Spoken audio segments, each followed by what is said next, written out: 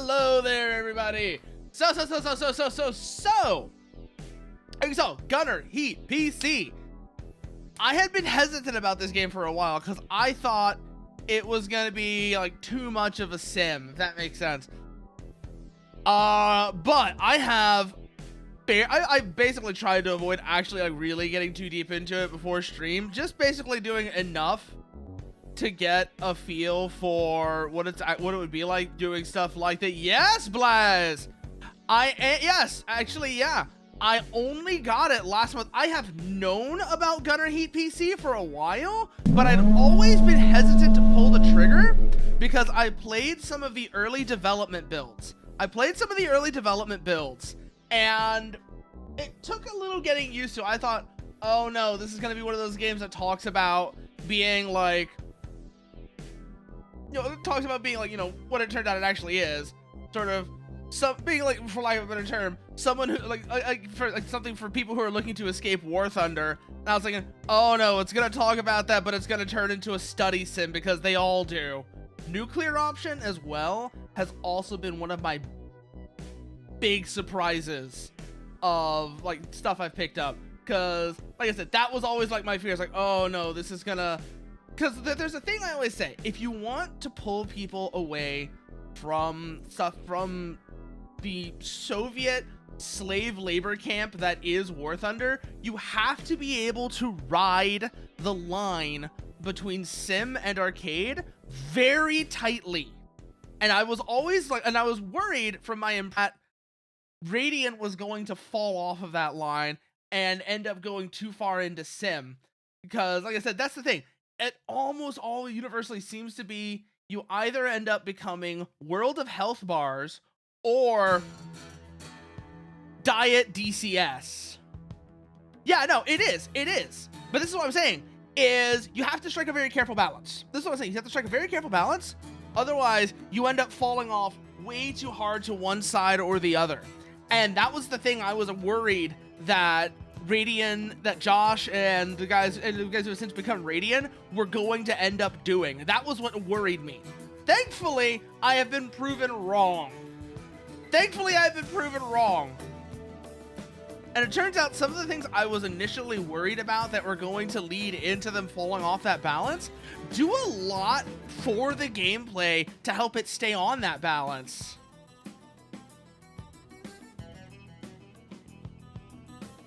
Oh, I've never actually seen Tank Squad, so unfortunately, yeah, no, I don't know what that one's actually going to be like. I don't know what's actually going on with that one.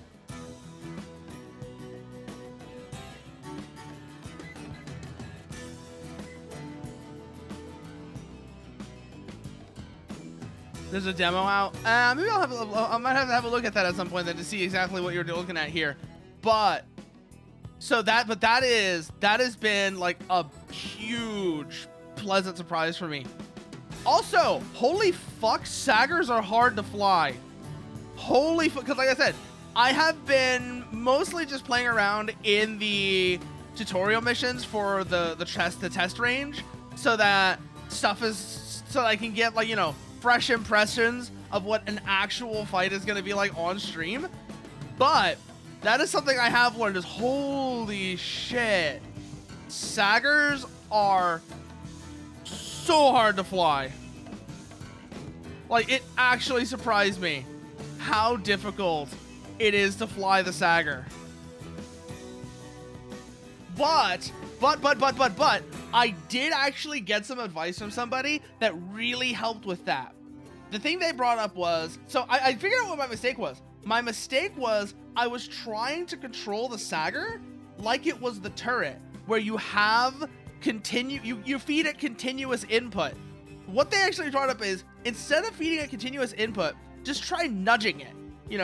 Do a quick pull down or a quick pull in the direction you want it to go. Oh yeah, no. I will, sometimes I will just use the NATO reporting names to piss people off, because I know that, why can't you just call it what the Russians called it? Fuck you, that's why, Tanky. Yeah, fuck you, Tanky, that's why. But I like that. But that's like I was saying. That's why you don't feed. That's what I said. I just you don't feed. Like I actually got told this, and I was actually just like the best piece of advice I got. You don't feed it continuous control inputs. That is the big mistake that is super easy to make with the Sager, and I'm pretty sure. Oh God! So there's been no confirmation on it, but it fits the theater. It fits what we've gotten so far.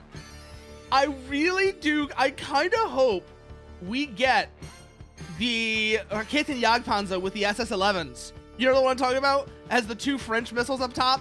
That's also the Miklos. But I think even if we do get the RJP, they're going to either be the upgraded model that added Siglos guidance to the SS-11s, or it's going to be the Jaguar 1, which replaced the SS-11s with the Euro missile HOT. They're probably not going to do the SS-11s, or if they do the SS-11s, it's going to be the upgraded Siglos SS-11s. Like I said, it'll probably be the HOT. The other things I'm looking forward to, that are not announced, but are almost certainly going to show up. The Spähpanzer Luch and... Okay, I say they're definitely gonna add the Spähpanzer Luch, right? They're gonna add that one for sure. I hope it has been so far. They've basically kind of soft denied it, but I hope we get the Wiesel. I hope we get the Wiesel, because if we get the Wiesel, then it is time to rat. It is time to rat. And I love rat vehicles doing rat things. They are, and the main reason I love them, is like I said, I used to play War Thunder. And here's why I like rat vehicles. It's because back when I used to play I started playing War Thunder during the era when the IS-3 and Tiger II were incredibly dominant. I'm talking, it was the era of the obese heavy tank. It was the era of the morbidly obese heavy tank. And morbidly obese heavy tanks, the people who played them, people who played the Tiger II and the IS-3 would not shut the fuck up about, just flank, bro. No, you don't need just flank, bro. Even though because they wanted to just play a point-and-click adventure. I still remember when people discovered how good the heat round on the M47 was, and the unending mauling that came from these people. I still remember they were going cheat FS. I still remember they called it cheat FS because it meant they couldn't play their point-and-click adventure on top of a hill. They couldn't play their point-and-click adventure. They were trying so hard to get the heat round removed from the M47 and the M103 because, oh no, something can hurt them. Oh, I know. I finally quit it. I finally quit it last year. I finally quit War Thunder last year. The sunk cost fallacy is so hard to hit. Is so hard to fight. But I am so glad I did. I am so glad I did.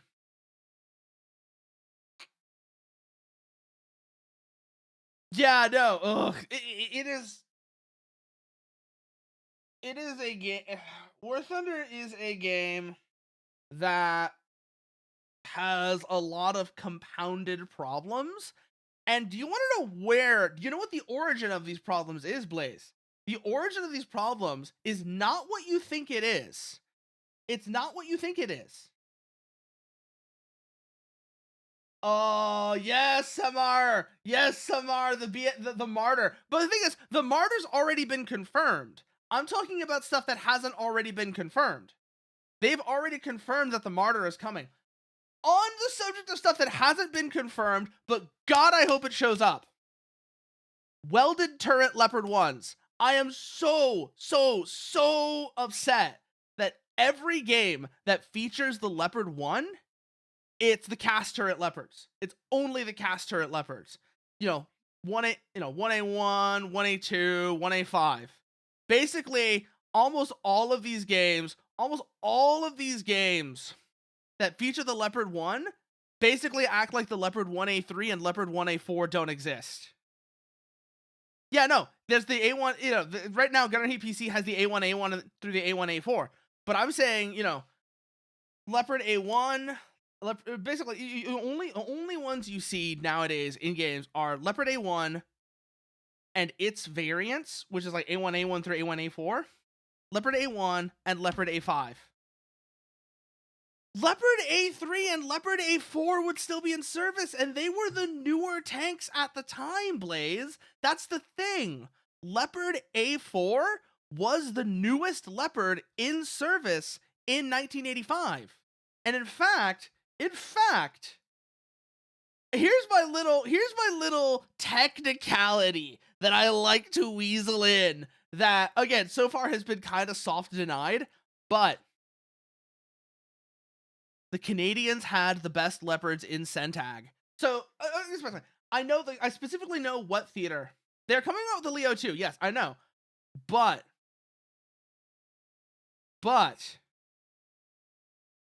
I want the Canadian Leopard 1. I want the Leopard C1 with the welded turret. Let me show you actually what I'm talking about. Oh, no. Canada is not Northag. Canada's not Northag. Canada is Centag. They're the southern end of Centag at the time this game, in 1985. The Canadian forces are the southern end of Centag. Oh, I'm really looking forward. To the day, even if they're like unofficial, a proper toolkit for mods to actually have a decent workflow. Because yeah, people are making mods already, but the workflow is so janky.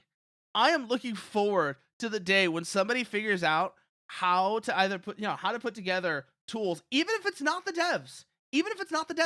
If somebody figures out how to put together tools for a good modding workflow, because once that happens, shit is gonna explode, and it's gonna be absolutely beautiful. Oh, I know, right? So, like, obviously, it would, because also it would take a lot of the burden of doing stuff of, like, once that's done, once that's implemented, it takes a lot of the burden, it gets a lot of the burden of content off of the developers. I know they're saying that whenever they eventually get around to finishing the main game, they want to look into doing expansion packs the way that, like, older games would do it, where you would basically play like half the price of the game, and you would get basically a whole new game to go with your game. But I legitimately really hope that modding takes off to the point where modders can make what are basically full-on expansion packs. That would fuck so hard. We actually talked about the Jaguar 1 just before you got here. We were talking about the Jaguar 1 just before you got here, and how... So, the list... much of the list of vehicles that I want to see in this game in the future, aside from some of the obvious ones, I want rats. I want rat vehicles. I want stuff like the Spähpanzer Lusch. I want stuff like the Jaguar 1, stuff like the Kanonen Jagdpanzer, the Wiesel AWC, and so on and so forth. That's the kind of shit I really want to see, because that's the kind of shit that's going to go incredibly hard. Yeah, M901 is going to be coming whenever they finally get detailed crew animations coming through. I mean, M901 was previously in the game, Samar. The reason they took it out is because they want to redo the reload animation. Because the reload animation for the M901, and the Bradley for that matter. So this is why I always find it weird. This is why I find the reload animation a bit weird. Is the Bradley should also have a reload animation for the tow, right? I get that you can make the argument that the tow is a secondary weapon, so it doesn't matter as much. But I am still just sitting here like, the M901 was previously in the game. It was taken out or disabled. I don't know if it was removed or disabled, one or the other. They did that to allow for the so that they could do a reload animation for it with the detailed crew. They probably want that to be, they probably want the M901 to be like their flagship showcase of detailed crew animations. I'm betting that's what's going on there, is they want the M901, whenever they finally get around to the whenever they get around to the detailed crew animations, they probably want to use the M901 as their showcase vehicle to be like, hey, check this out. And you're gonna actually see, they're gonna actually have it like, they're gonna show the guy's arms coming up through the roof, through the open roof hatch, and pushing the tow tube into the launcher. That's probably why the M901 got removed, so they could do the reload animation. They want it to be their flagship showcase of detailed crew. I don't blame them for that, honestly. Oh, I just thought of another thing that could be added. Oh, I know, right, Blaze? I know. I played one of the early dev builds that had the playable M901, though, is the thing. And I really do hope that... Here's what I really hope. I really hope that maybe not this next update, because I think they have other priorities for this next update, which is going to be more Bundeswehr stuff. Bundeswehr stuff and the Soviet ATGM carriers, I really hope that the update after the next one is going to be crew animations.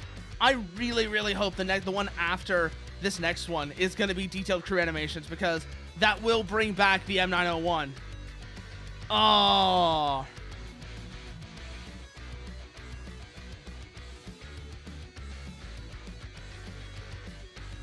Also, I'm also going to be I am running 2 mods for this game. Actually, I'm gonna be right back. I just realized I gotta do something real quickly here. Just give me a second. Don't even need to. There we go. Now, what was I saying? Yeah, detailed crew.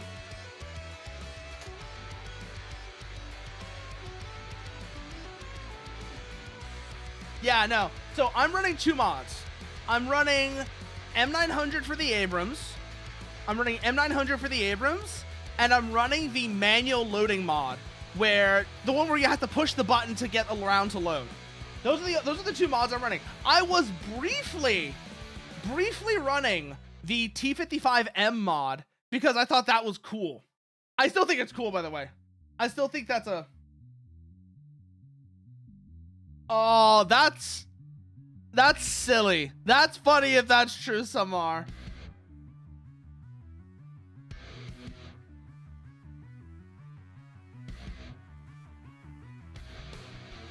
Anyways, let me get this loaded up over here. Make sure everything here is correct. Excellent. And I will bring us over now. There we go. Nice up and close. What do we got here? So, like I said, I have been deliberately avoiding the actual combat scenarios, except for one. Except for 2. I did end up doing 2 of the legacy missions, Angry Boxes and Brick Battle Arena. This is another reason why I'm really looking forward to the Spätpanzerlusch, is because this one right here, where you're playing as the M113s against, oh god, it's a bit loud. Hold on a second. There we go. Much better. Much better. That was just a bit loud. Yep, instant action. Here we go. Eastern Hills, Abrams Alley. You are an M1 IP tasked with destroying all the enemy before you. They're not very smart today, so this is a great opportunity to practice your gunnery skills. Improve your skills in the M1 IP's equipment. I've seen the spreadsheets, Blaze. I've seen the spreadsheet.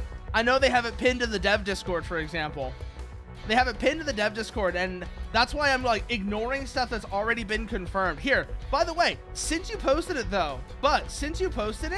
I will also link it for Samar to, I mean, he's probably already seen it, but I will just link it for Samar as just a reminder of the stuff I'm gonna be talking about as like wish list kind of stuff is stuff that is not already confirmed. Stuff that I'm talking about as like wish list stuff is stuff that's not already confirmed. Yeah, he's definitely already seen it, but I am just posting it as a reminder of I'm only talking about stuff that hasn't been already confirmed. Let's run this one at night.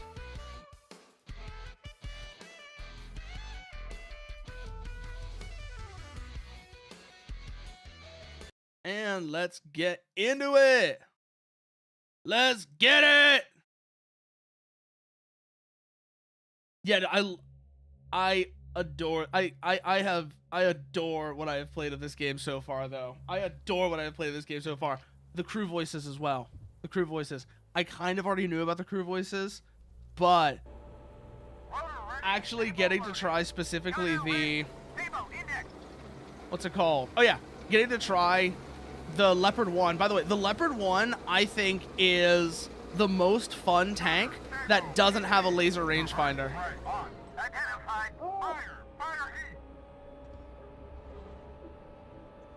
On identified.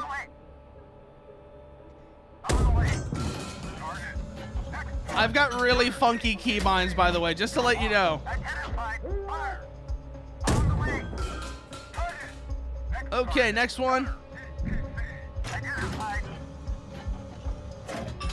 Up.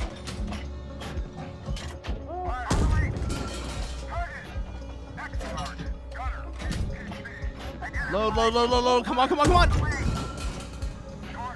Shit, lays. Load. Come on, come on, come on, come on, come on, come on, come on, come on. Okay. Wide scan.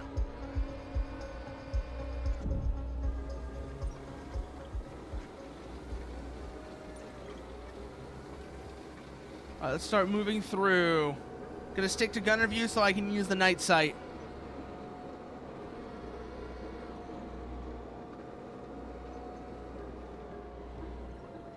I think that is an unengaged BRDM. So, just to be safe, let's put a round in it. And punk. Wide scan on thermals just to be safe.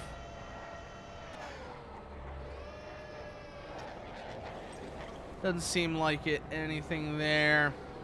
I'm gonna stick in gunner view though, like I said, for no other reason than because the gunner, sure, the commander's got night vision, but the gunner has magnification.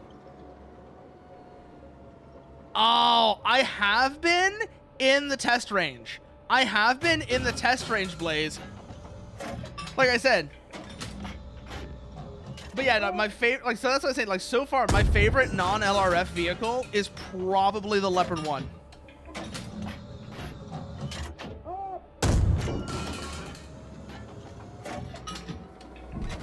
All right, we're gonna have to do that a little bit closer. Hey there, Boyano, how are you doing?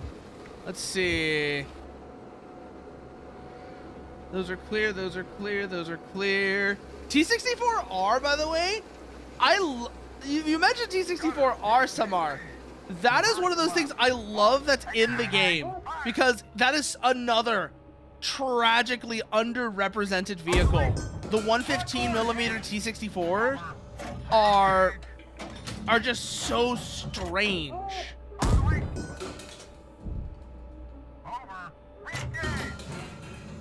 Fuck it, we're gonna have to run this with Sabo. Yes, I did, Vayano. I did listen to Hawaii Part 2. It is a fantastic album.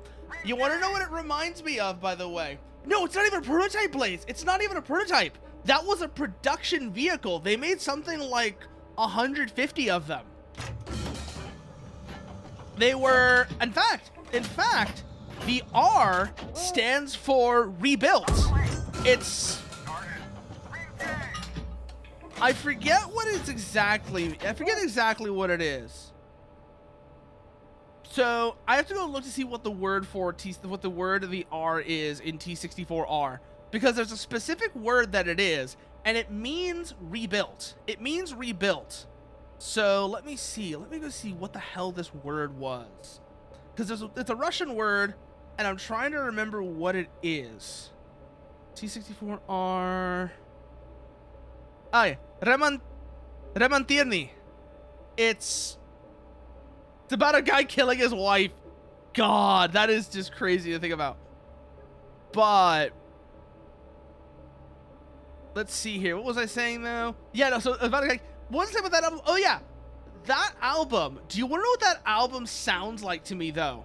Have you ever listened to The Rainbow Goblins by Masayoshi Takanaka? Have you ever listened to the album The Rainbow Goblins by Masayoshi Takanaka? Yeah, they built, let me see, how many of these were done? How many of these were modernized into T64Rs? So they built about 600 of the Object 432 version, which is the original T64. That is the very, very first one, 432 with the 115 millimeter gun. Then there was the T64R, and I'm trying to remember how many Object 432s. 578. So 578 T64s were modernized into the T64R. That was the big number. That was the key number I was looking for.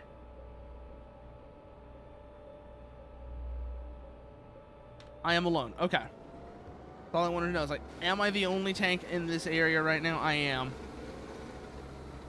Yeah, no. The Rainbow Goblins by Masayoshi Takanaka, it's a fantastic album. If you haven't listened to it, you definitely should.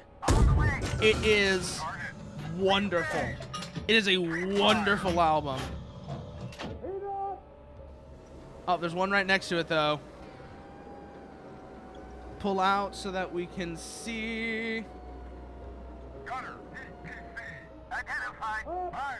Actually, oh, okay, I don't know about the R's. I don't know about the Remantirnis. But T64s with the 115 millimeter gun were stationed in Germany for a while. They were not in this theater, though.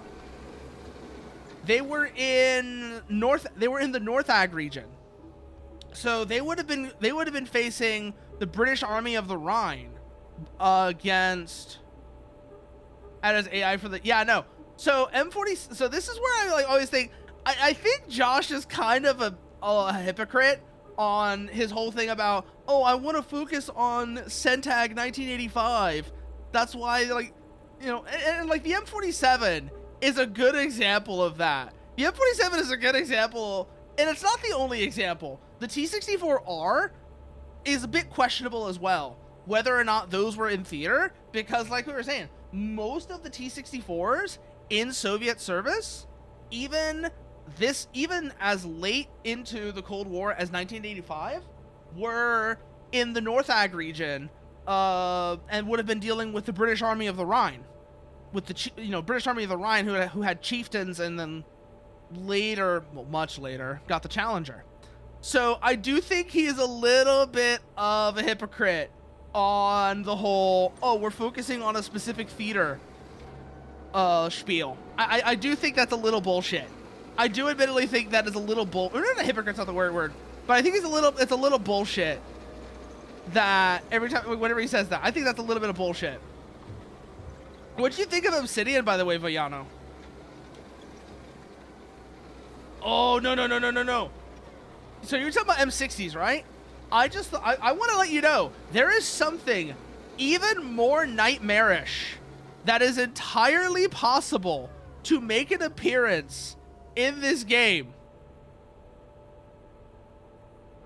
And that is the M48. If you really want to be strict about, oh, this is Centag in 1985. Centag in 1985 still had M48s. They were reservists and training units, but they had them.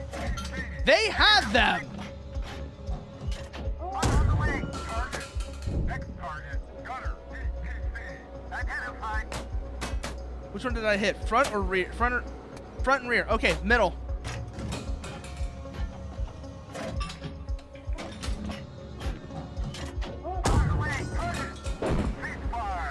BTRs down.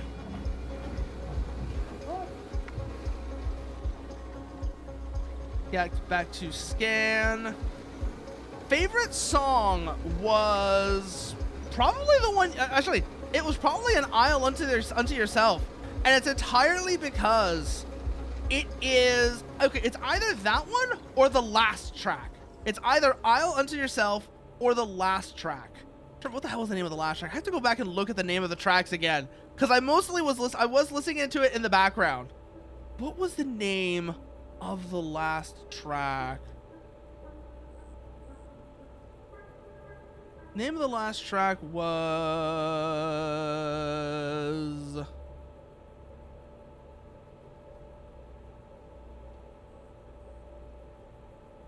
Yes, Dream Suite in C major. Yeah, Dream Suite in C major. Also, I knew this sounded like Tally Hall. I knew this sounded like Tally Hall. I'm looking at actually seeing who the people involved in making this album were now, right? I knew there was a reason why this sounded like Tally Hall. God damn it. Like, I heard it in the first track. It's like, this sounds like Tally Hall. And then I was like, oh god, this really sounds like Tally Hall. And then eventually, yeah, like you said it.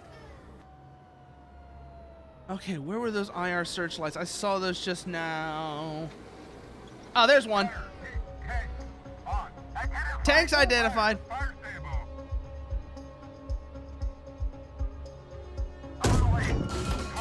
Hit!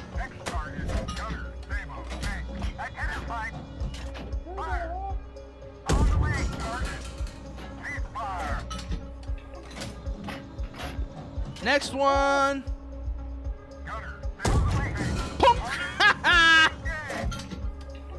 Come on, come on, come on, come on. Come on!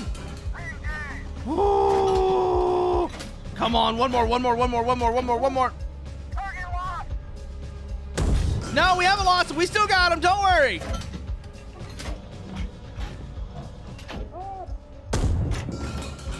Whoo! That's all the T-55s down. Where the hell are those remaining BTRs at?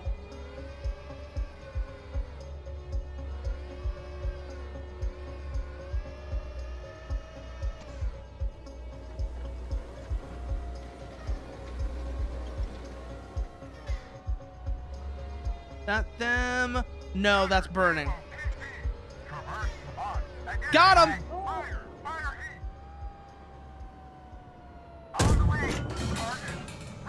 Hit on one.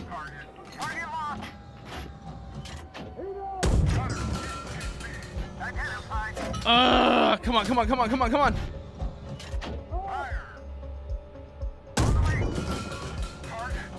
Hit on one. Where's the second? Wait, did I get a 2-for-1 special? Did I just get a 2-for-1 special?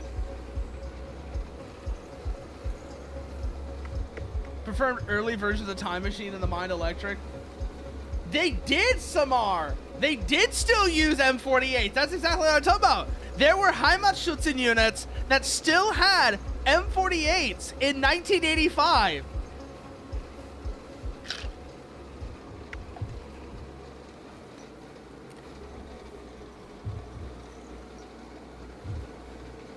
They would most likely have been GA2s, mind you. Now, mind you, they would have most likely been GA2s with the L7, which is basically Diet M60, but they did have them.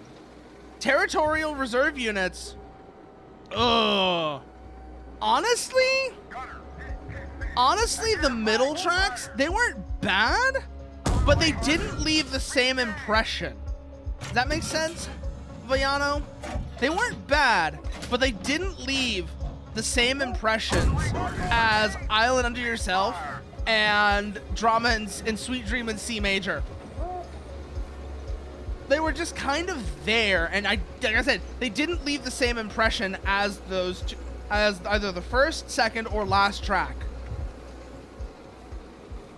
No, I was just saying there wasn't anything really bad, but the middle of the album is just, it doesn't quite leave the same impression as the second and last tracks do. That's all I was saying, is that it didn't leave the same impression. And so I was just kind of, these are just here. They're not bad, but they're just kind of here.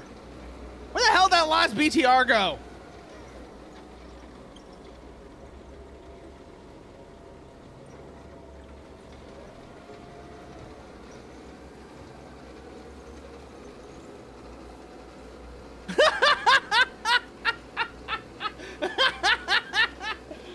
Oh, yeah, no, that would be survival horror, Samar. Also, god damn it, Blaze.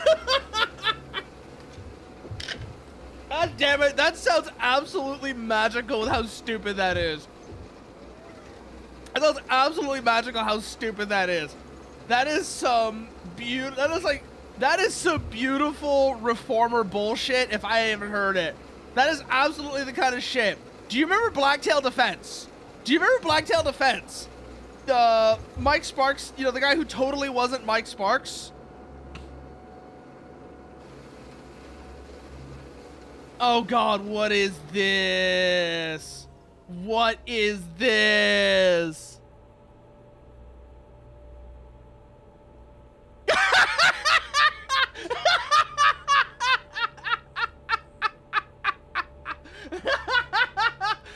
Honestly, you're probably right, Samar. You're probably right. It was published a little bit late. You're probably right. It's a late April Fool's joke. Mind Electric, you want to know what my thought of Mind Electric was, Boyano? Is it didn't, like I said, it didn't leave an impression on me.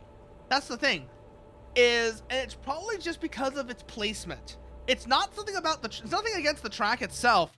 It's just its placement in the album means that it didn't leave quite as much of an impression on me, because it's in that awkward middle spot of the album where, especially if you're not listening to it super actively, which I have to admit I wasn't. I have to admit I was not like listening to it super actively. But if you're not listening to an album super actively, unfortunately, a lot of that middle section of most albums kind of just gets forgotten. And I probably am going to need to listen to it again. I am probably going to need to listen to the album again and pay more attention to that part of the album. Like I said, the tracks that I did get an impression off of, the second and last ones, those two really left an impression. And I think a lot of it had to do with their placement. A lot of it had to do with their placement because they were at the beginning and the end of the album, rather than being in that awkward middle section where, unless you are working hard to pay attention, you kind of just glaze over, because it's like, this is the middle of the album, and then you get to the end, and then your attention picks up again. You know what I'm talking about? Like, that's like a very real thing. It's the same thing with books. It's the same thing with books, where there's a lot of the time you have that kind of awkward middle section where, I'm not gonna go hunting for this BTR. I'm not gonna go hunting for this BTR. Fuck that. So let's redo.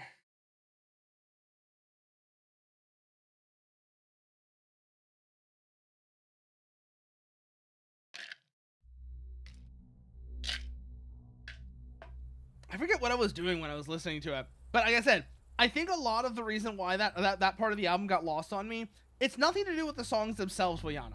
It's nothing to do with the songs themselves. It's just like I said, they didn't leave the same impression on me as the second and last tracks, and I think a lot of that is just purely down to placement. It's down to placement and fucky attention span things where the middle parts, like the middle section of an album or a book, is the part where you're most likely to just kind of lose attention, lose focus, unless you are very actively. I don't think I did. I don't think I did, Boyano. I need to listen. Like I said, I need to listen to the album again, but this time with like more deliberately paying attention.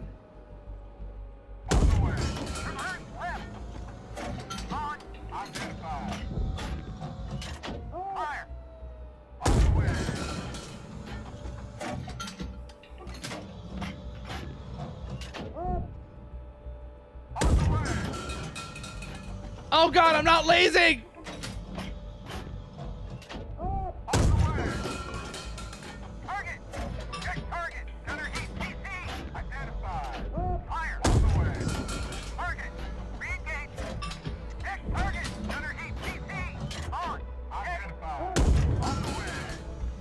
Oh, there we go. That is 4 out of 6.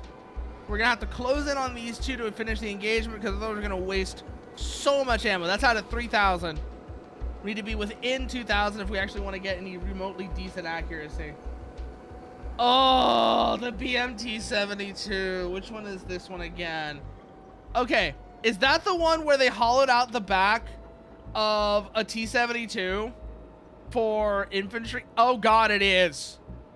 Oh god, it is the one.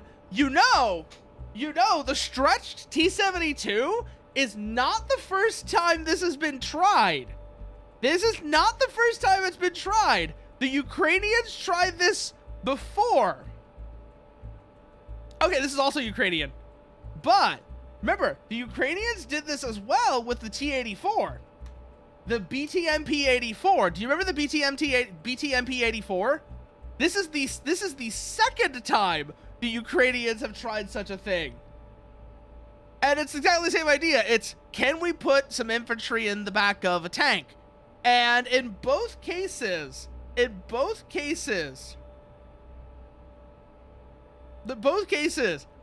result is kind of the same. It turns out it's not a good idea. It's not a good idea when you do that. And thankfully they learned that one before shit hit the fan.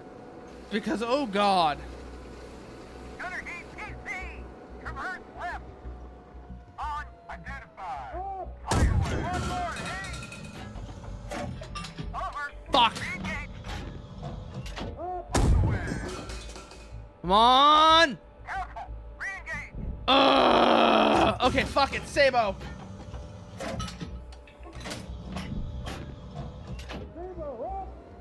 On the way! Target! Re-engage! Come on, come on, come on, come on, come on. On the way! Short! Re-engage!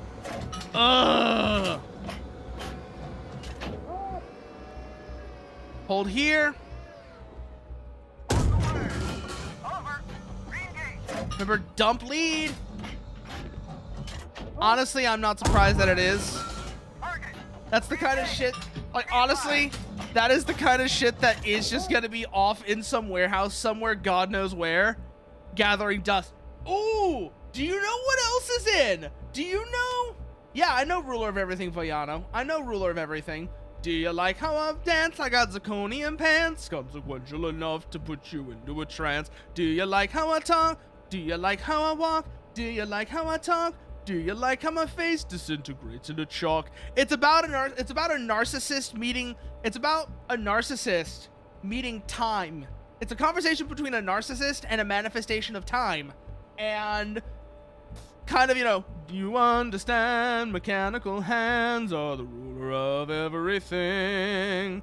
The ruler of everything in the end. Huh! Now that's interesting. That's actually really interesting. But what's I gonna say? You're talking about stuff that's in storage, Samar. Do you know what else is in storage that I'm still amazed? Is actually somewhere in storage, in some warehouse, God knows where. Object 477. Do you remember Object 477? One of the very, very late FST concepts. There was Object 477, Object 490. Yeah, Object 477 and Object 490 are the two like most people know of. The most interesting though, I think the most interesting of the various FST concepts is still Object 299, also known as what if T-14 wasn't a piece of shit? Object 299 is actually really interesting. They never finalized the turret design for it, but like I said, Object 299 is, what if T-14 wasn't a shitbox?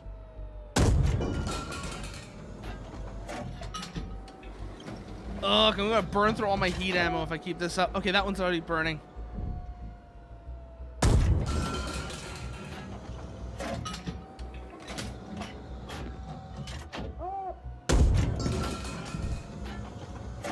Got him. Okay. Restock all.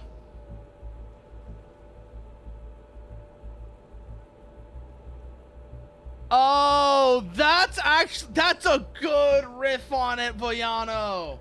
That's a good riff on that, actually. Do you like how I walk? Do you like how I talk? Do you like how my face has learned to tick like a clock? That is a good riff on Ruler of Everything. God, I do need to listen to Variations on a Cloud. 499. 499. I've got to go see which one 499 is actually real quickly now. Object 499. You mean 490?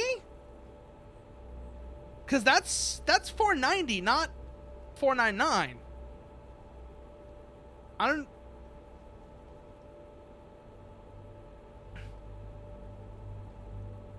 But what did they do to the 490? What the fuck did they do to the 490?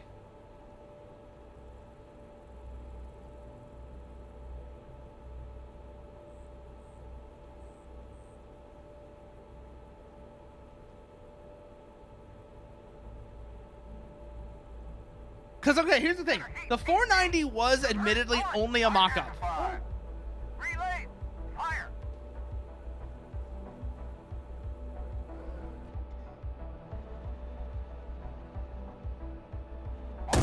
Target. Check target. Gunner EPC. Identified. On the way. Target. Check target. Gunner EPC. Identified. Fire. On the way. Target. Check fire. 3 BTRs. 3 BTRs burning. Dude, what did they do to the 490?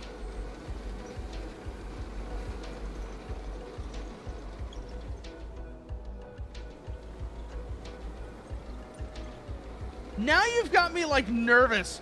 What happened to the 490 mock-up? Because that's really ultimately what it was. I don't know if I did, Voyano. Like I said, the middle section of Hawaii Part 2, I kind of just blanked out during. The middle section of Hawaii Part 2. So I don't know if I did or not. I honestly don't know if I did or not. I'm sorry.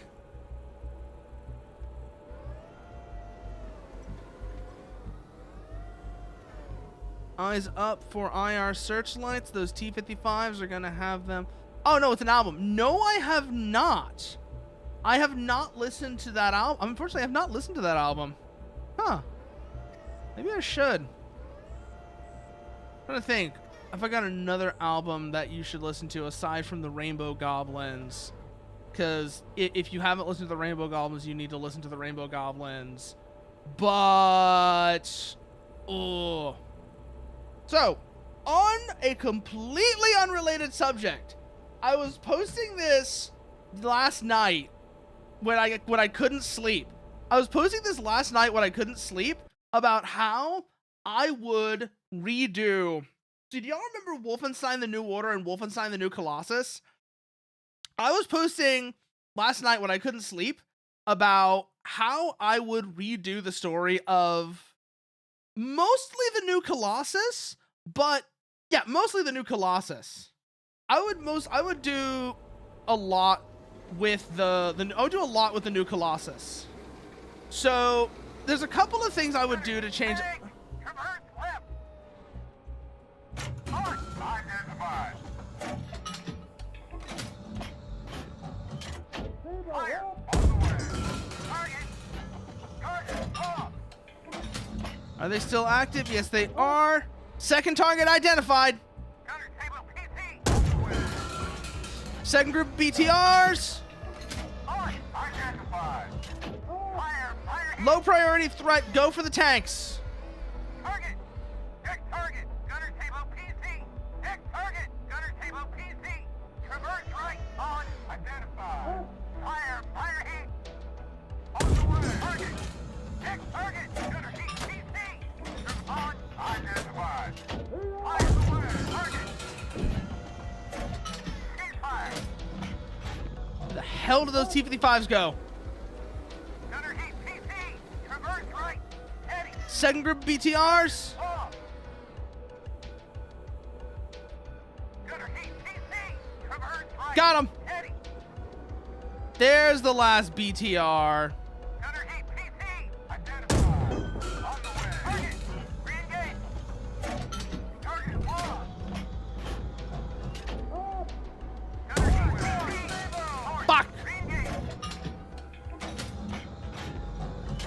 On the way. Target. Re-engage. On the way. Target lost. Okay, got all the BTRs. Whew. Where'd that group of T-55s go? Got them. Gunner table tank. Identified. Fire. On the way. Target. Re-engage. Hit target. Gunner table tank. On. Identified. Fire. On the way. Target. Hit fire. Woo!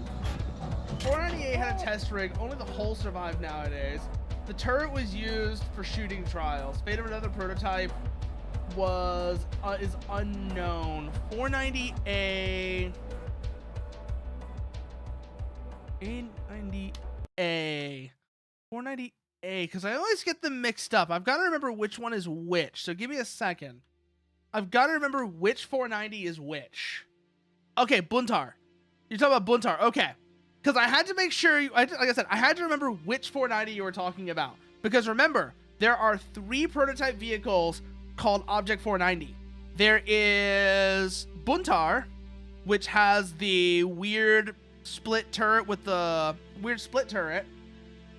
That would later be developed into 477. Then there was 490 Poplar, which is like a Soviet Leclerc. It's what if we took a T-72 and made it even flatter? And made it even, oh god, I watched the Minecraft movie, Villano. I watched part of the Minecraft movie today. And bleh, no, you're crazy. You are crazy, Villano. It was so bad. It's such a bad movie. I get that you say that you tend to just like things, but oh god, it was bad. Oh, it's Blast, like BJ. But yeah, no. So, like I was saying, back to what I was saying about Wolfenstein: The New Colossus, right? So, there are a few things I would do to the overall story. Yeah, no, it's so bad, isn't it, Blast? But there's a few things I would change as little details, and then there are the big changes. The little changes are mostly to the New Order. So, first change I would make to the New Order is, okay, the first change I would make, this is to the New Order. The fact that you can see it at all, though, is unacceptable, Villano. That's just unacceptable that you can see it at all. But, what was I saying? Oh, yeah. So, the first thing I would change is the New Order takes place in 1960. I wouldn't have it start in 1960. I would have it start in 1950. I would have the New Order start in 1950. That's the first thing, right? That's our first point of divergence. Is the New Order starts in 1950. You still get the story about the Nazis nuking New York, though. No, but I mean after BJ wakes up from his coma. So you remember how BJ wakes up from the coma and it's 1960 after the prologue?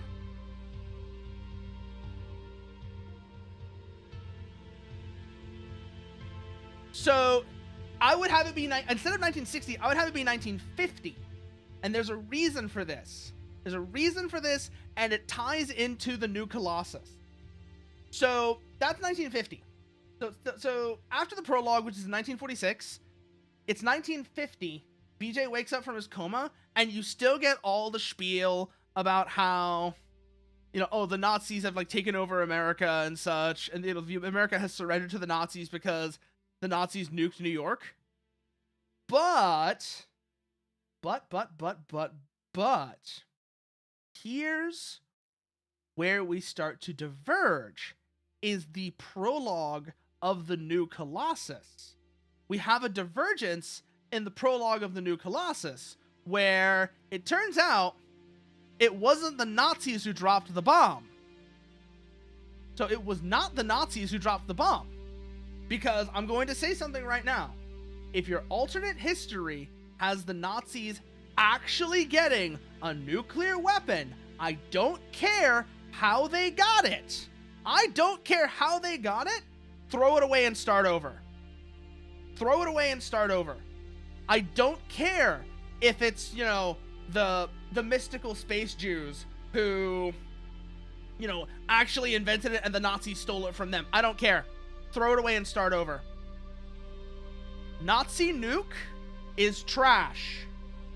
Fritz and Tojo do not get the bomb. I don't care how good your story, how good you think your story about it is. Fritz and Tojo don't get the bomb.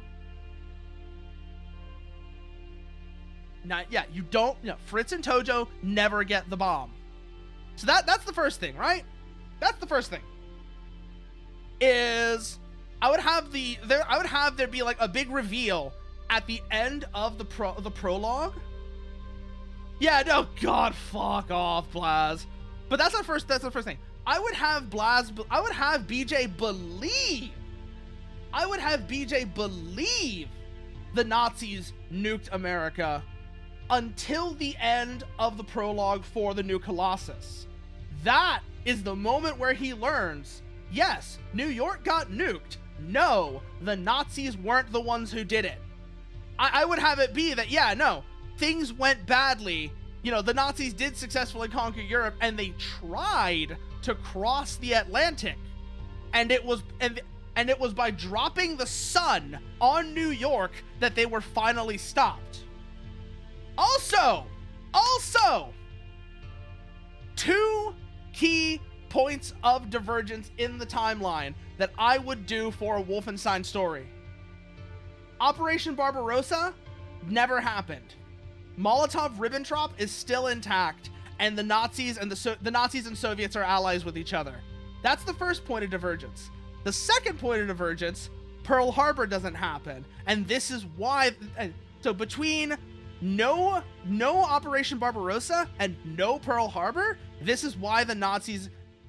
No Operation Barbarossa, no Pearl Harbor, and I would honestly keep the whole Dat Yehud thing, because the Nazis not actually inventing any of their super weapons is actually a good idea. Actually, you know what? I'll save this for after the ad break. So everybody get up, take a stretch, and we will be back.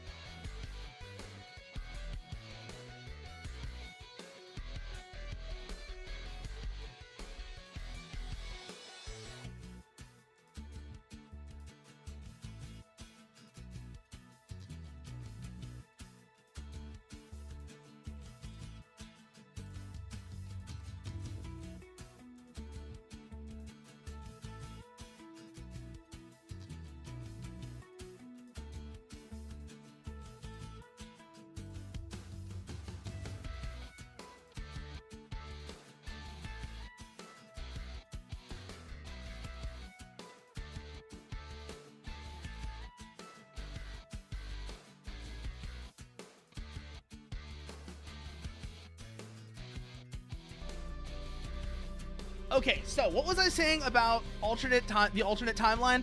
Okay, so here is the alternate timeline for Wolfenstein if I was the one writing it. I know it is. I know it's stretching history, Blaz. Here's the thing, though. It's stretching history less than the Nazis getting the bomb. It's less of a stretch than the Nazis get the bomb. Believe it or not, that is less of a stretch than... That is still less of a stretch than the Nazis getting the bomb. Also, the Nazis getting the bomb is just such trash that I'm willing to make that stretch to avoid it. It is such trash alt history that I am willing to make that stretch to avoid it. But also, don't worry, Blaz. Don't worry, Blaz. Operation Barbarossa is still going to happen. It's just that it's not going to happen in 1941. It's not going to happen in 1941. That's the key thing. So, here's how this plot kind of falls out. Here's this timeline kind of folds out. So, like I said, Operation Barbarossa doesn't happen in 1941. The attack on Pearl Harbor never happens. Because of this, America is slow to rouse, and this lets the Nazis successfully conquer Europe because the D-Day doesn't happen, the North African theater goes badly, the invasion of Italy never happens. So these are the things, right? Because there is no attack on Pearl Harbor, this is what allows the Nazis to successfully conquer Europe. And again, like I said, they're willing to wait to invade the Soviet Union. So all that happens, they successfully conquer Europe. BJ wakes up in 1950, not 1960. Makes his way to escape Europe, gets across the ocean, reaches the US, goes into the ruins of New York City in the prologue. The ruins of New York City.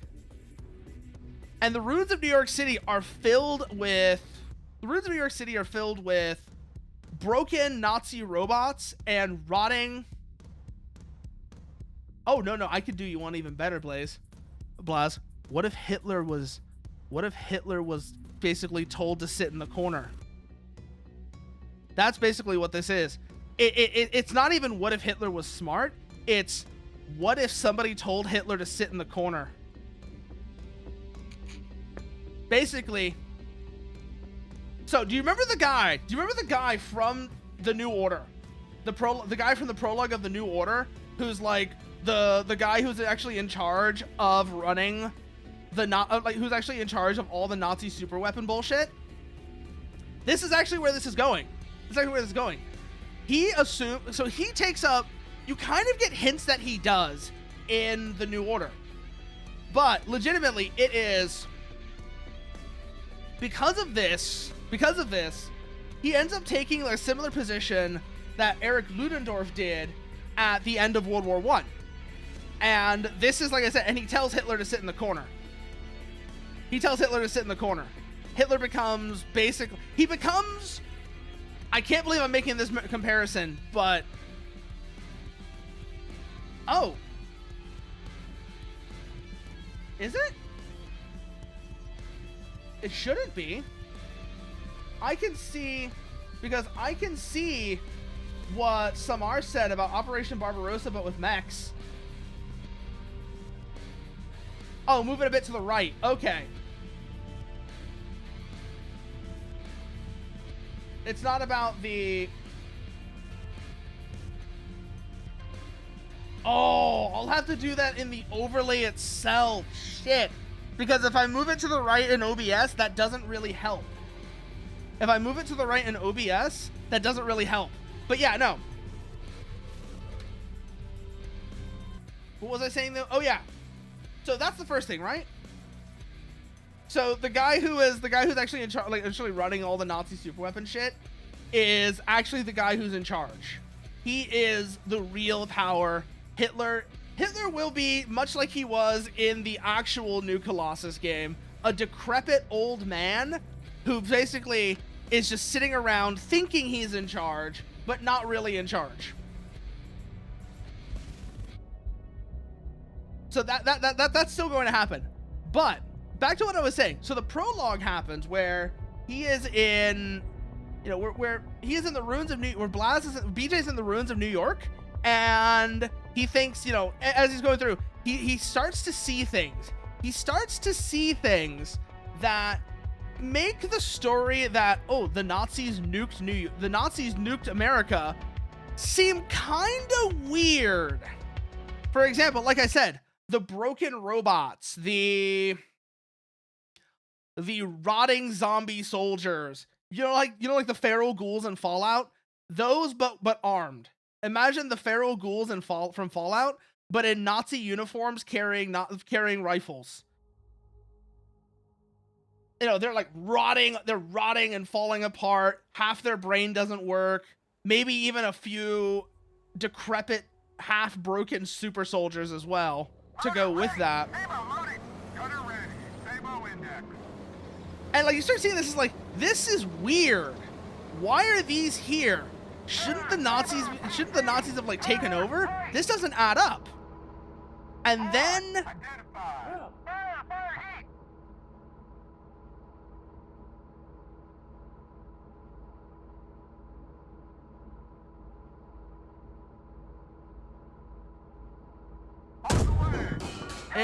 shit, over. What was I saying though? Oh yeah.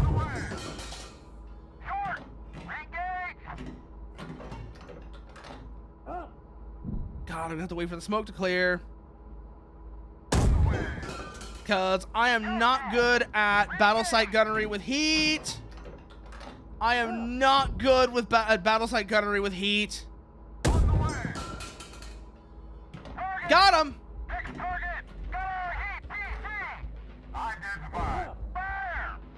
Where the fuck is it? Down, down, down, down, down. Got him now. Okay.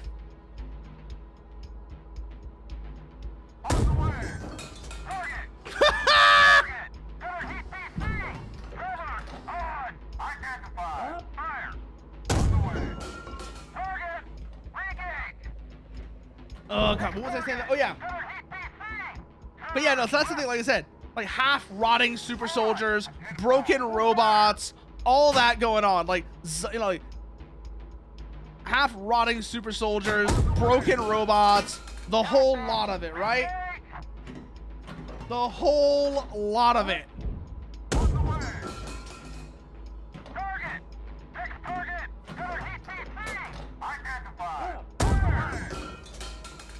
Come on, got him! Woo! I am using the rangefinder, Blaz. It's just that with heat, the rangefinder is kind of awkward. It's just that with heat, the rangefinder is a little awkward. Actually, not even with heat. At this distance, the rangefinder is a little awkward. Okay, we're gonna have to correct for can't. Little over. Bring our range down. Let's see if that brings us up to it. Oh, fuck, we gotta reload. Last heat round. Come on. We'll restock once this is through. Woo!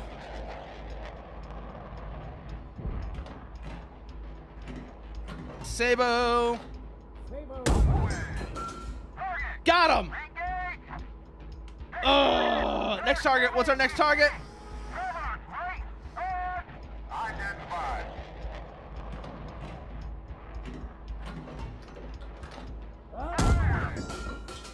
Got him. Okay, so what was I saying before? Oh yeah, so actually no, not even pause. We're gonna take this opportunity to restock our heat. So as he's going through the ruins of New York, as he's going through yes, ADHD and autism, Blaz, both of them. You're getting a double dose of tard today. I am both of those. Sometimes I wonder how I even function.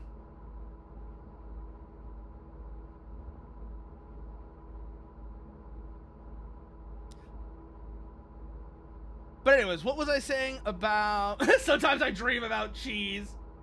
Yeah, exactly, Samar. That is exactly the thing I was saying. It's like once you're past like 1,500 meters, the coincidence rangefinder, the one on the T-64 is worse. But coincidence rangefinders tend to struggle. What was I saying though? Oh yeah. So, oh, we got contacts. What's our status on that restock? Cancel.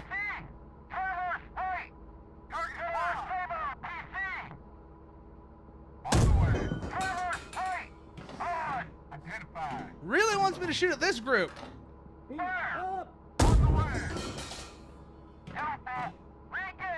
We're on range wise. Or close enough anyways.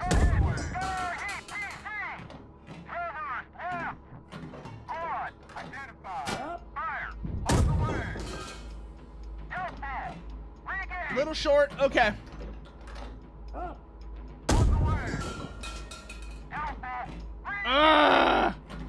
We're gonna have to get off the slope. The can't is screwing with my aim.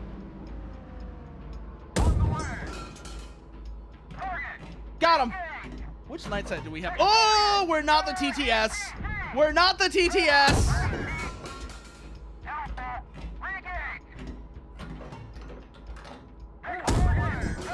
I should have realized we're not the TTS. We don't have a laser rangefinder. Object 1200. I don't remember which one that is. But anyways, like I was saying, so the end of the prologue, at the end of the prologue, you're crossing the George Washington Bridge, right? So like I said, you're going through the ruins of New York. Things are starting to not add up with the story you've been hearing about about America surrendering to the Nazis, right? Yeah, no, that BTR crew is just like, they give zero fucks.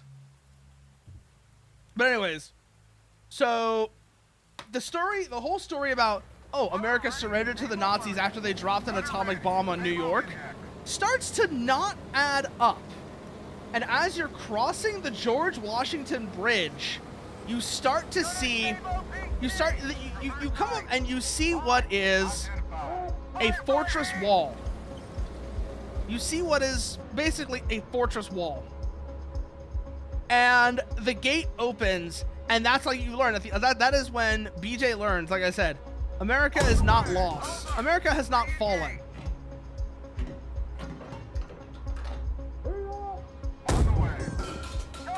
Got him.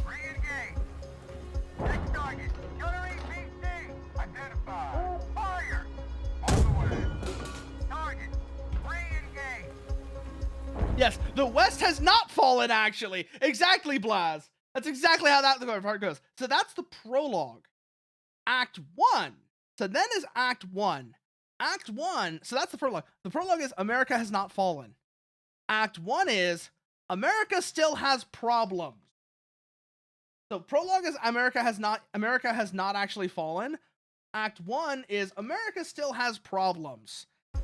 And so I would have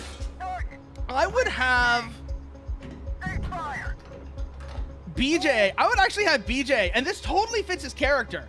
BJ being an early member of the civil rights movement. And so he's an early member of the civil rights movement. And while he is part of the civil rights movement, you start to learn that groups like the Ku Klux Klan are actually collaborating with the Nazis. They're spying for the Nazis. They're doing sabotage for the Nazis, etc., etc., etc., right? They're doing stuff to try and harm America from the inside.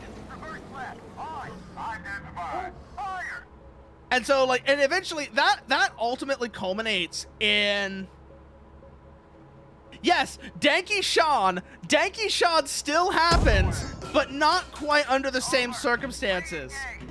I even have an idea for one particular set piece where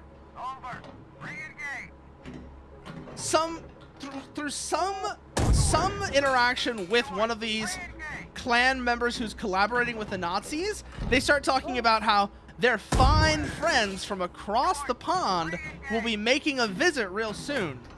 And so that is, yes, it did, but I'm changing the circumstances, Samar. I'm changing the circumstances a little, that's all. So that happens in the official lore too, but I'm just changing the circumstances of it a little.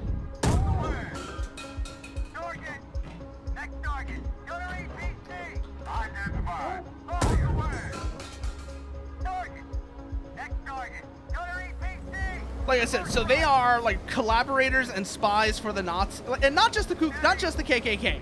But, you know, white nationalist groups in general, a lot of them are it's gonna turn out like white nationalist groups are collaborating with the Nazis. And that's gonna be like a big plot point, that they are, you know, they're working with the Nazis. Okay, we're gonna let this one reload, and then we'll cancel the next restock. On. Identified. Fuck is it?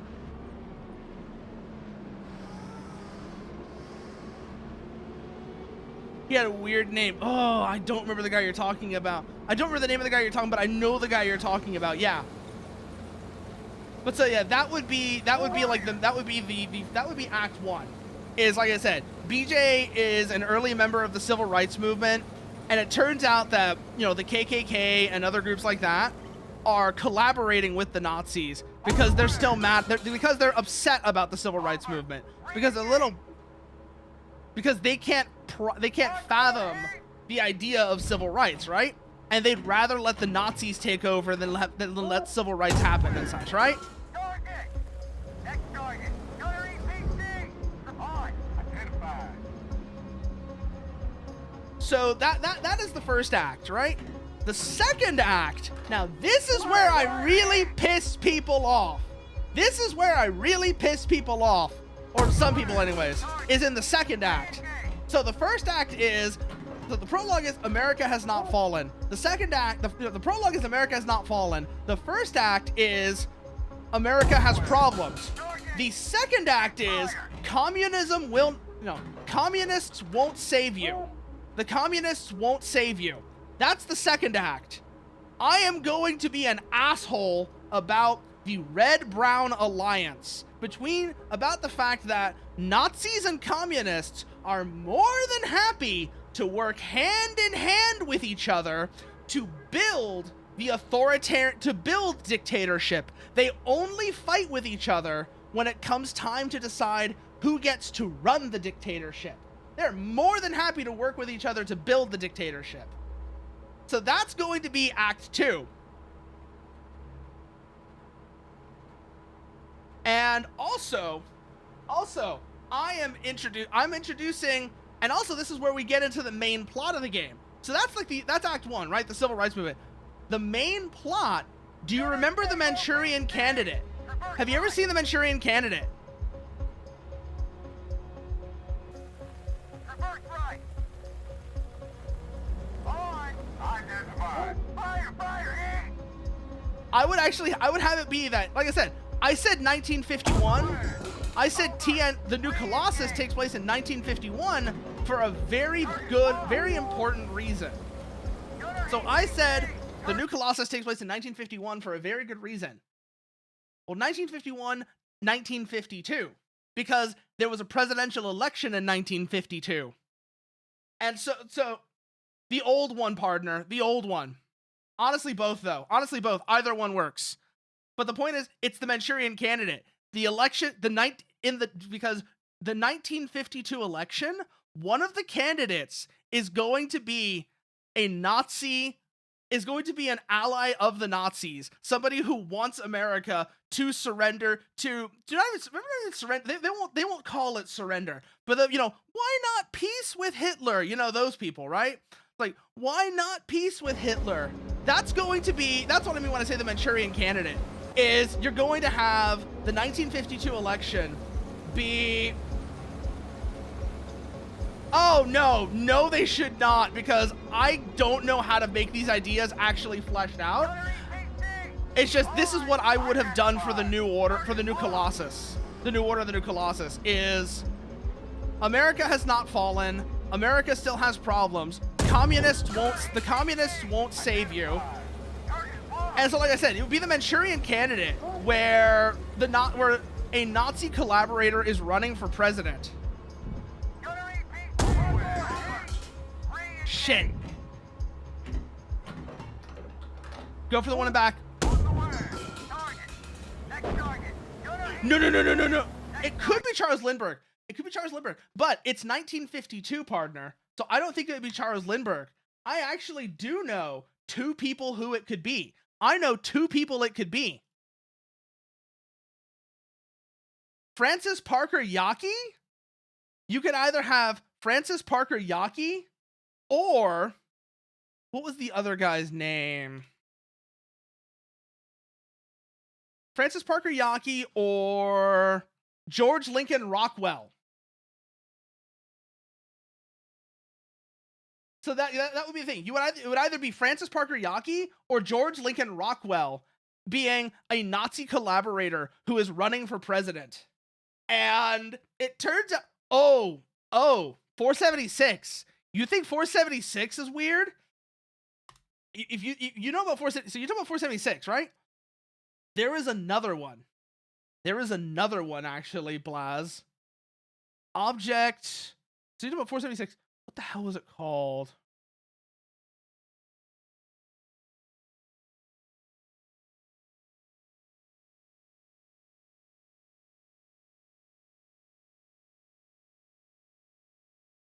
Not 432.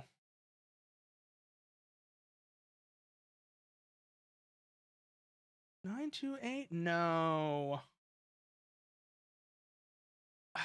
Fuck was it?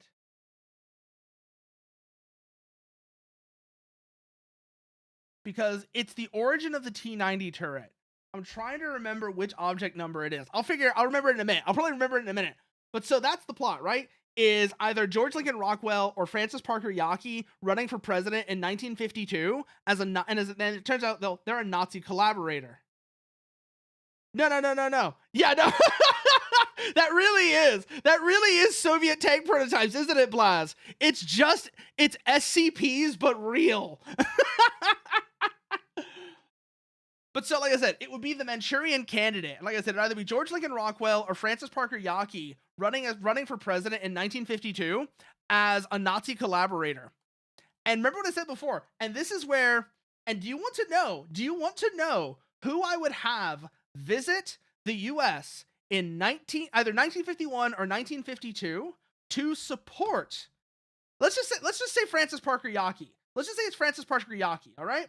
So Francis Parker Yockey is a Nazi collaborator running for president in 1950, who's going to run for president in the 1952 election. Do you want to know who I would have come over to the US to support Francis Parker Yockey's run for the presidency in 1952 as an ally of the Nazis? A then little known rising star in the communist world. I think you may have heard his name before. Mao Zedong. I would have Mao Zedong. Am I thinking of 186? I don't think I am. 187. Yes, I'm thinking of Object 187. I'm thinking of Object 187, Samar. That's the one I'm thinking of. Fuck, I could not remember the number. But yes, I would have as sort of a highlight of Nazis and communists actually like working together. The communists won't save you from the Nazis. Yeah, one off. You were off by one. Doesn't matter. Because like you said, you sparked it and you got it. You get full credit for that one, Samar. You get full credit because you made me remember. That is an interesting alternate history, Blaz, but that is a different interesting alternate history. Although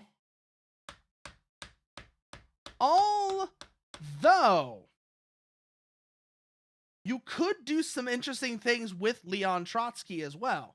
I wouldn't have him be the leader of the Soviet Union. Like, I wouldn't have him replace Stalin. I wouldn't do that. But you could do some very, very interesting things with Leon Trotsky. I don't know what it would be, though, is the thing. But, like I said, so that would be the thing, right?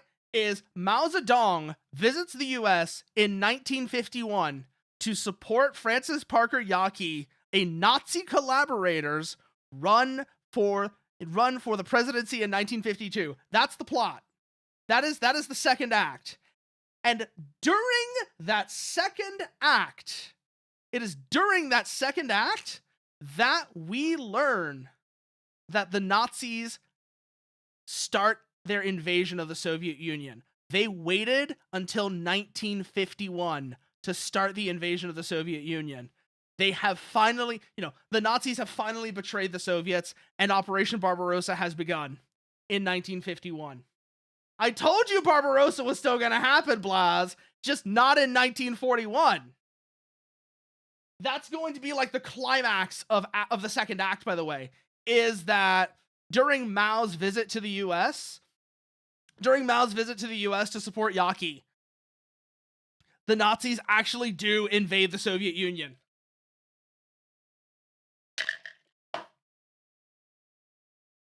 And that's what I'm going to say, like, and that's going to be, like I said, that's the thing where it's like, the communists won't save you. Because up until that point, you're going to have those things where, like, the communists are, like, are going super hard for Yaki.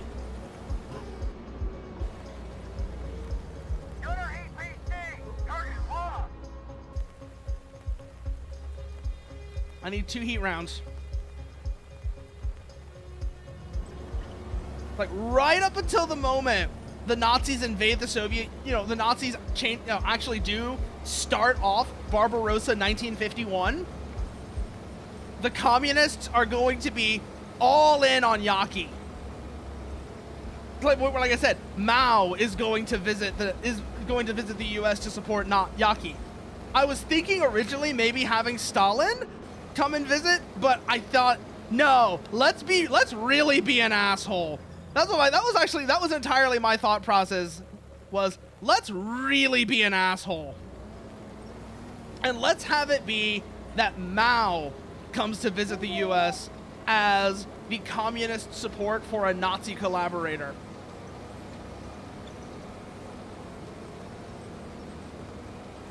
Where the fuck did that BTR go?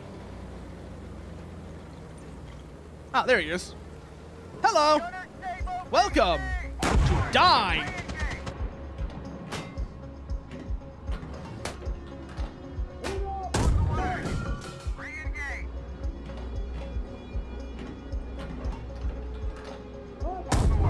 Fuck, over!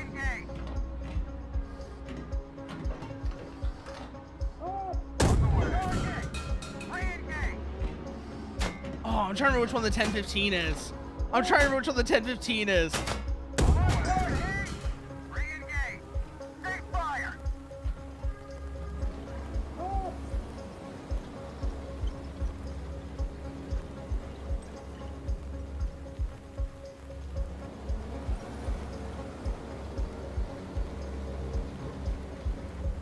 But so yeah, like I said, Barbarossa 51 and Mao's visit to support the Nazi collaborator candidate, that's Act 2. Act 3, those are sort of like the beginning and end of Act 2. I have no idea what's going to happen in Act 3. I have no idea what Act 3 would be. But that's Prologue, Act 1, and Act 2. Yeah, so there are 2 ways that can happen, Samar. Well, 3. There are 3 ways that can happen. Really 2. It's really 2 because I just remembered the hull ammo actually has a blowout panel. There are 2 ways that can happen. There are 2 ways that can happen. Either the bulkhead that usually protects the crew from the really wide BTR with the wide BTR comes in like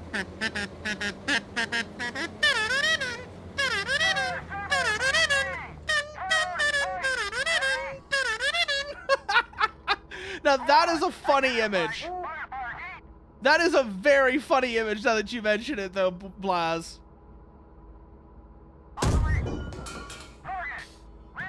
Is a very, it's like wide BTR. Okay, slight adjustment up. Got him.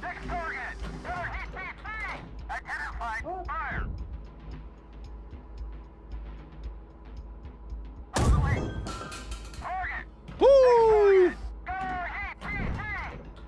BTRs and MTLBs. Oh god! Oh god! Imagine the MTLB variants that could get added to this game, Samar. Imagine the MTLB variants that could be added to this game. On the way. Delta, re-engage. God. Target. I don't think any of them would be playable, mind. Oh, so they've already denied these being playable, and I totally understand why. But do you know what I hope gets added to the game as objectives and AI units? They will not be added as playable because that would be a little ridiculous and they don't really fit the game. But I really hope we get stuff like the Gepard, the Shilka, and some of the various SAM vehicles as AI. Like I said, they wouldn't be playable. That would be dumb. If you want to play as those, let modders. If you want to make those playable, let modders do it. But Identified. On the way. But Delta, re-engage. a little over. So just down. Imagine missions where it's like you have to assault a SAM site, or it's like assault a SAM site, or destroy this group of anti-aircraft vehicles so that air support can come in, into the area. Those would be great mission objectives. It would be stupid and pointless for the devs to actually make them playable. Like I said, let modders do that if you really want that so badly. If somebody really wants that so badly, let modders do it. But let those be around as objectives. Let those be around as AI units, stuff you have to protect or stuff you have to destroy as a mission objective. Those would actually be really great, and actually have them have an effect. For example, you know how like one of the support options you can get is CAS? Obviously, I don't have it right now. I have smoke and mortars. I have mortar support right now. Oh God, I have to see this now. That sounds incredibly stupid. What is? Oh God.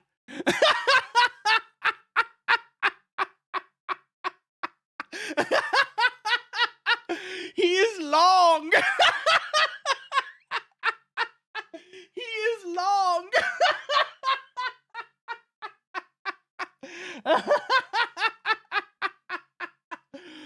Oh, that is terrible. That is terrible. Holy shit, Blaz. You were not kidding.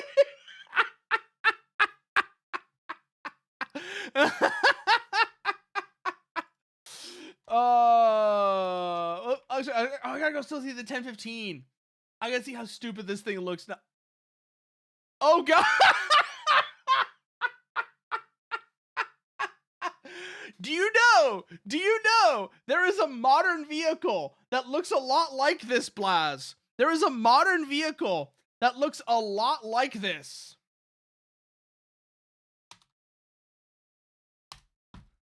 Here, I'll get it for you. There is a modern vehicle that looks a lot like the object 1015. Have you ever seen the KTO hippopotam? Have you ever seen this thing out of Poland? It looks like a modern object 1015. Yeah, that's what I said. Yeah, exactly, Samar. Any aircraft as AI unit, like, Gepards, Shilkas, SA6s, Rolands. Probably even, not even the SA6s, probably SA11s. SA9s.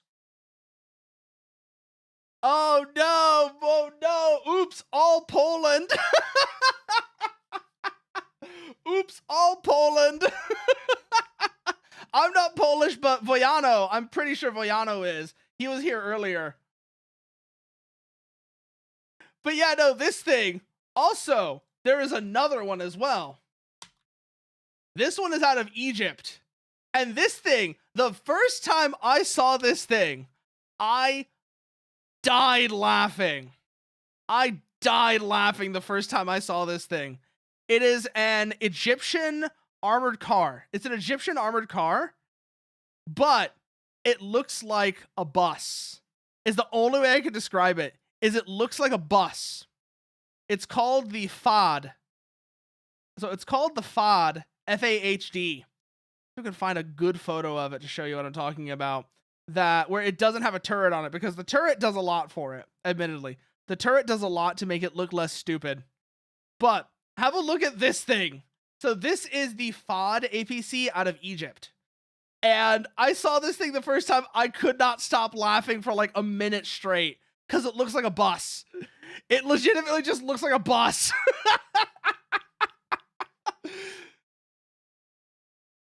Like I would totally, if I could afford, if I have it and I could afford to run it, I would take one of these and I would paint it bright yellow. I would paint it bright yellow with the school bus. Oh shit, the Soviets made their own M50 Ontos? The Soviets made their own M50 Ontos? What the fuck?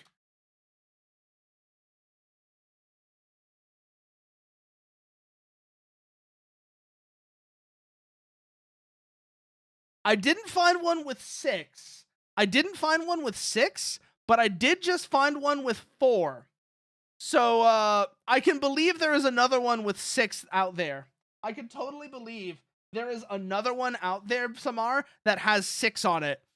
I just found the one that has 4. Oh, yes. The Rattle 20. The Rattle with the 20mm looks very silly, for example. Because, again, it's so fat. It's so fat. The turret on it looks so tiny. It was a Ukrainian field mod? Yeah. The one I saw with 4 was the Ukrainian field mod. I have not seen the one with 6, though. So I have not seen the one with 6. I'm trying if I can find this now. Because I found the Ukrainian field mod that has 4 bolted onto it. I don't see one that has 6, though.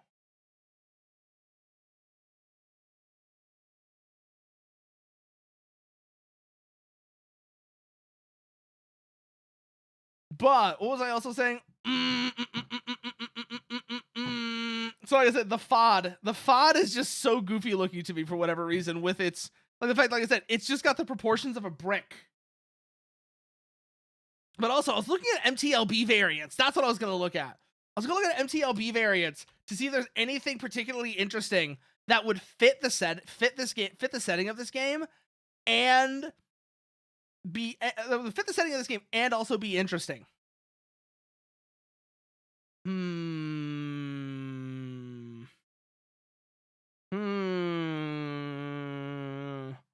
What have the Soviets stuck onto? What did the Soviets stick onto MTLBs? The Buffel? The Buffel is the recovery vehicle, right? It's the Bürgerpanzer Buffel, right? Bürgerpanzer Buffel, right? Yeah, I've seen the Buffel. I just noticed it had the little dots over the U. Yeah, but I've seen the Bürgerpanzer. Oh, no, I have not. Oh, God, I gotta see this thing. Oh, this thing! I love this thing! It looks so silly. Like, it is entirely serious, and it is built this way for a very good reason. But, God, I forgot how silly it looks. Like, I get why it looks like this, right? I get why it looks this way. But, God, it's silly. Oh, no. Oh, it's so goofy looking. Like I said, I know why it looks this way, but it looks so unserious because of that. It looks so unserious despite being designed with a very serious purpose in mind. The Samel 50. Let's see this thing.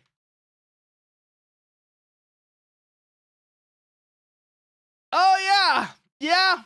Yeah. Same idea. It's the same idea.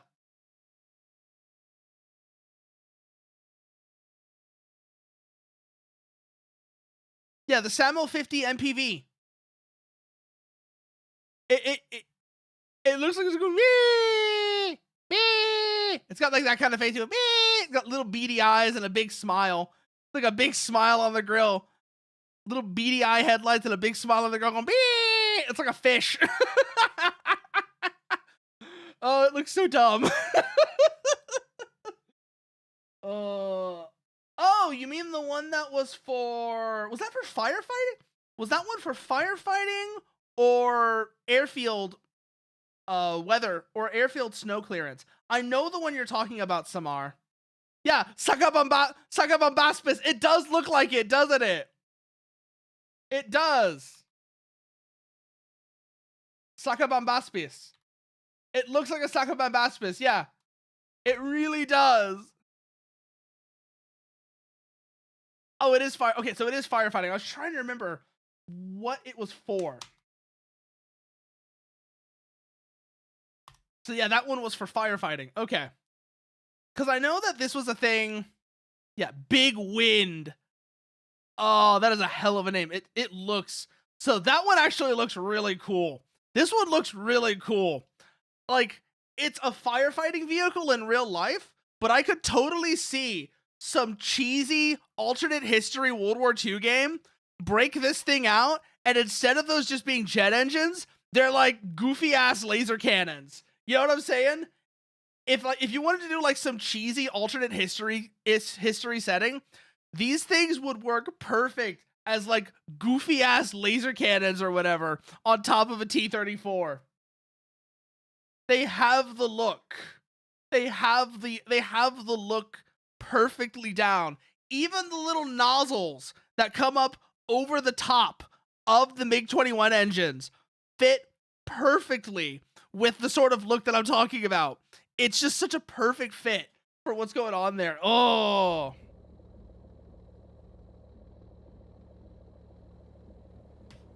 Okay, BIDMs have been destroyed. We're waiting on ammo restock to finish, and then we are gonna move over to position 2. Mr. Bombastic, super fantastic, pila manamal, dolbat bit, pila pompat bip. I don't even remember how that song goes. I don't even remember how that song goes.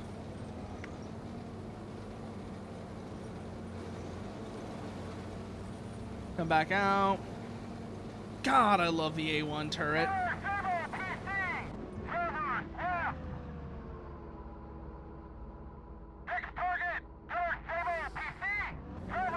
I see him.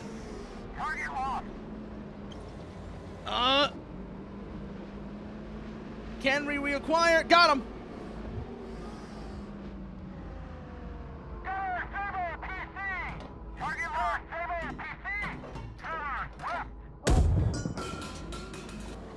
That was a hit. Okay, good. Come on. EE9. The Engesa, the Brazilian one, right? The Iraqis had a lot of those. I remember the Iraqis had a lot of those. It's the one I think it is. Yeah, like a modernized Greyhound. It was built in Brazil, exported to a lot of little tin pot dictators. The Brazilian arms industry, a lot of people don't realize how big the Brazilian and Turkish arms industries are. Like, Turkey does fucking business.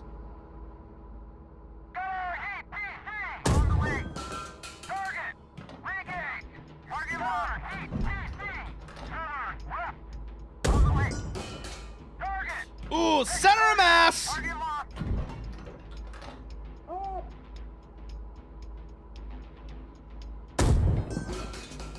Shit!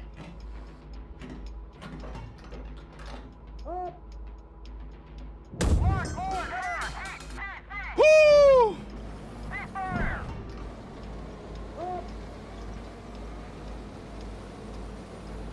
2 BTRs, one that I don't see though. It is! Is it? Is it actually a modernized M8? Oh God, you're right, it is! Oh God, it even has the same wheel hubs! It even has the same wheel hubs. Holy shit. Oh yeah, no, South America, not just Brazil, South America in general loved modernizing shit like the M8, the Stuart, and so on, because they just had loads of them lying around from like the 50s, in like the 70s. They had loads of these things lying around in the 70s. Oh god, who was it that made the really, really crazy modernized Stuart? Because there's one country in particular. It was it this one? Was it the Pionero? I think there was another one that was even more modernized is the thing. I'm trying to remember which one it was. Not US variants. Yeah, the Bernardini X1s. These are the ones I'm looking at here. The Bernardini X1s. I was trying to remember what the hell they were called. Especially the X1A2. The X1A2, which looks nothing like a Stuart. It looks like an M41. The X1A2 in particular, the Carcara looks like an M41. It has that look to it where you've got just, the whole thing's been flattened out because it no longer has to hold the radial engine, and then it's got a turret that looks like, okay, the turret on the X1A2 just straight up looks French. It looks French. Actually, I wouldn't be surprised if it is French. We'll find out if it's French. It's French. Of course it's French. Of course it's a French turret. Why am I surprised? Because the Cascavel, the EE9 had a French turret. So of course the X1 had a French turret as well.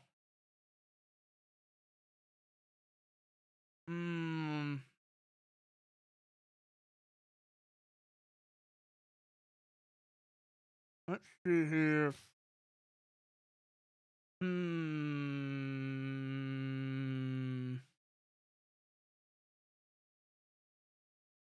Who designed this turret?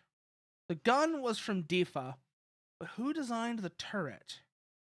That might have just actually been a Brazilian designed turret, but the gun is French. The gun is French. Of course the gun is French. They already had the AML-90 in service, so why wouldn't they just use the French 90mm?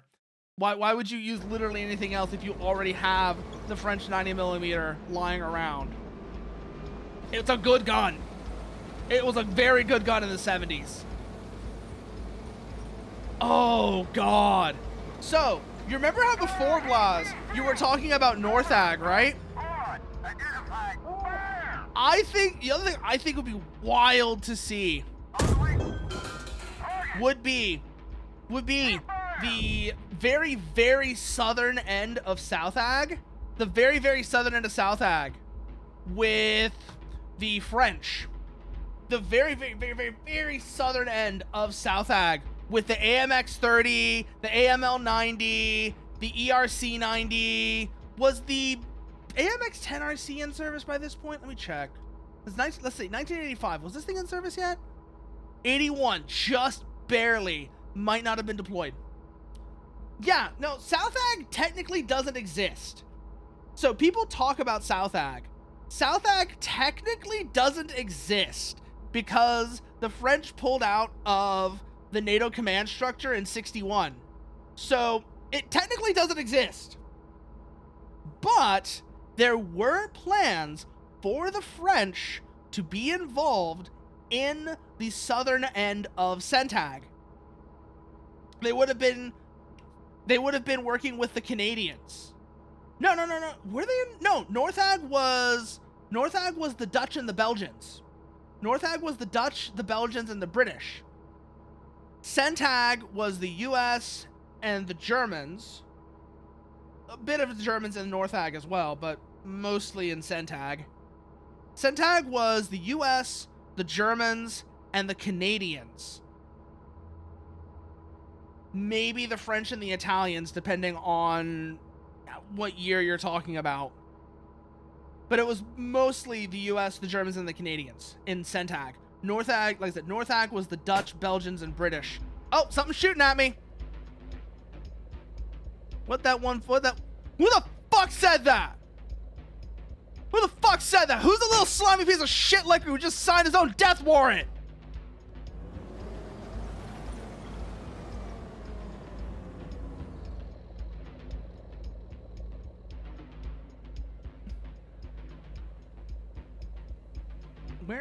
Where is that? T-55 turn on a BTR would not surprise me one goddamn bit, Samar. It would not surprise me one goddamn bit. Where are you, you little piece of shit?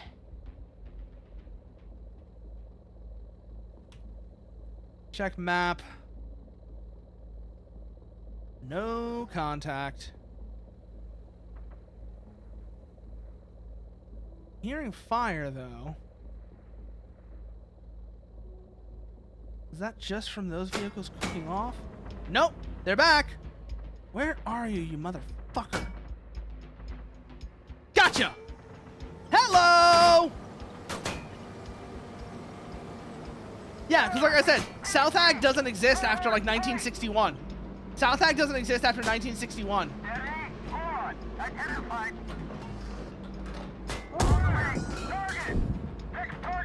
So that's the thing, like Southag exists from 1949 to 1961, but after 1961, Southag no longer exists. And that's like the entire thing I was trying to remember. It's like, Identified. Fire.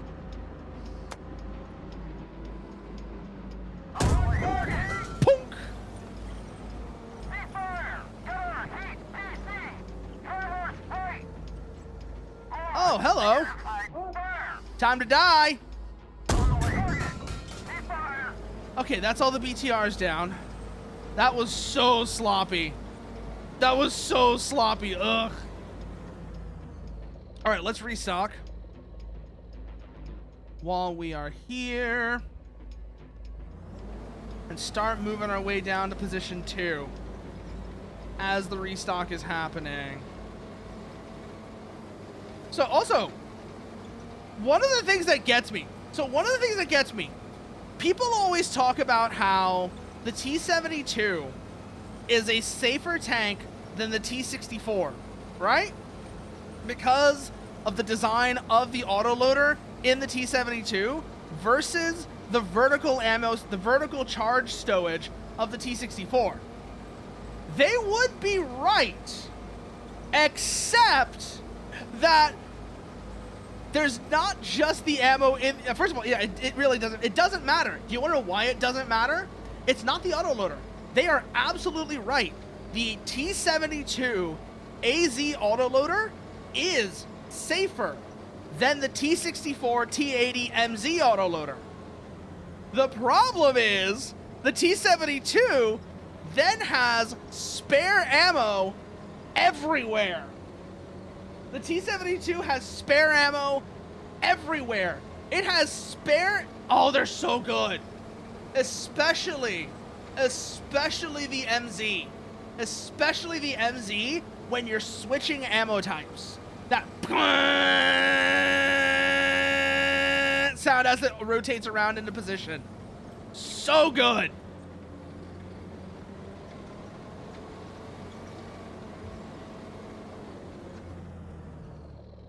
Yeah, the spare ammo nullifies it exactly, Samar.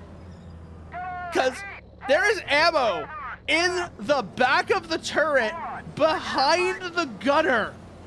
There is ammo behind the gunner on a T-72.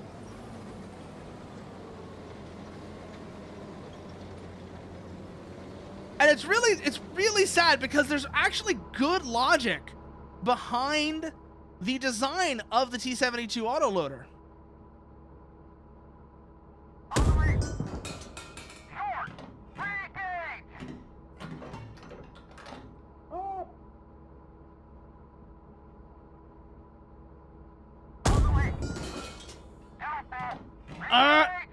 Little short. All right, let's use our better optics and our stabilizer to actually make this engagement work. Fix target! Gunner, Tabo, take! Target lost! Gunner, Tabo, take! Identified! Fire, on the way! Short! Target lost! All right. Set to 12, set to 1,000 for battle sight. We're gonna run this.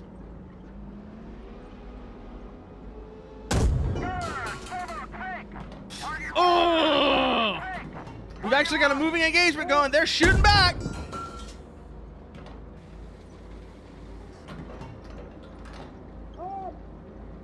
Can't see them. Yeah, one of the main, actually, that's not even the main reason for the autoloader design. That's not even the main reason for the autoloader design, Blaz. So, especially the T-72, but even the T-64, the autoloader is designed that the autoloader is, first of all, the use of an autoloader, but second of all, the reason the autoloader looks the way it does is to make the tank small. It's to make the tank small because a small tank is harder to hit. There's, like I said, there's really good logic behind the design of the Soviet autoloaders. It's just that one of them is really outdated, and the other gets ruined by the spare ammo that's literally everywhere.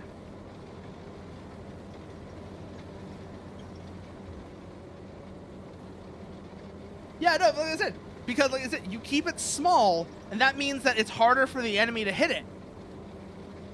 But like I said, the T-64's design is just really outdated and not very good.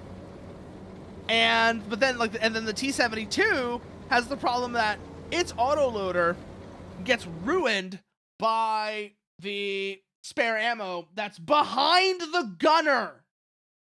It's behind the gunner's head.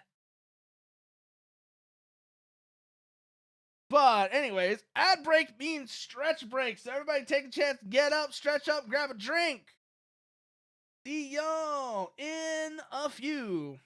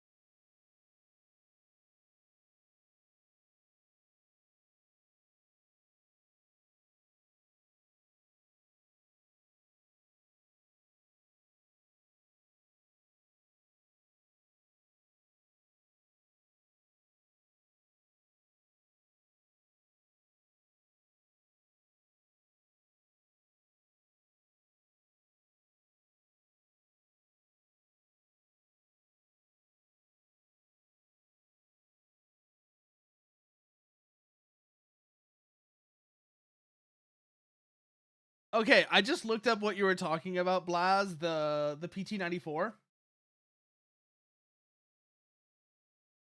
And yeah, like you said, Samar, the design works well. It made quite a bit of sense in the context of when they were designed. But like I said, the MZ is really outdated.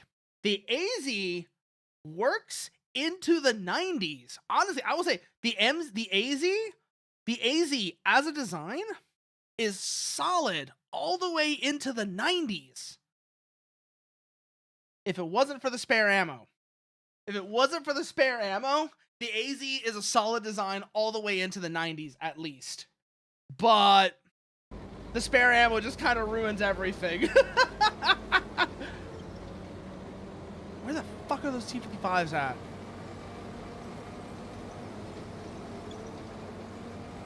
We're gonna hold behind this hill. Also, Blaz, like I said, Blaz, I just looked up before I came back. I looked up the PT-94. And yeah, no, that thing actually, it does look really interesting. It like I said, it's like a slightly bulked out Ariete. Which, I mean, the Ariete, if you think about it, it's a Challenger 1 with a gun that isn't stupid. It's a Challenger 1 with a gun that isn't stupid. So, am I even going the right way? Where was last contact report at? I think I'm going the right way. But I don't see them! There they are! Shit! Identified. Engage. Woo! Next one! Where is he? Target locked. Target locked. Come on. Oh! Where? Got him! Identified.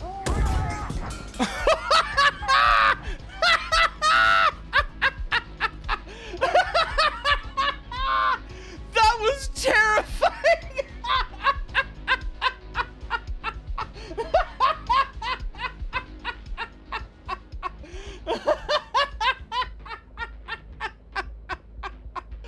Oh, that was terrifying.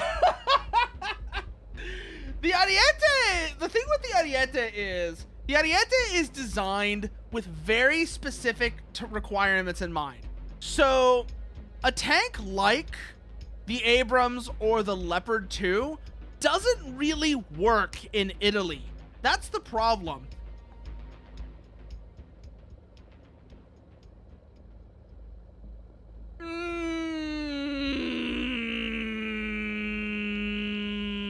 You say that, Blaz, but do we need to talk about the Panzer 68?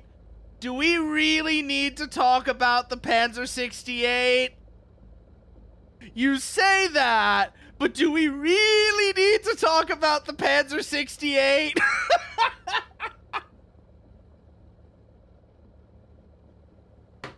You know, the tank that when you turned on the heater would sometimes fire the gun because somebody at the factory didn't look, you know, here's the thing, this was not an engineering problem.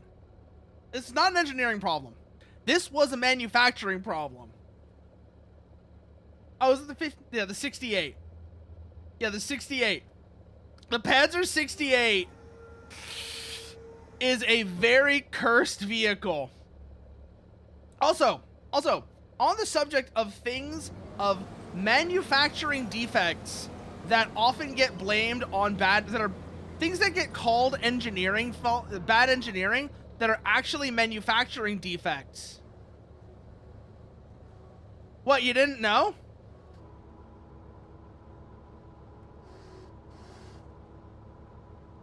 You didn't know? Yeah. Oh yeah, no, they eventually fixed it. And once they did, it was a perfectly fine, if obsolete tank. They fixed it. Because, like I said, it was a manufacturing problem, not a design problem. It wasn't anything wrong with the design. The problem was how it was built. It was manufacturing. But, the Panzer 68... Oh, the 58 is so goofy. No. You know which one is really the best, though? Do you know which one is really the best? If we're talking about Swiss, or we're talking about weird European MBTs. The Cuirassier, the SK-105 Cuirassier from Austria. The one that's basically a Leopard 1 hull. The one that's basically, not exactly, yeah, it's an APC hull actually. The one that is an APC hull with an oscillating turret and a 105. That one is funny. The Saurer, it's based off of the Saurer APC hull, and then it has an oscillating turret. I like that one, but it is funny. It is a very funny vehicle. It has fuck all armor, but also it weighs less than 20 tons. It weighs less than 20 tons. It's not an MBT though. So that is the thing I always forgot. But yeah, it's got a 105 and an oscillating turret, and it's really, really funny. But yeah, like I said, the Panzer 68s, they fixed the Panzer 68 eventually, and once they fixed the Panzer 68, it was fine. It was obsolete. In 1990, like you said, in 2003, it was fine. It was obsolete, but it was fine. Once they fixed the manufacturing defects that led to shit like the heater firing the main gun.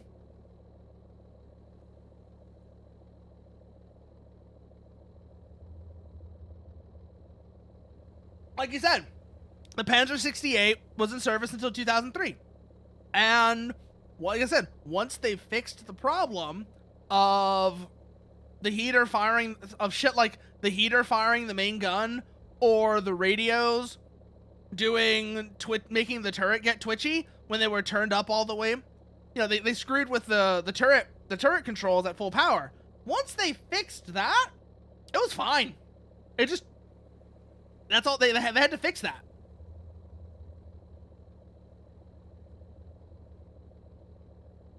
But once they fixed that, it was fine.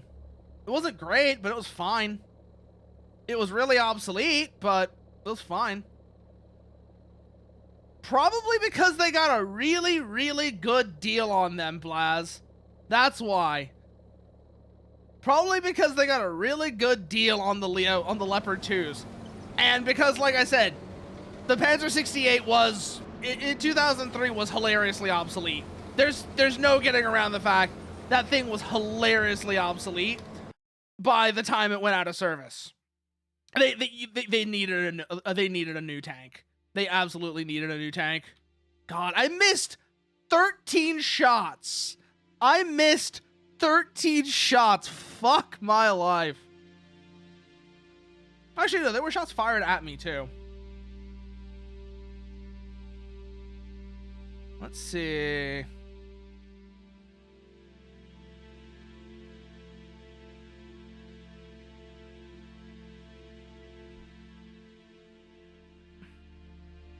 Oh, now that is a significant emotional event right there. That is a significant emotional event. Imagine being that driver. Imagine being that driver right there. You just hear a kong behind you. The whole damn thing is ringing like a bell. And then fire. And then fire. Run. You're just like, you're scrambling to bail out. Now, that is a significant emotional event, especially considering the range at where it happened. That range is terrifying. That was 40 meters. Jesus. That is a significant emotional event. 35 on that one. 71 on, oh God. Oh God. Again, imagine being that driver. Imagine being that driver. Let's see. Shots I fired. First miss against the BRDM at 1700. That's probably me forgetting to set the range correctly. This is probably the same thing. Yep. Oh, that just went right below the BRDM. Oh, that is terrifying. What about this one? Short. Probably also short. Yep. That one went right through, but it was also Sabo, so it didn't do as much damage. Same goes here. That blew out their engine, though. That's a significant emotional event. Oh, that is scary. Imagine being that BTR driver. Imagine being that BTR driver right here. That is scary right there. Going right above. That's going right above your vision blocks. Yeah, it's going like right in front, right above, and right in front of your vision blocks. Oh, they're not going to add Northag until the game is done, Blaz. So Josh has basically said, if Northag comes, it will be as an expansion pack after the game is done. Yeah, I know. Okay. You're playing as the Brits and the boiling vessel stops you from stops Spall from hitting the ammo and destroying you. That is entirely possible. The boiling vessel saving your life is entirely possible. Yeah, that BTR just got a haircut. Yeah. I got him with the next one, though. I got him with the next one. That one had a bad day. That one had a really bad day.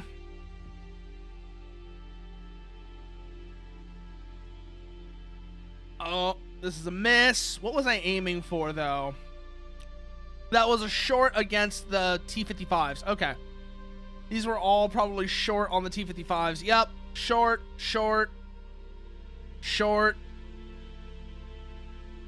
I'm still mad about this. I'm still mad. Oh, they're like 2,200 meters. So, yeah, no. If I had gotten any one of these... Oh, that was so close! Okay, that one pisses me off. That one is so close. Literally only a couple of degrees to the left. A couple of degrees. Oh, I know the spotlight you're talking about, Blaz. The one that's on the hull, right? That gets in the way of your aim every single goddamn time. Yeah, I fucking hate that spotlight. I fucking hate that spotlight so much. A couple of degrees to the left and I would have gotten that T-55. Oh, that pisses me off.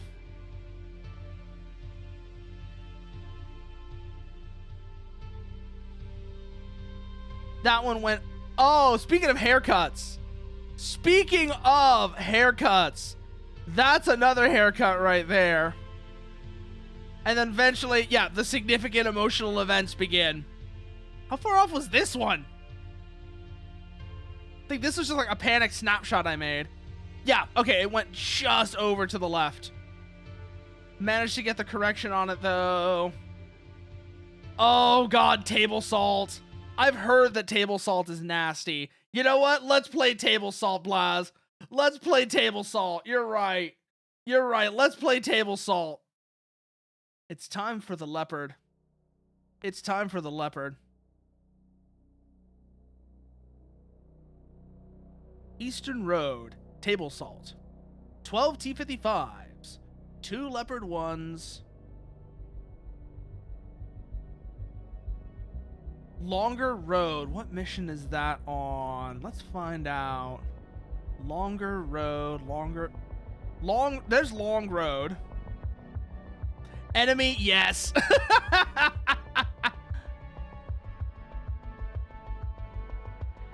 I know you said longer. I haven't found Longer Road yet. King Kayak, Hillside Havoc, Lethargic Liberty, Kinetic Key, Soviet Wall. Where is Longer Road? Because I found Long Road.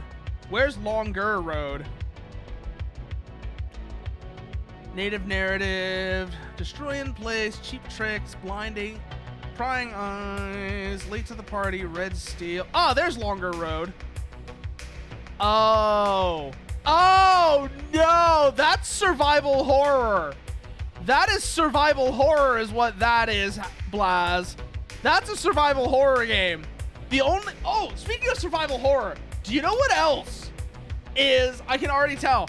I don't know what, I know there's gotta be at least one mission where you're playing as one. Do you know what really is just playing a survival horror game? The goddamn BMP1. The goddamn BMP1. That's survival horror. What was the mission? There's a mission in particular where you're playing as a BMP1. Pact Partnership. Is that the one?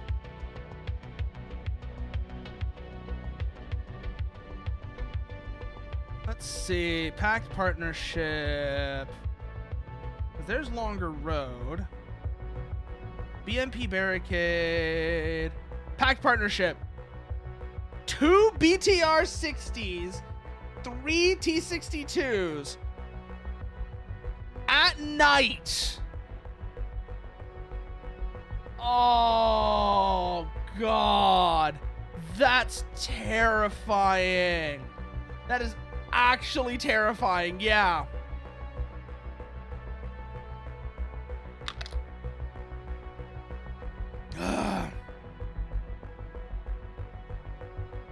Go back down the way you came up. Get to objective partnership and link up with the Soviets to... Oh, that is terrifying.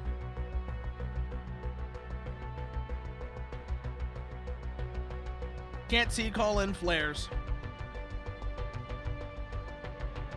Oh, yeah, no, that's scary. We'll come back to that one, but we're starting with table salt. We're starting with table salt. Your company is tasked with setting up hasty defensive positions along a major road behind an American heavy cavalry squadron. They have been engaged with an NVA regiment for the last 3 hours and been withdrawing through your position for the last half hour. The Americans report the enemy is attempting to attack down the flanks of the road instead of directly down it. We expect the last of the Americans within 5 minutes and the enemy to be right behind them. We also expect the rest of our battalion to reinforce us in 1 to 2 hours. Enemy company strength, 12 T-55As, 6 BTR-60s, 6 infantry squads. We have 2 Leopard 1s, 6 M113s, 5 infantry squads. Reinforcements are 4 Leo A1A2s, 16 fire missions, 8 WP smoke. Cover 3rd Mechanized Platoon as they finish digging in at BP Alpha. If forced to withdraw, you are to move. If forced to withdraw, you are to move where needed. 3rd Mechanized has finished digging in half its forces at BP Alpha. They will send the other half back to BP Bravo to dig in there. 4th Mechanized is digging in at BP Delta with a light scout force out at BP Charlie. 2nd Tank Platoon arrives in 10 to 20 minutes. Ooh, oh, that's funny. Blaz and Samar, y'all disagree on... Oh, that's interesting. Y'all disagree on the MG3. I gotta go refamiliarize myself with what the MG3 sounds like, so give me a second. I gotta refamiliarize myself with what this thing sounds like. Because I forget.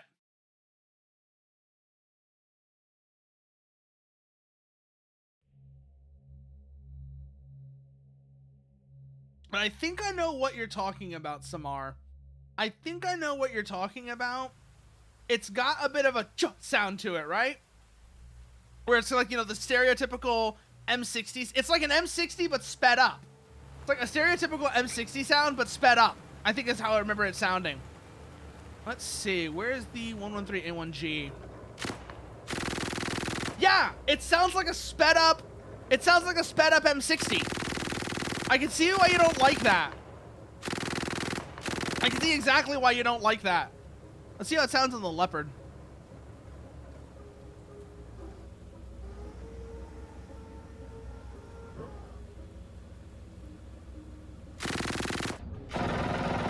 Okay, the internal sound? I like the internal sound on the Leopard. That sounds good. This, not so much. That sounds rather good, though. I like this sound. I like this sound a lot. The internal sound is rather good. The external, I can see why you don't like it, Samar. It's like I said, it sounds a bit like a sped up M60. Because it's got that sound to it. That I don't know how else to describe it, but that just sound. It's got that just sound to it that you would expect out of like an M60, you know, that I don't know how to express the sound, but you know the sound I'm talking about, right? Where it kind of sounds like somebody sucking on their teeth.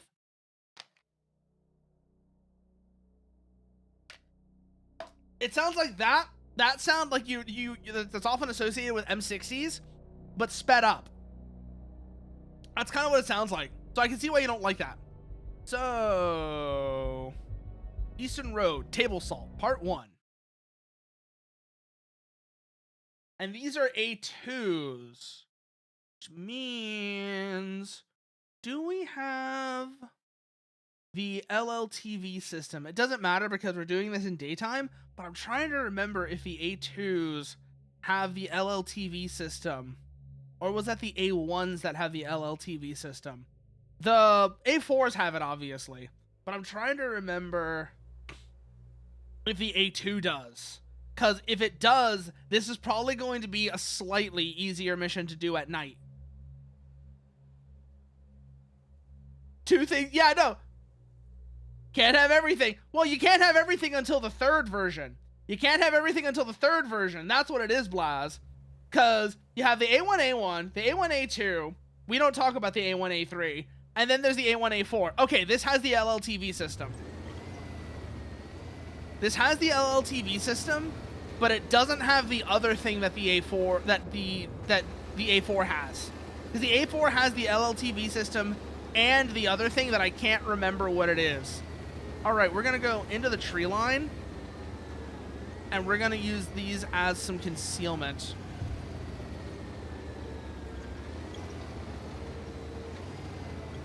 Oh, no, better idea. That berm up there. We'll use that berm over there. Yeah, you get the shitty night sight. You have a better radio, but you don't get the better night. You don't get the upgraded night sight that the A1 has. Fuck you. Do we have enemy contact points established? No, so far. We're gonna use this berm over the bridge as cover and see what we're dealing with here. Okay, friendlies are inbound. Okay, we've got hostile contact. I saw gun flash.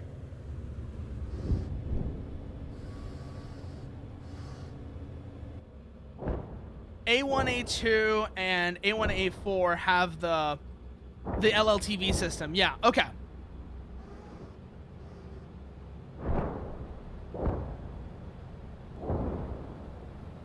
Okay, friendlies are back behind us. What the fuck just happened there?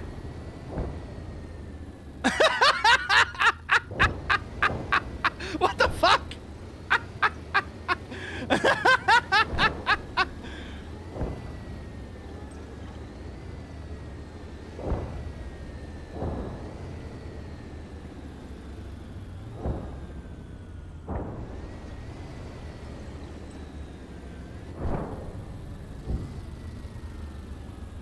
Getting a slight defilade. Not an ideal one necessarily, but a slight defilade. Where is the other leopard at?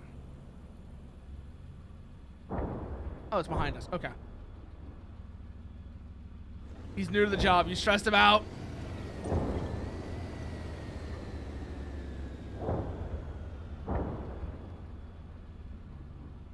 Where are they? More artillery. But no signs of armor yet.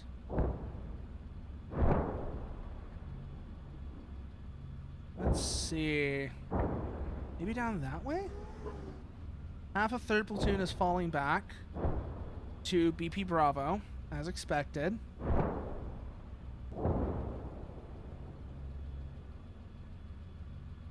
Yep, there they go. Falling back.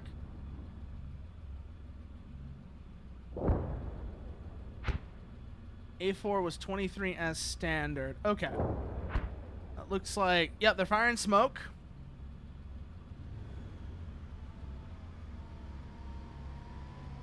We've got 12 artillery and 8 smoke. Okay. The 113s are falling back. Let's see here.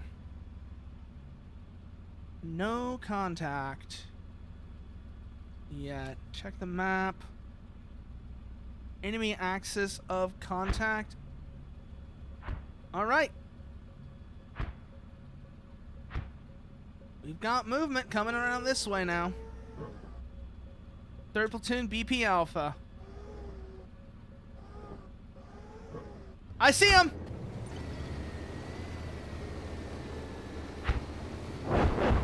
Moving into support.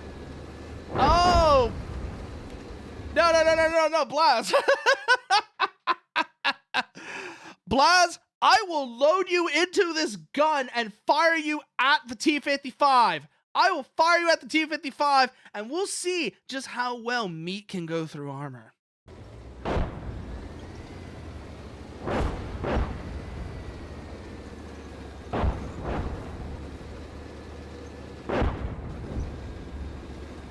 Okay, moving into support 3rd Platoon at BP Alpha. What have we got? Snow. Here comes the snow.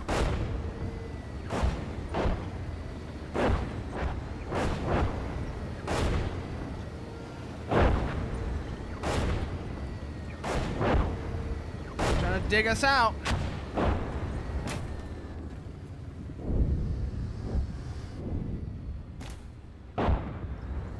Nothing yet, though. Whoo! They really don't like us. They really don't. Panzergranate! Panzer!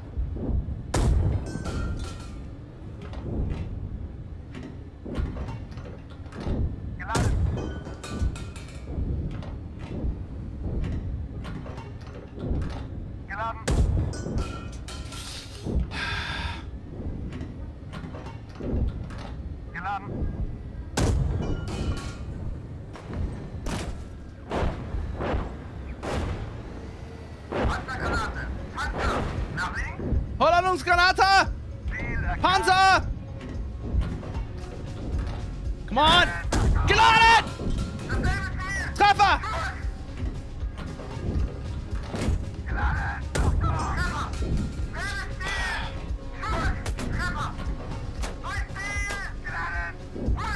Schützenpanzer!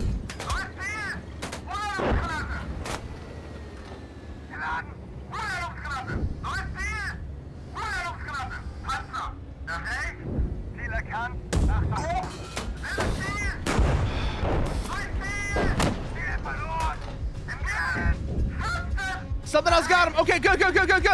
Truppen! Loaders down, loaders down!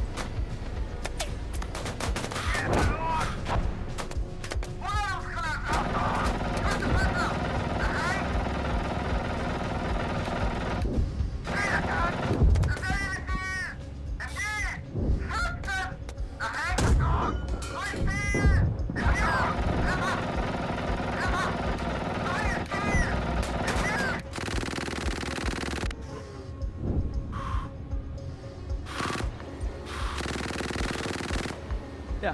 Holadungsgranate! Schützenpanzer!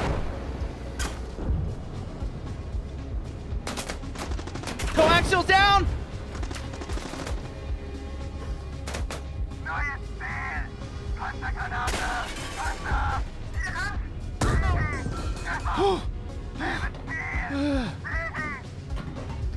Come on!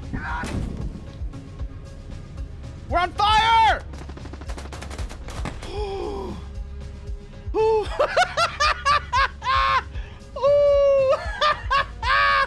That is stressful. Okay. That is stressful.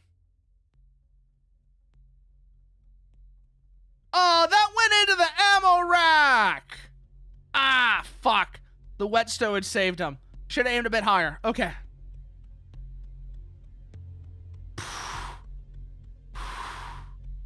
We're gonna do it again, Blaz. Don't worry. We're gonna do it again.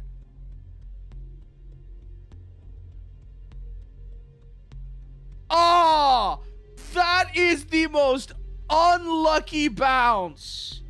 That is the most unlucky bounce right there.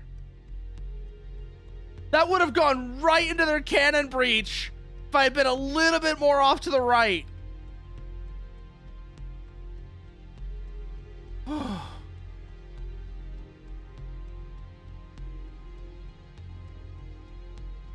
was that? 3BM20? Oh, fuck me. Oh,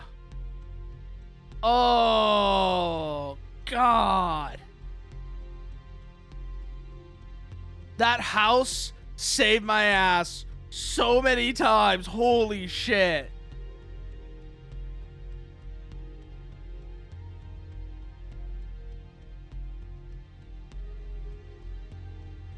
That's the one that killed me.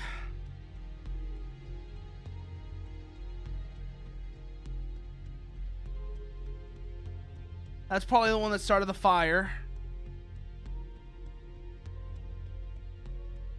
Oh, that's another super unlucky one. Oh, an RPG got me.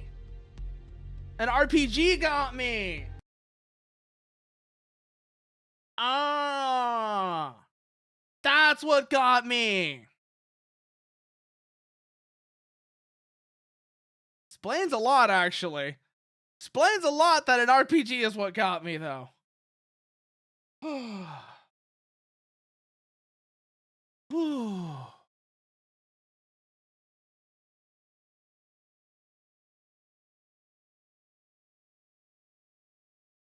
But now we understand what's going on with that unit. You can actually see the ammo slowly disappear when a tank's cooking off. Ooh, that's crazy, actually, Blaz. That's actually really cool. As a cook-off happens, you can see the ammo just disappear. That's legitimately, that is a cool detail. Ugh. God, this actually has me kind of sweating. This actually has me kind of sweating. All right, let's run that again. Yeah, like you said, the cook-offs are dynamic. God, imagine. So, do you know what is another one of my favorite really unfortunate? You know what's another one of my favorite really unfortunate shell placements? The HE round in front of the gunner on the T-72. Because I was saying before, you have 2 Sabo rounds behind the gunner's head. I think it did too, yeah. I think it did too. Let me restart it. Let me restart it then. Oh, no, there we go. There we go. Never mind, we're good. We're good.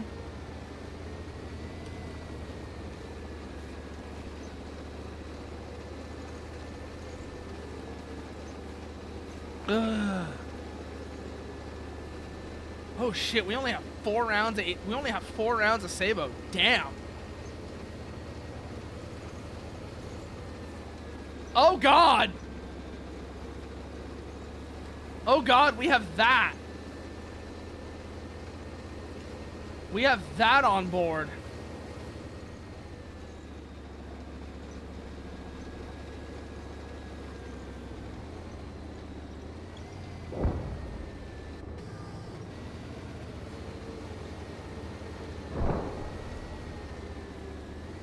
Yeah, I know I can restock, but I was checking my full stocks, actually. I was just checking what my actual stock was.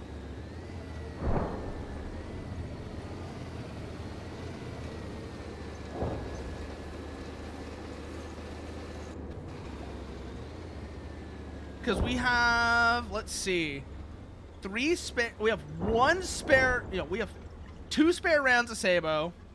We've got plenty of heat, so we're going to be using plenty of that.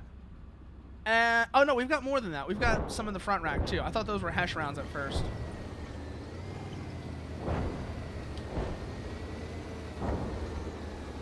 Oh, they are going to be so fucking funny. Leo 2s are going to be so fucking funny. Let's go and be aggressive. Run ourselves out into the woods. Out this way in a somewhat forward position. We just might be able to do some fuckery here with that. We can catch them coming over the berm. Probably not, Blaz. It's probably going to be the base. It's probably going to be like the 2A2. More likely than not, it's going to be like the 2A2 or something like that. I think the 2A4 is a little bit late. I think that's like 89 that the 2A4 started showing up. So it's going to be like the 2A2 for 85.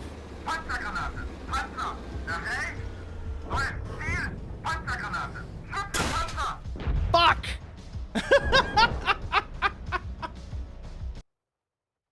No. So, yeah, 85. I'm just trying to think though.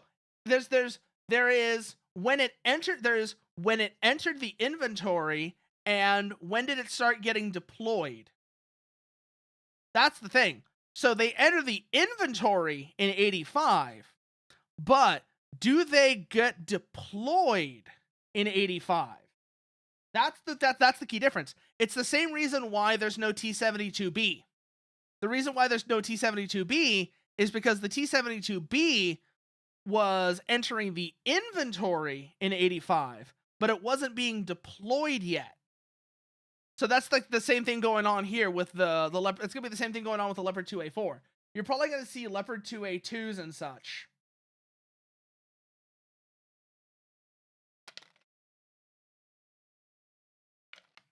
I should have waited in that tree line, that first tree line I went up to, and let them come up. I pushed out too aggressively that time. First time I didn't push out aggressive enough. Second time I pushed out too aggressively. And I ran right into the rest, right into like the mass of them. Yeah, December 85. That's when they entered the inventory. Not when they got deployed. They weren't being deployed out to units yet. Like I said, that's the thing I'm trying to get you to understand the difference between. Like, there's when did it start getting deployed out to units? Not when did it enter the inventory?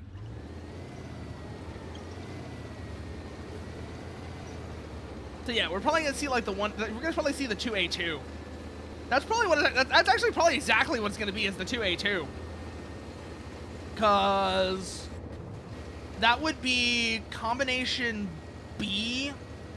That would be the B armor package, I think, which is a slight upgrade. Not as good as the 2A4's armor, which is the C armor, but definitely an improvement over the original armor. Still an upgrade. And we'll probably see 120 milli. We'll probably see the 120 DM23. So it won't just be 120 DM13. It'll probably be 120 DM23. Yeah, then it would definitely be the B armor. Either way, it would be the B armor. And like I said, your best round is probably going to be DM23. Maybe if we're lucky, or if we're like really unlucky, DM13. Definitely DM13. I don't know if we're going to see DM23 though, is the thing. Yeah, no 33. No DM33 for sure.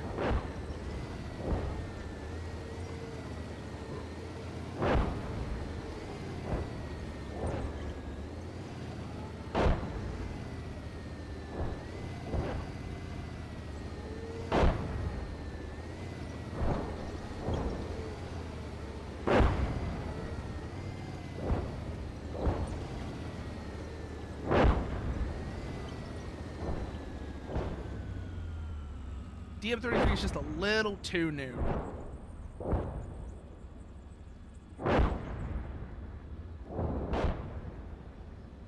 Where back a little bit into the tree line.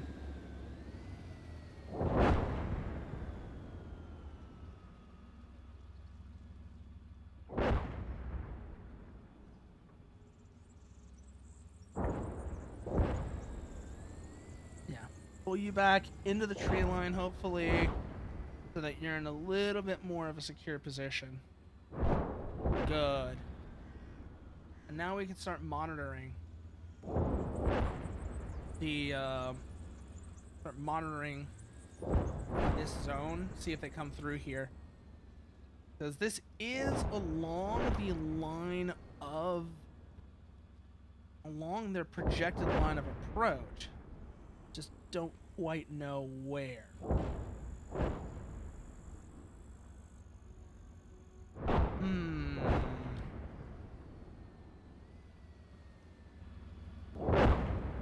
You know what? We could.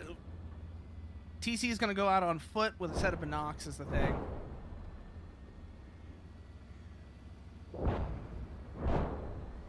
You know, I really do hope that is a thing that ends up happening, is that you can do that. Is, so, like, you know how like, we have the free camera right now, right? Imagine if we could have, like, TC goes out on foot with binoculars to do recon. Like, represent that somehow. Even if, like, the tank commander can't move, necessarily, they can, or, you know, like, let them, like, yeah, that's what F3 is. That's what F3 literally is, Blaz, right now. But I'm saying actually represent it so that you're vulnerable in that situation.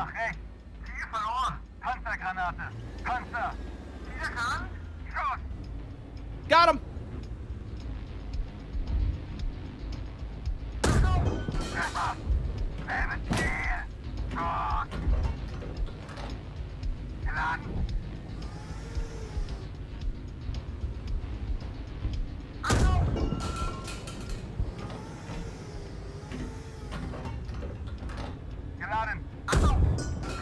Oh, got him! Second!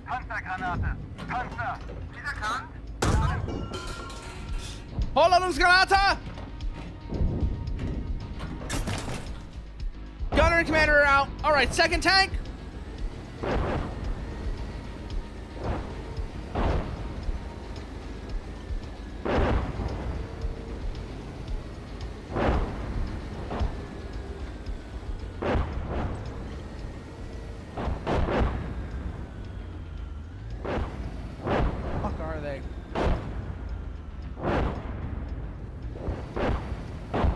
Stuck on a tree.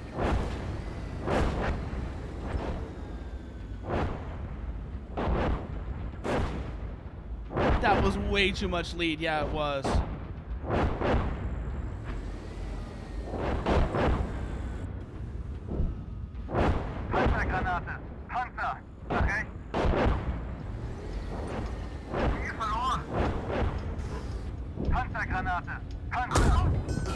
Fuck!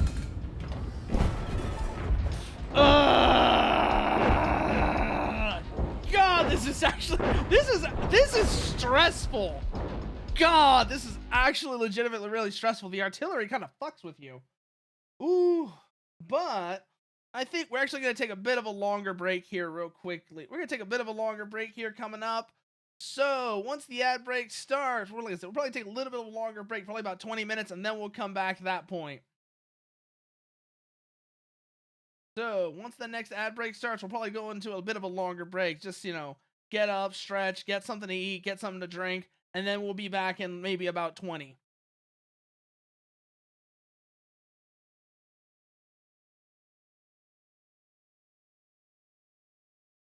But not yet, not yet. Like I said, once the next ad break starts. Also, speaking of O, like the three O's that like, you posted like that, it reminds me, I need to watch Kamen Rider O's at some point. I do, because because I've been recently getting more into tokusatsu, you know, Super Sentai, Kamen Rider, etc. But I really, really, really like the opening to Kamen Rider O's in particular. Like, the first time I heard this opening, I was like, oh, fuck yeah, it's ska! It's a ska opening, let's go! It's such a fun opening. O's, O's, O's, O's, O's, O's. That one's good. I'm trying to think what the other opening I really like is. The other Kamen Rider opening I love is Drive. I love the opening to Drive. Samurai Sekai Chuga Drive. Feeling high, mezameru yona. Hajimaru unmei ni wa bakugi wa nai. All we need is drive.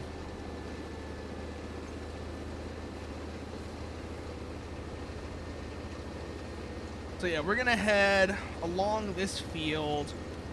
Probably gonna use either that tree line or...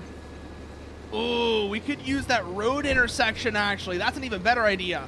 This road intersection right here, we can use this. This looks like it's a berm. And we can maybe use that as some actual cover rather than just concealment. Ooh, we're starting to plan now. We're starting to plan now. This road intersection looks like it would be a good attack point for anything that's coming through.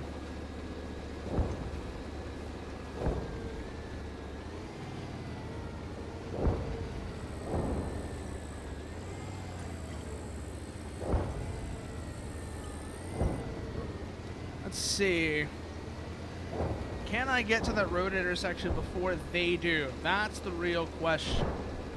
And then also, which side of it do I want to be on? I think we're going to try and go to the southwest side of that road intersection and use that there. Hopefully that's not, or southeast I should say.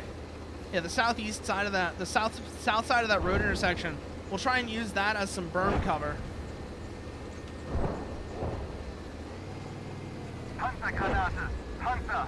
Oh, we've already got contact. Wow. That was quick. That's where they start. Okay. Also, this is not nearly as good cover as I thought it was. The terrain here is not nearly as favorable as I thought it was going to be.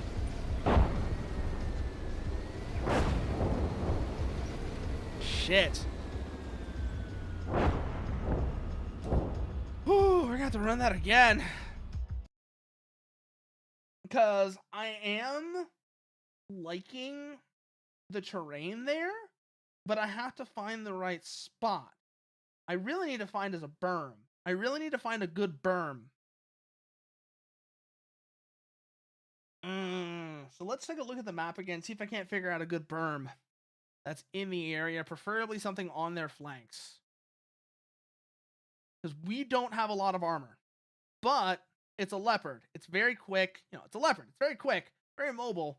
And if we can find a good position, we'll be well suited to actually take out that first assault group. That's just going to be the tricky bit, though, is figuring out where the hell is actually a good spot. So let's look at the map before we get moving and actually try and find a decent spot this time.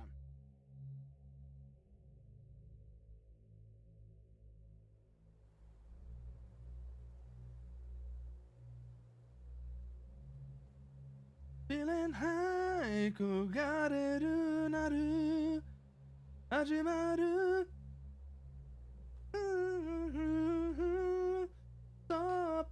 You missed me dying a couple of times, Samar. That's all. You missed me dying, and so you missed me misreading a map. That's really what you missed. You missed me reading a map wrong. Because I was thinking this area right here might be a good position to actually hit them from, but it turns out this terrain's not nearly as favorable as I thought it was. What if we go that way?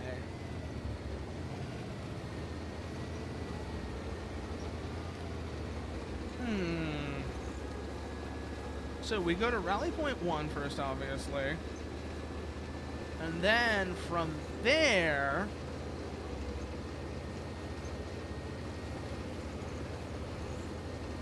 we could go...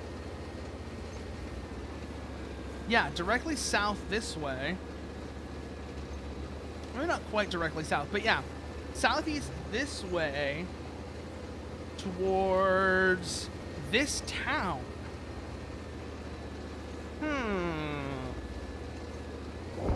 That that might work. Maybe come up into this field here and use... This road intersection didn't work out, but this tree line here might be useful.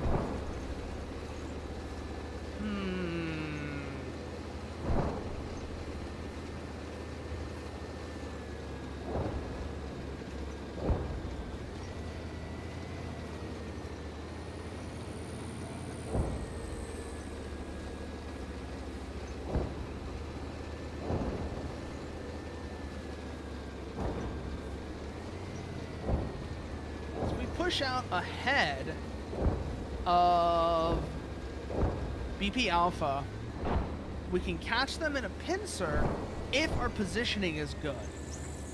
But that's the big if. We've got to get our positioning right to make this work.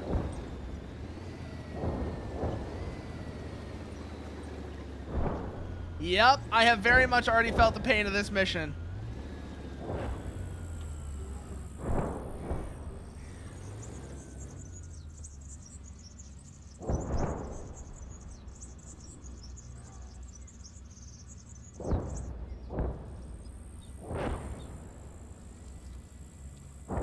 Is that second tank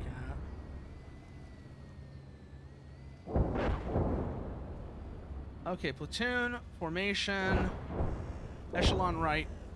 That should get them to behave.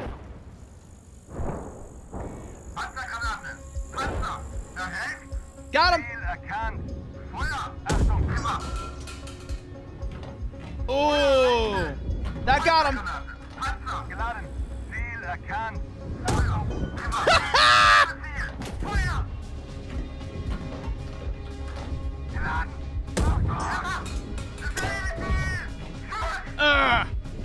Power lost.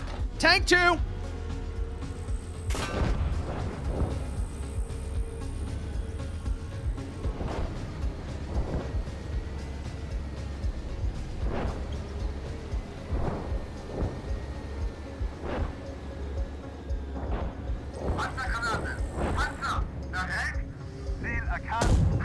Boom!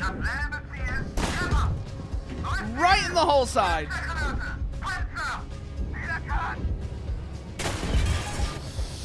Ooh, three T-55s like that right there. Just light you the fuck up. Oh, God.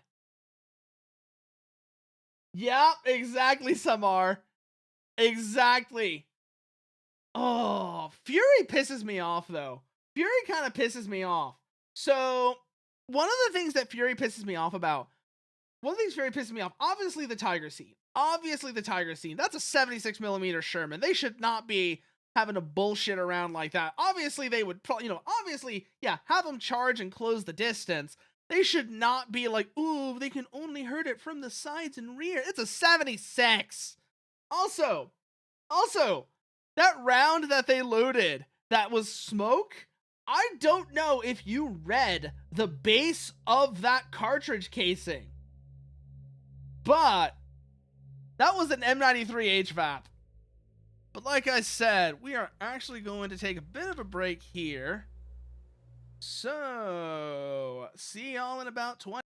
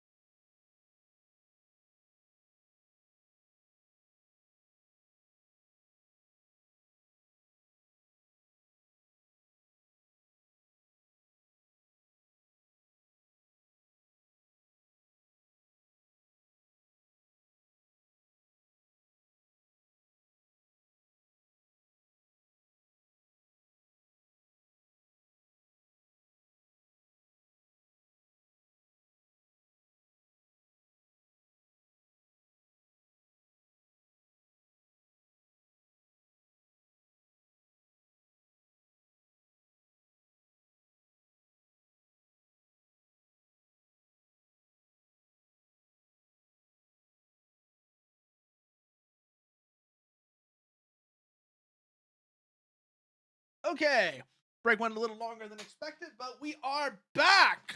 So, let's see what we got here. Table salt. Table salt part 1. We're still on it. Let's go. Yep. I said we weren't done yet. Blaz. I said we were just taking a break. Because it had been, admittedly, about 3 hours. That had been about 3 hours. So, let's see what we do this time.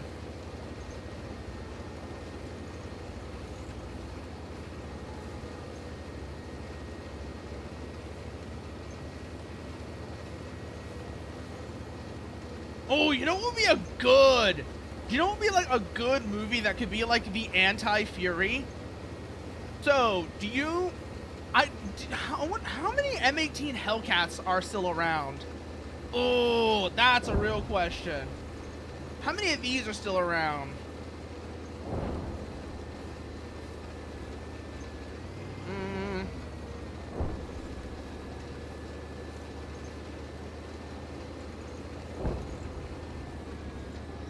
But a movie about a squad of M18 Hellcats going around and just committing fuckery in Belgium.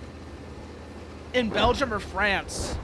That would be like a good sort of counterpoint to Fury that isn't, you know, that doesn't buy into a lot of the Varibu myths about shit like, you know, oh, 5 Shermans for a Tiger or so on. It's just, you know, because like another one of my favorite, ooh, a platoon of a tank destroyer unit, so like a platoon of M18s, or like a group, like a pair of M18s, and a bazooka, and like a couple of bazooka teams, and just they're committing fuckery. Well, that didn't last very long. A group of M18s and some bazooka teams going around committing fuckery in France and in France. That's a good story. Oh, I've seen the T-55 hull with the M18 turret, Blaz. That is such a silly vehicle.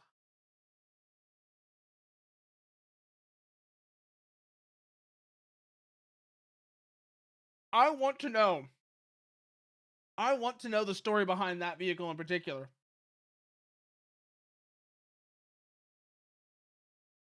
But as I mentioned, reason why the break took longer than I expected it to. I made food. I've got glass noodles. I don't know if you ever had those Korean glass noodles with that are made from like sweet potato starch. It's those with some lettuce, carrots, radish, ham, and peanut sauce. I kind of just threw it together from stuff that I had lying around. But I made that, and I've got that right now. I am not going to subject you to the sound of me eating this though, because mouth noises are disgusting.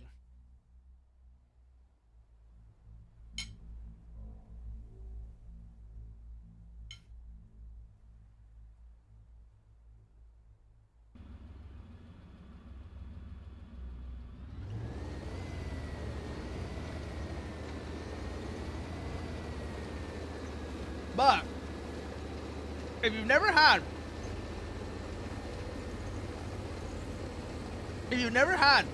those Korean the Korean sweet potato noodles, they are really, really good because they're very chewy. And they just have a really nice texture to them. Also, they just look really cool because they're clear when they're cooked, right? They're clear when they're cooked. So they're really good for like noodle salads and such, where you've got those noodles, you've got like some shrimp or like some ham or whatever that I've got. What do I think is going to come next update? I think the Martyr and Leo 2 are going to come next update.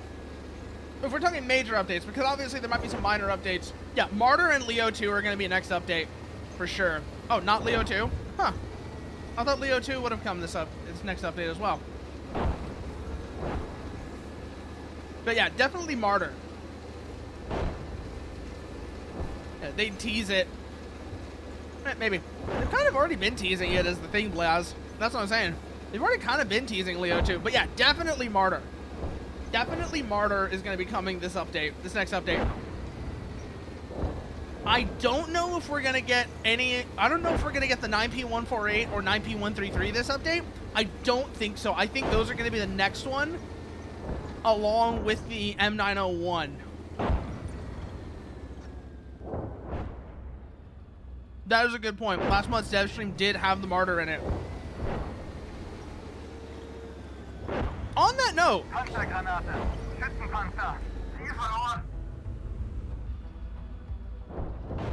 I have been watching some of Chieftain's old...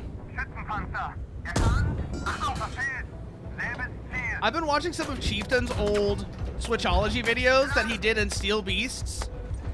And particularly, I watched the one he did on the Martyr, where he's talking about how you never fire it in full auto. Come on.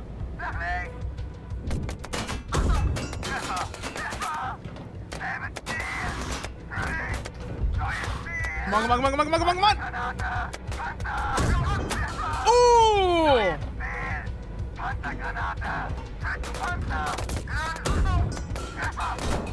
Okay, I think that's all the tanks down.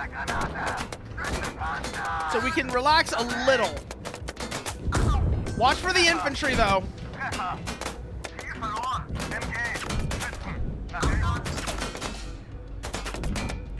Left track is down. We're a bunker now.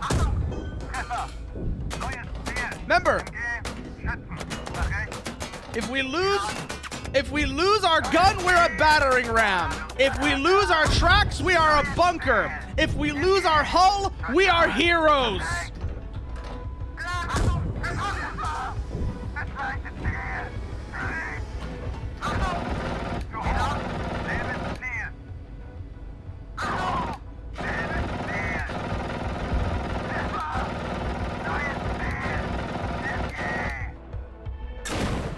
Shit, there's still a tank left over.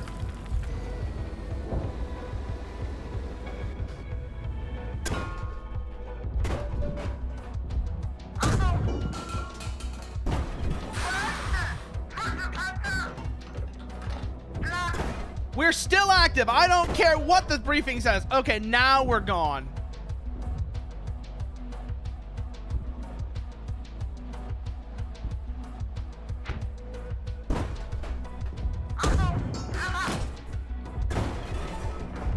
Okay. Woo! Second tank came in clutch there, though. Holy shit. That is probably the best run of this mission we've had so far. Damn, that felt good.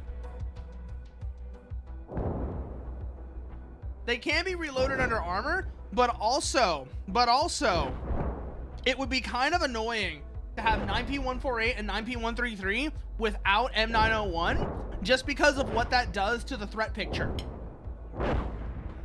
NATO now has to worry about very nasty little compact ATGM boxes. Pact doesn't have to worry about that at all. I think 9P148, 9P133 will come in the update after, either an update after this one or the update after, either one or two updates further down the road. I think they're gonna come with the M901 and or the Jaguar 1.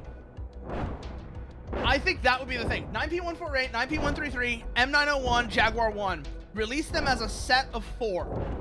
That would be like the perfect setup for like the ATGM box, you know, the missile box update. Oh, that got actually so goddamn close though. Because we did take out, let's see. That was a beautiful opening shot. Ah, that one got stopped by the turret. That one did it. Oh, God. I do need to watch. Like I said, I watched the Martyr Switchology. I do need to watch the M61 now that you mention it. Because I can imagine how jank that thing was. I can imagine how jank that thing is. Let's see. That was a Sabo round into a BTR. Their infantry was deployed. Did they take any shots out at me? I wonder. Let's see. That killed the BTR. That killed that BTR, but the infantry were already deployed. That is the heat round that killed my loader. That's the heat round that took out my... That's the round that took out my... Actually, no. Yeah, that was a heat round. That's the round that took out my engine.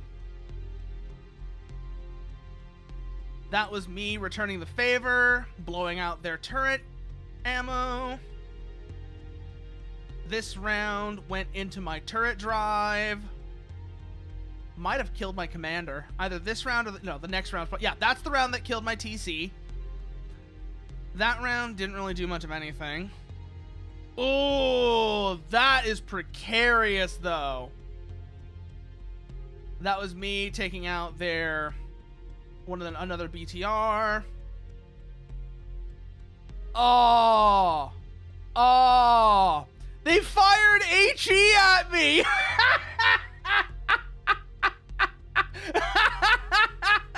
They fired HE at me.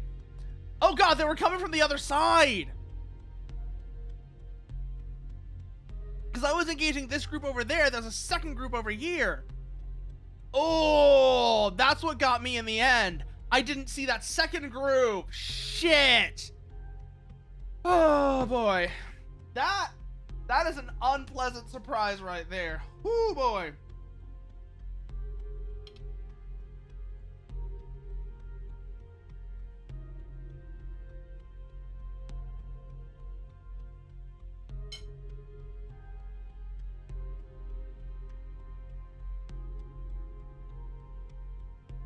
Oh shit, you're right, I did.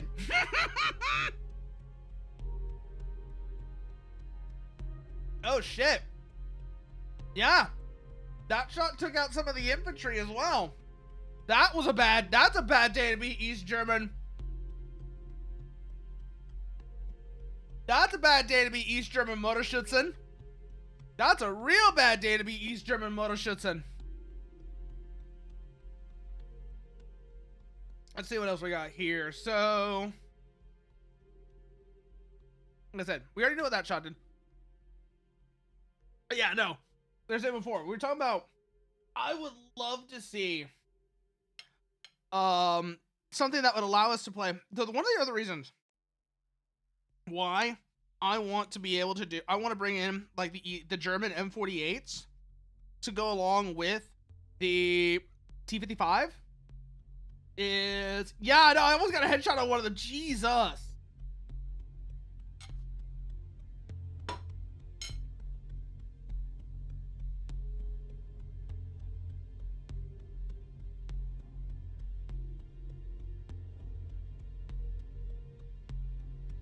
Although, considering that, oh, no. You say almost. Oh, shit. Oh, that is unpleasant. That one right there.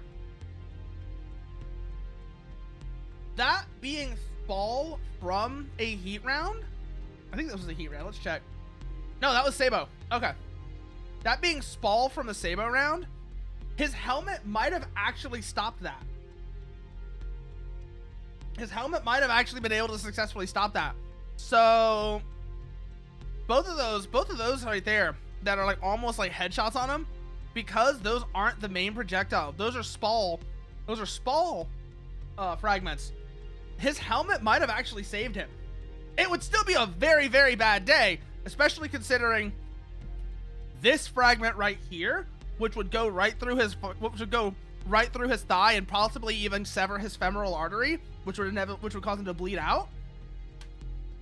But these, yeah, his helmet might have actually saved him from these. The DDR helmet looks so fucking goofy though, I swear to God. It is such a silly looking helmet. Forget what the actual... Yeah, no, you would have absolutely shit your pants. You would absolutely have shit his pants in that moment. But this is what would kill him. This is what would kill him, not this. Because these, like I said, these are spall fragments. His helmet might have actually saved him from these. But this would kill him. This would absolutely kill him. Going right through his thigh like that, it would possibly sever the femoral artery. Although I think that's on the inner thigh rather than the outer thigh, so maybe he would survive that. I'd have to look. This guy is having a bad day. This guy is having a real bad day. His knee got blown out. His knee gets blown out by something that basically has similar force to like a 9mm pistol round. He basically got hit by he got hit with a 9mm round to the back of his knee. He is having a bad day. He is having an exceptionally bad day. This guy got incredibly lucky. Oh boy. Oh boy. This guy got incredibly lucky. Again, that is a pants shitting moment. That is a brown pants moment. Actually, now that I think about it, the color of the East German uniform is basically bring me my brown pants. So he's already in his brown pants. He's good to go. He's in his brown pants. He's good to go.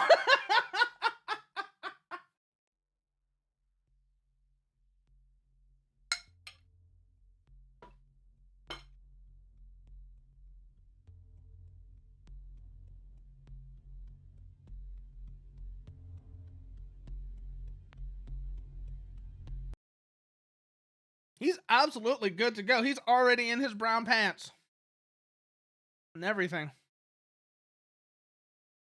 So once he gets into the fight, like, even when he's into the fight, he is fine. He is ready to go.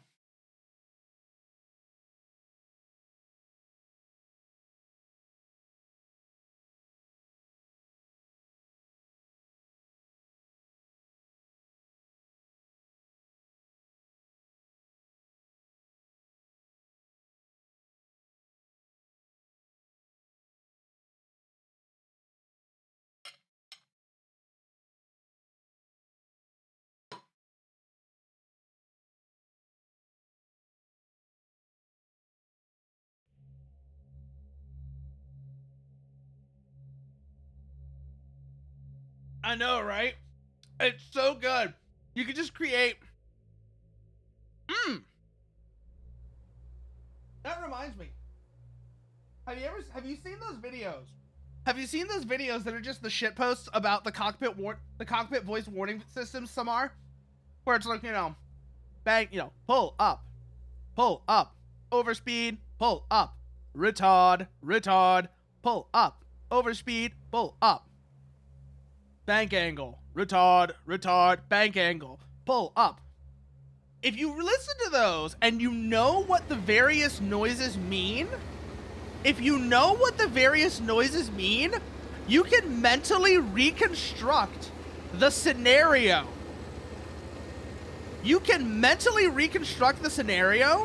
And actually sort of like run through what happened solely based off of the cockpit warning sounds. I'm trying to remember. I did that actually one time. I think it was with the A320 video. The one that ends with retard. Basically telling you to slow the fuck down. And it's honestly a terrifying scenario. Let me see if I can find it real quickly. I actually wrote down what happened in this sort of like hypothetical scenario. Where did I put it now? That's the real question. A320. This is the one I'm looking for. Yeah, this is the one I'm looking for. So, A320 ASMR, that video. I'm going to run you through what happens in this video real quickly here. I'm going to run you through through what happens in this video real quick, because I'm thinking about it now. I want to actually talk about this one.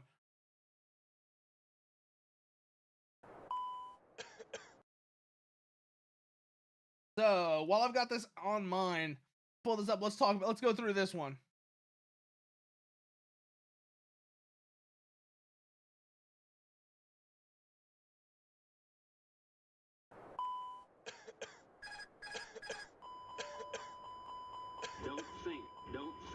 Don't think.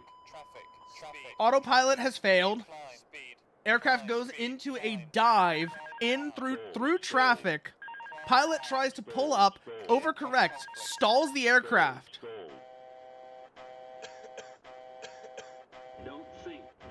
Stalls, and now we are in a, not a spin, but we're in a stall. Flying into terrain. Pilot is pulling on the side stick for dear life. Trying to recover.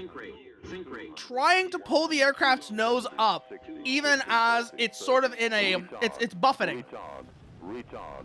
Aircraft is in a aircraft comes in and makes a very hard belly landing.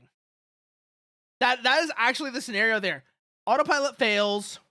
That's the first thing. That's the first link in the chain of events. Is the autopilot fails in a pretty dramatic way. And that leads to everything else.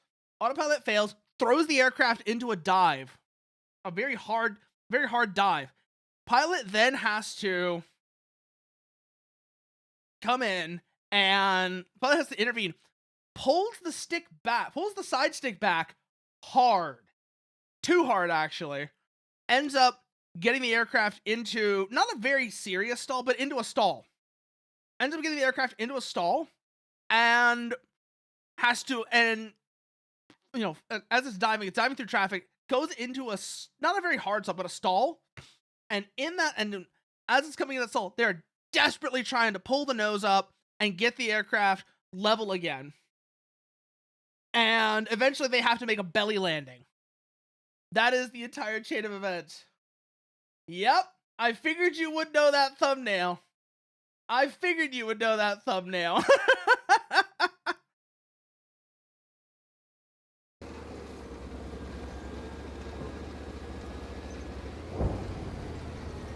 But yeah, I always do find that round hilarious. Because the Arjun is just such a shit show of a tank. The Arjun is just such an incredible shit show of a tank. And really, really shows just how fucked Indian defense procurement is.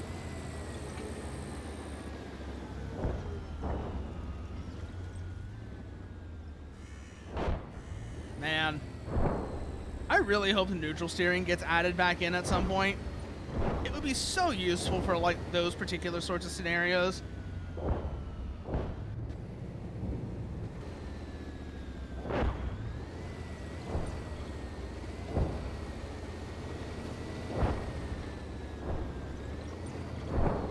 Actually, no, let's hold here.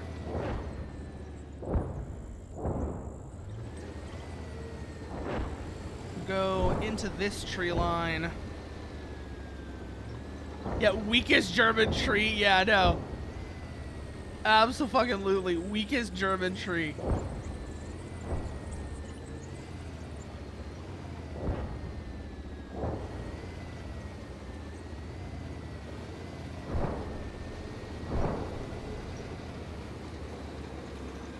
We're gonna push up to that next tree line, actually. Over here. This was a really good position. We may not use the tree line, but we might use this berm. We might use this hill as a berm to attack from. To engage from.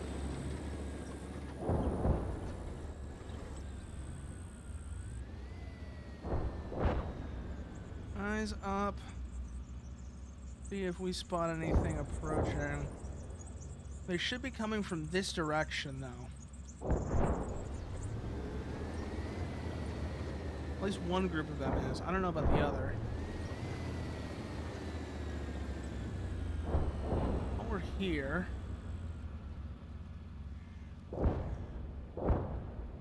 Get some APDS restock. You can get 2 extra rounds in the ready rack. No, it's just 1. Okay. But, let's see. Where are they? That is the million-dollar question. Where are they? They're going to be in this area. but I forget exactly where. I think it's in that direction, though, so let's scan this sector. See if we spot anything. Maybe pull back a little so that we're not quite so exposed. And then go from there. That was artillery.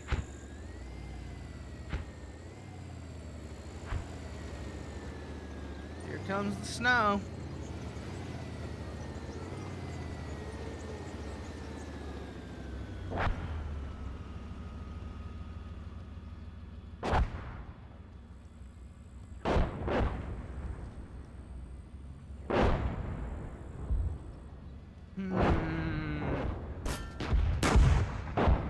To our left.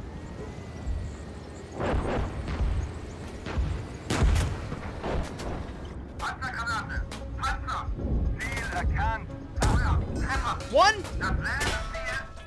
Oh, that was fast. That was fast. Oh, God. No. No, that would be terrifying, Samar. That would be actually terrifying, dealing with T-72s in this exact same scenario. Especially if we're still only limited to DM-13. Oh, God, no. Please, dear God, no. That's miserable.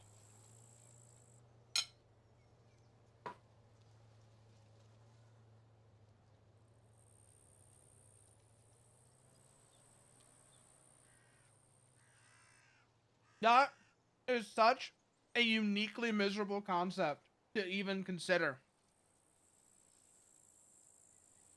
That's because it's entirely possible.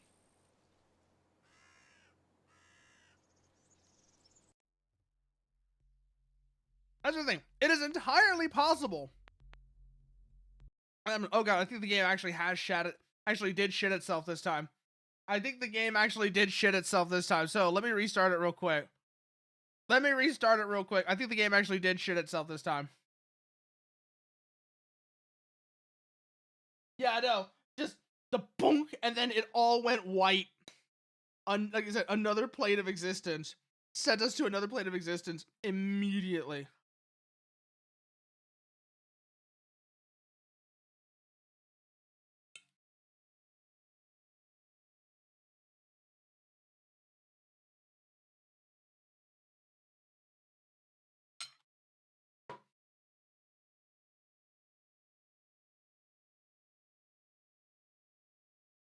No. Eastern Road. Yeah, no, it really did. You know what? What if we do it at night? We're in a Leo 1A2. We have a superior night vision system. We have a far superior night vision system than the T-55s do. We have passive LLTV. They have active infrared. We can hunt them by looking for the searchlights. Oh, we could be evil here.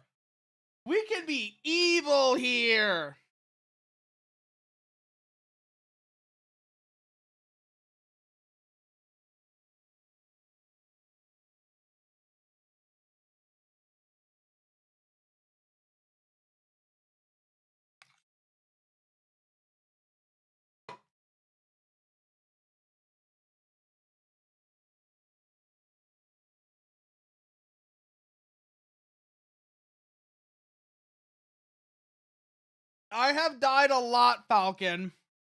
I have died a lot. You have to understand, I'm in a Leopard 1. I am in a Leopard 1. I have died a lot.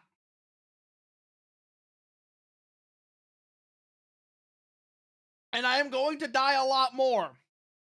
Because I'm in a Leopard 1. And the Leopard 1... Yep, time to go duck hunting.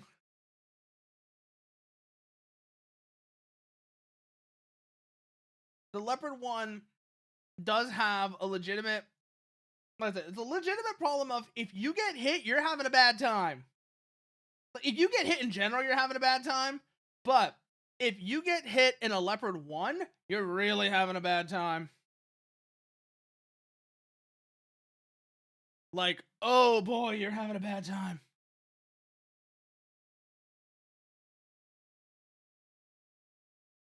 Turn your damn searchlight off.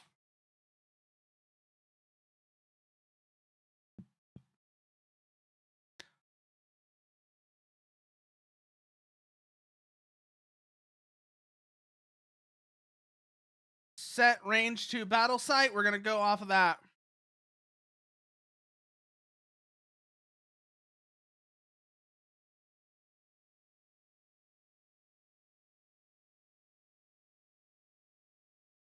Yeah, 1 second you're a tank, the next you're an IED. Exactly. Exactly, Samar. The one downside of doing this at night is we don't have binoculars if we have night vision. We do have illumination flares though, so if we get into the shit and we really need to, we do have that option. But I'd rather keep things dark and use our superior night optics to use and leverage our superior night optics. Yes, it is, Falcon. We are multi-stream drifting. We are very much multi-stream drifting.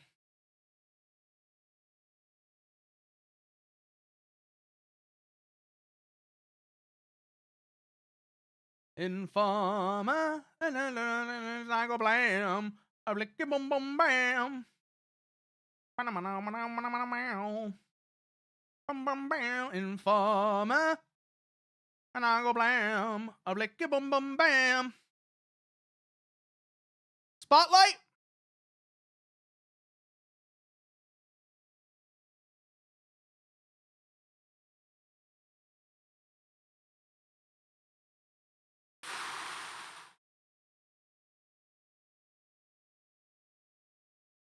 Like I said, we have better night optics than they do, and we're gonna leverage that.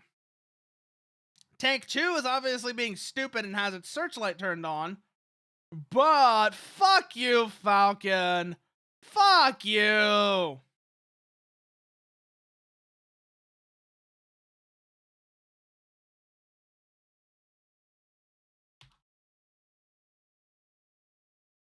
Ah, shit. Switch to 2.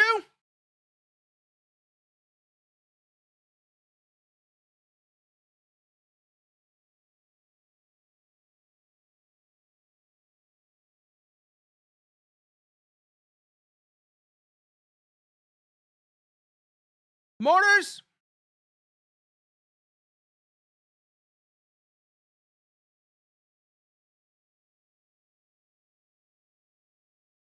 Turn that off. We do not want that on right now. That gives our position away. Make them work to find us.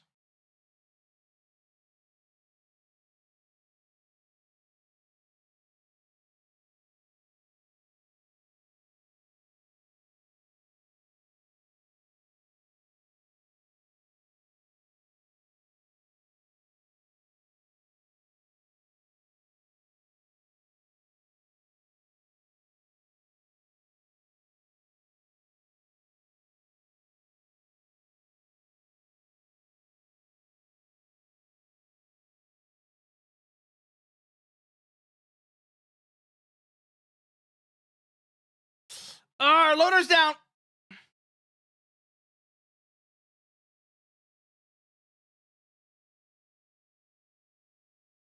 Back, back, back, back, back, back, back, back, back.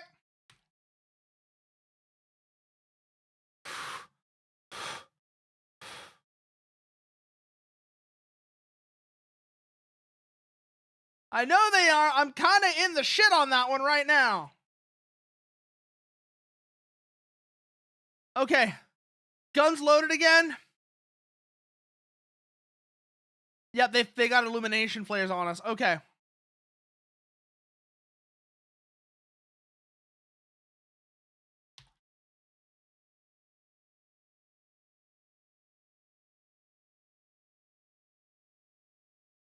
Ah! Woo! God damn! Oh, that is fun. That at night, that is fun. Like I said, you gotta make them work. You gotta make them work to see ya. I am looking forward to whenever multiplayer eventually happens. Table Salt in multiplayer, that's gonna be a good time. That's gonna be a fun time whenever that becomes available. I can see why this mission is called Table Salt too. Oh boy.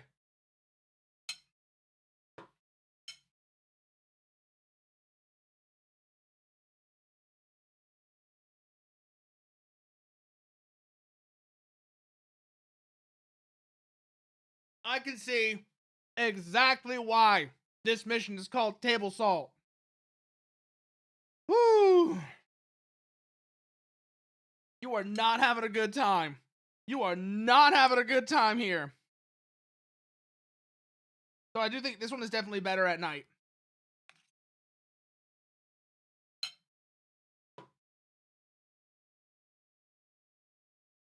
Definitely better at night.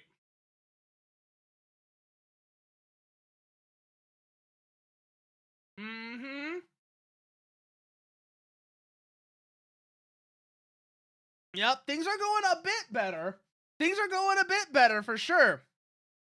But, like I said, it's night, because the nighttime, like I said, our night optics are better than theirs. And that makes a huge difference.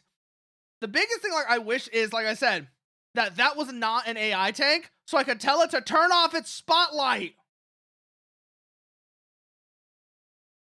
Like, dude, turn off your spotlight now.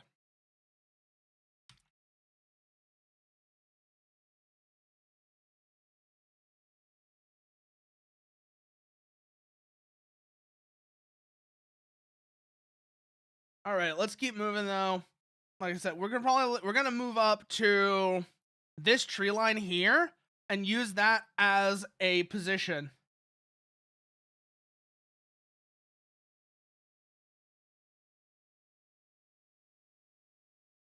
Wait, is that a berm?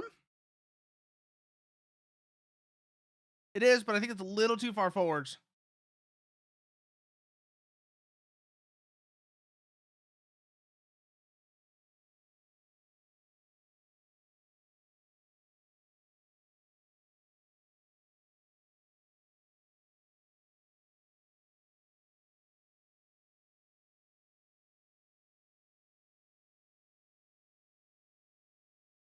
Yeah, I know. It's really nice. The LLTV system is really nice.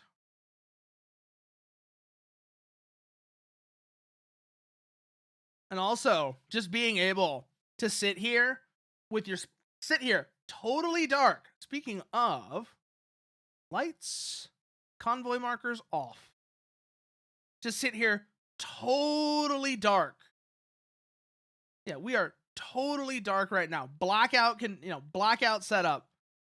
And we could just sit here and wait for them to come through with their spotlights blaring. And if we're lucky, this position should put us where they'll be coming over along this way. Like, if I'm right, this should put us in a really good position to actually catch their flank.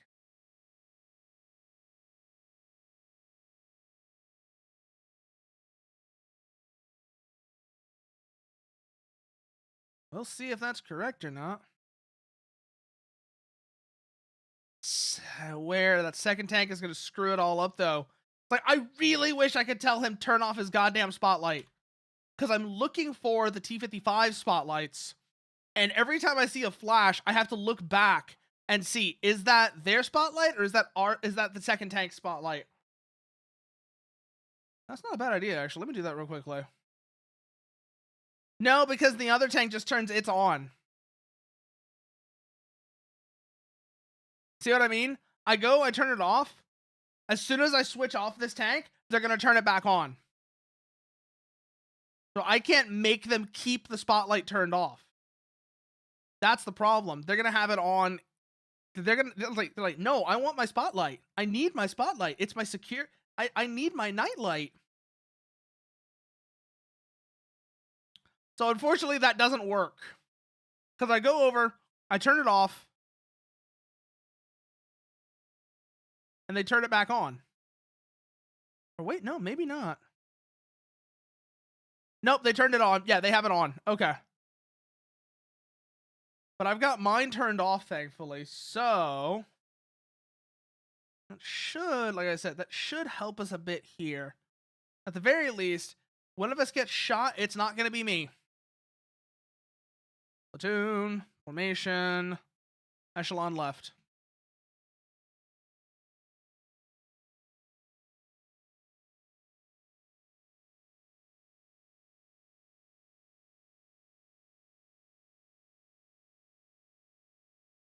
Okay, those are illumination flares. They're firing illumination flares, so we can actually use the day sight here. Or really, not can. We kind of have to, actually. We kind of have to use the day sight here. They fired off an illumination flare, so hopefully this position does keep us out of their line of sight, at least for a little while. But let's see.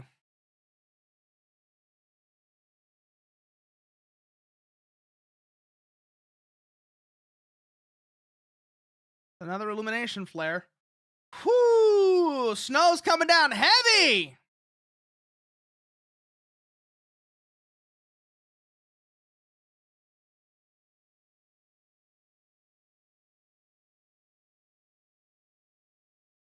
Identified!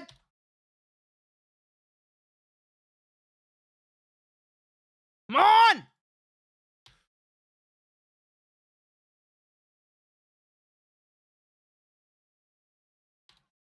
Whoo! Come on, come on, come on, come on, come on! Last round!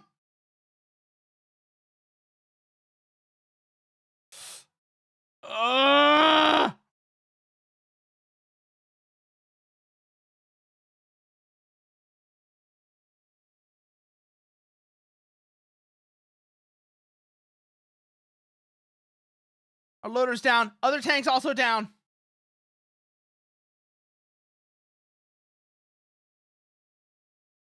Whoo! Do we get him? Yeah, we did. Pull back, pull back, pull back.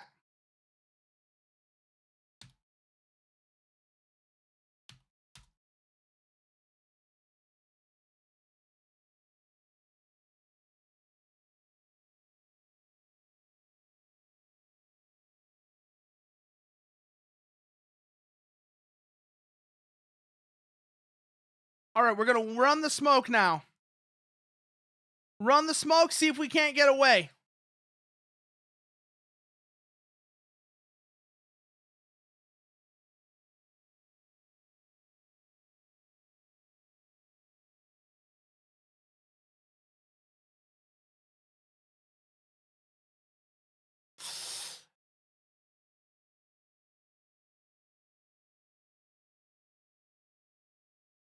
I see him.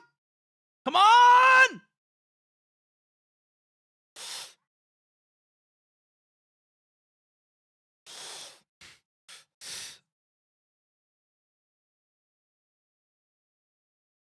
Come on! Shit!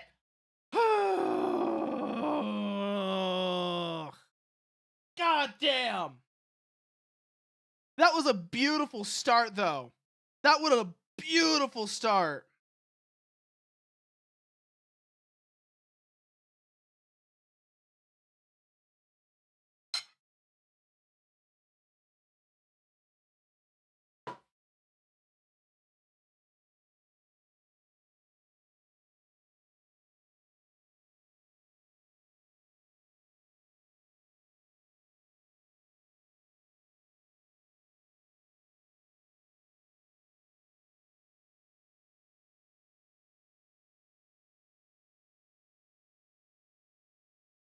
God damn, that was a beautiful start.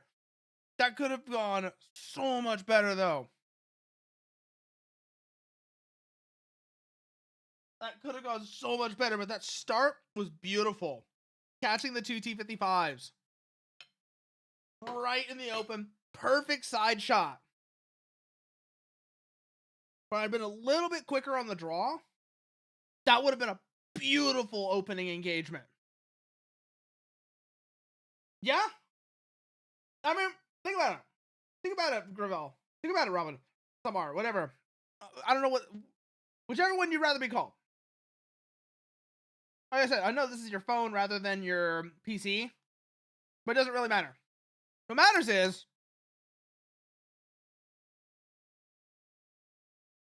the reason it looks like a TV screen is because it is a TV screen. It's not just that it looks like a TV screen, it is a TV screen. It is a low light television system, remember. It's a low light TV system. That's why it looks like a TV, because it is a TV. You're literally looking at a TV screen that's in turn looking through optics. You're looking through a TV camera that's looking through optics. That's why it looks like a TV. That's why it looks like a TV, because it's a TV.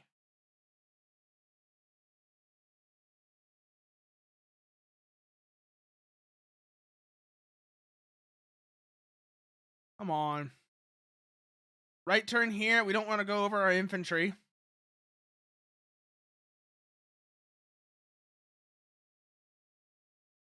Queue up a heat round. Fill up our Sabo rack while we're moving.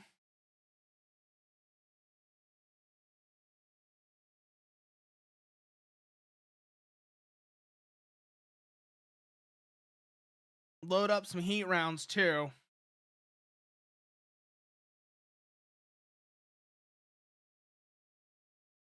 While we're on the way. Check our positioning. Pull back a little. We're a little too forwards.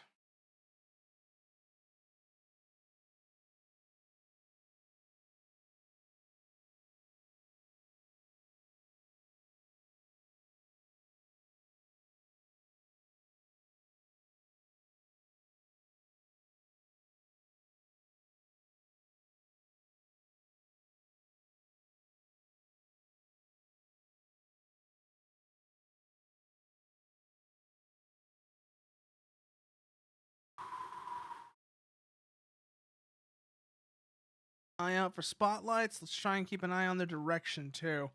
That was a source. That wasn't a reflection. That was a source light. Got him.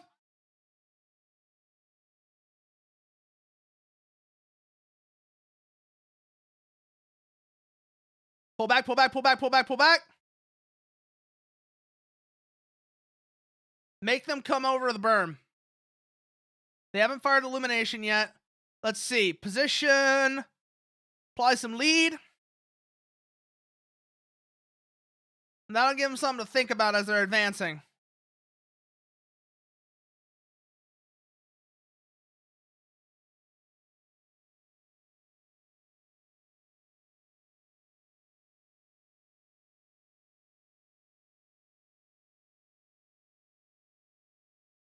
That's a weird sound bug.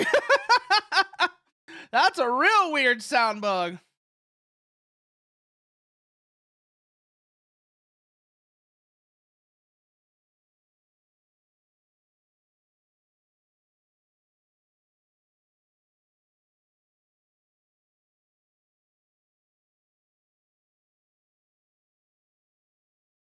Shit, can't see him through the artillery smoke. Gonna have to wait for them to come through.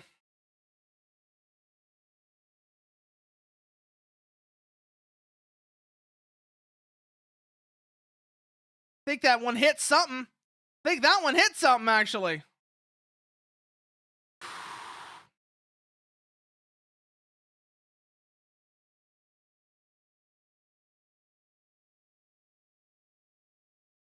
They're firing illumination.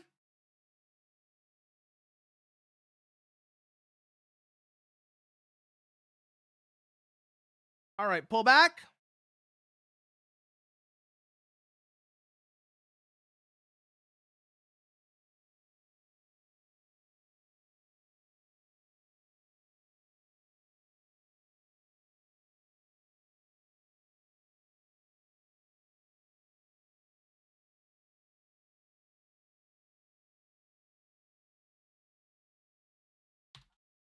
Punk.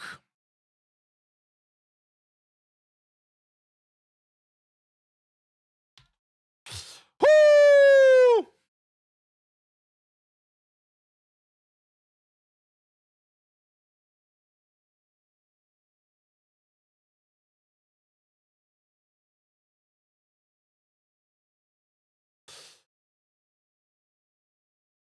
Loader's wounded. Come on!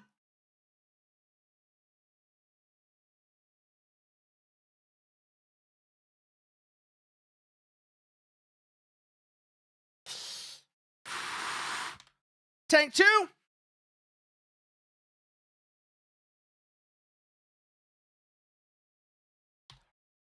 Woo!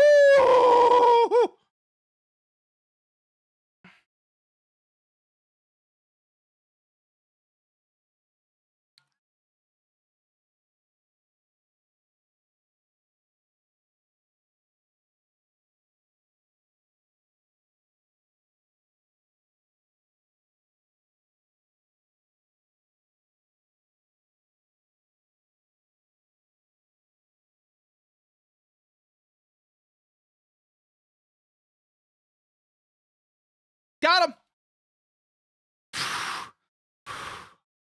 Next one.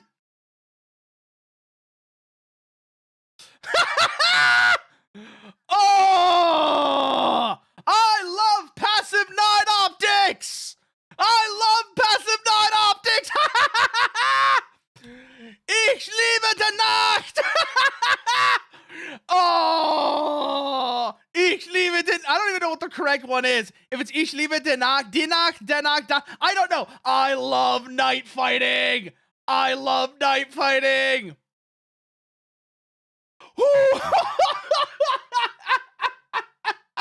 I don't know which one is correct. Like I said, I don't speak German, but God, I love that. Oh, that was good. Just one after the other.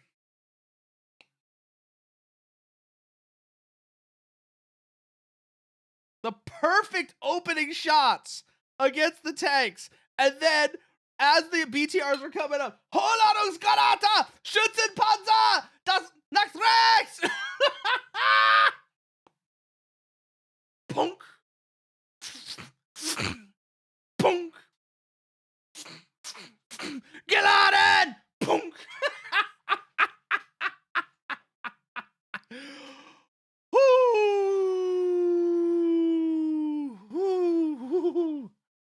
That's the good shit. That's the good shit. That right there.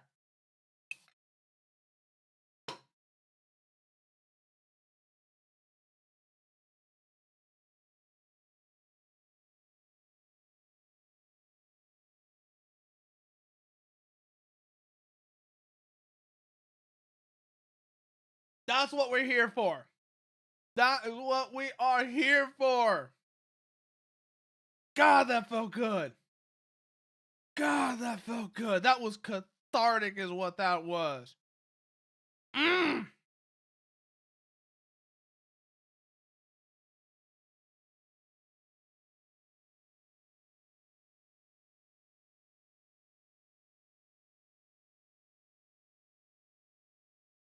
Yep. Those are the moments you live for. You're absolutely right about that one.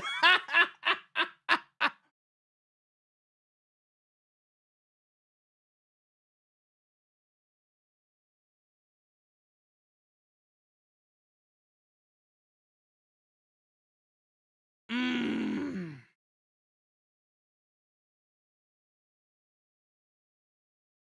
So, we've got good positioning now, at least for the to start the engagement with.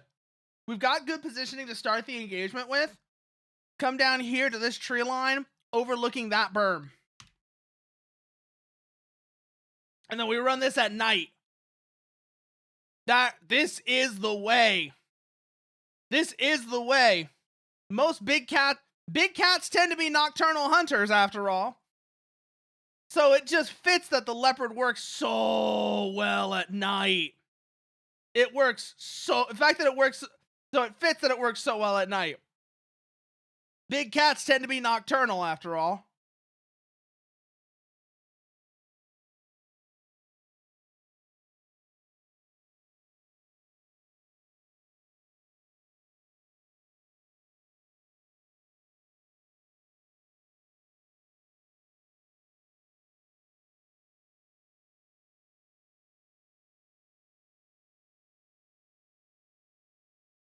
Are we looking the right way? We're looking the right way. Good. So we should be able to catch them by their spotlights when they come over. Yep. They are, like, they're so good. Especially the panic German voice lines. Like you're saying, it's the German voice lines, but it's especially the panicked German voice lines. The loader just screaming, this voice cracking, Geladen! So good. So good. There is one variant of Ziel Akant that I don't like, that you hear sometimes. It's in the calm lines. There's like one version of Ziel Akant that I think is a little weird sounding, but I am also wondering how much of that is just because of the current kind of rough preliminary state of the German voice lines. I am wondering how much of that is just because of the current, like, preliminary state of the German voice lines, that particular version of Ziel Akant sounds weird.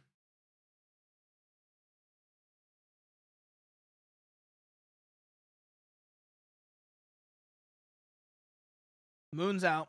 Clear weather. I'm seeing what looked like spotlights starting to come over the berm, poking up over those trees. Don't know if that's the second tank in our platoon, but I'm starting to suspect it might not be. So, half a third platoon is falling back. Let's see. Let's toss some illumination here. Preliminary. At the very least, it'll mess with their night sights a little. It means we'll lose ours as well, but we have better optics than they do. And we have positional advantage. They have to advance.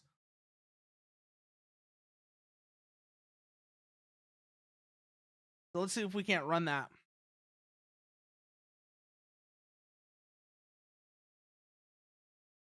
Not to mention that illumination means we can use our binoculars rather than having to rely on the unmagnified night vision.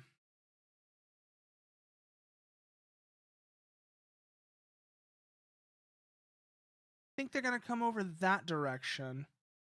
So, position accordingly. Yep, there's the artillery.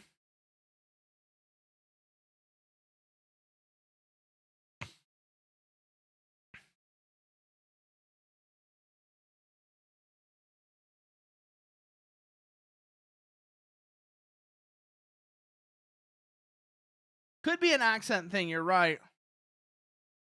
Especially considering that, like you said, though, so I think the lines that are in the game right now are going to, so the lines are going to stay the same for East Germany, for the NVA, and then FRG forces, Bundeswehr voices, are going to be different than the current ones are. I think these are the NVA voice lines, but they don't actually have Bundeswehr lines yet. So these are going to be the lines for the NVA, but Bundeswehr are going to be getting different voice lines in the future.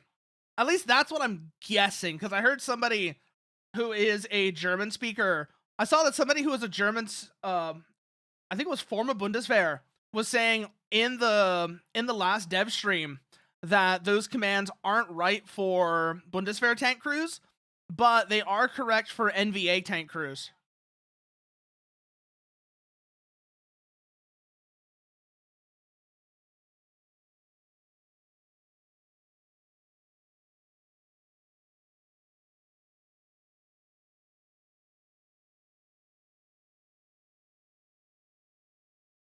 Where was that tank at? There it is. Okay. Artillery on their axis of advance. That should stall them. Move over to this fence line. We'll engage from here.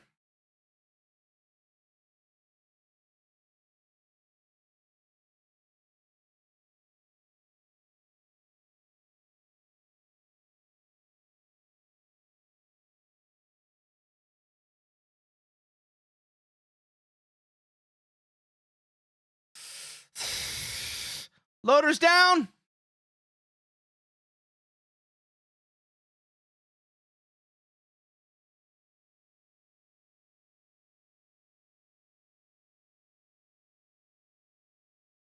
Well, that did not go very well at all. That did not go very well at all.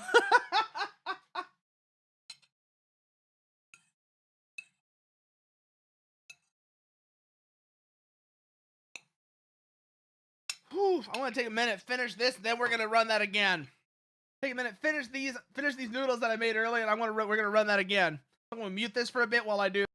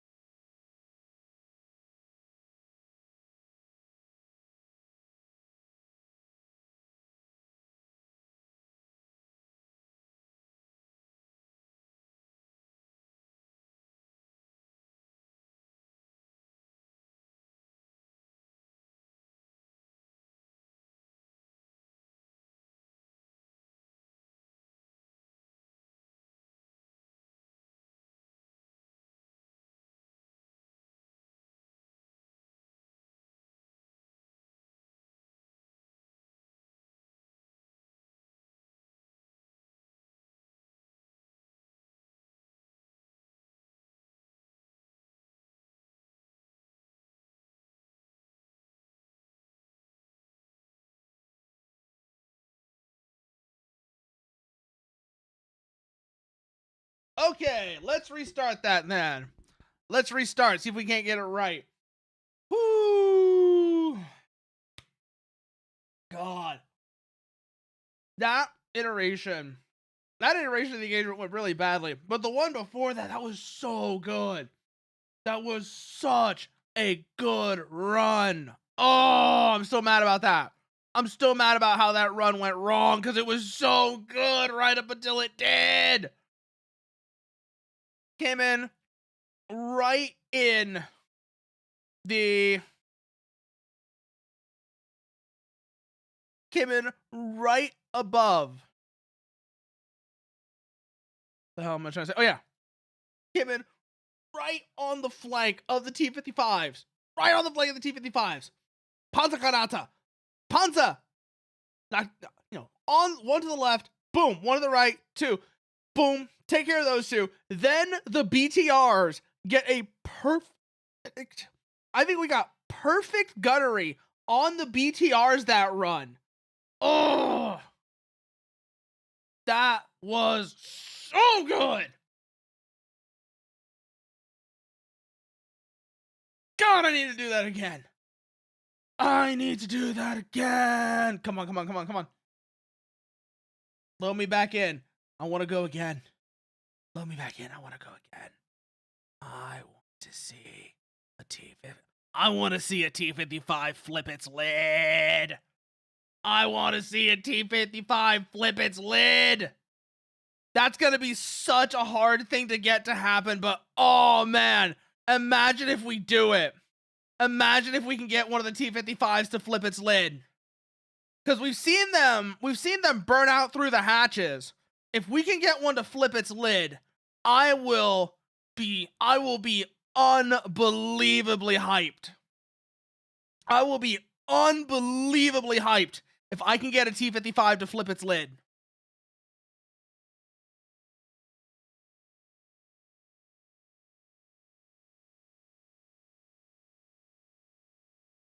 Okay, we're coming up to BP Alpha. Illumination is a mistake. I'm gonna say that one again. The illumination was a mistake. That was kind of a big mistake. Because it kind of neutralized our big advantage of superior night optics. I don't know what I was thinking when I did that there. No, I was thinking I wanted to be able to use my commander binoculars. But, like I said, that means we can't really leverage our big advantage of superior night optics. So, if anyone's going to fire, we need to make sure that if anyone fires illumination, it's them.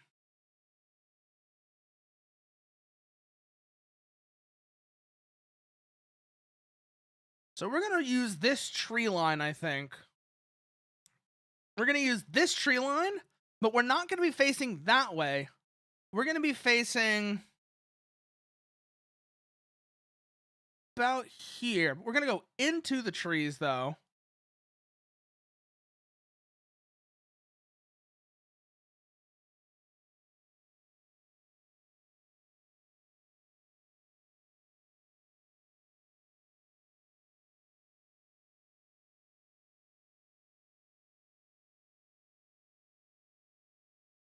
Also, it's funny you mentioned different accents in German.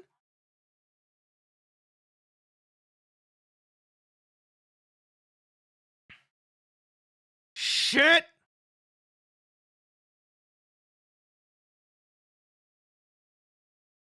I can't see him!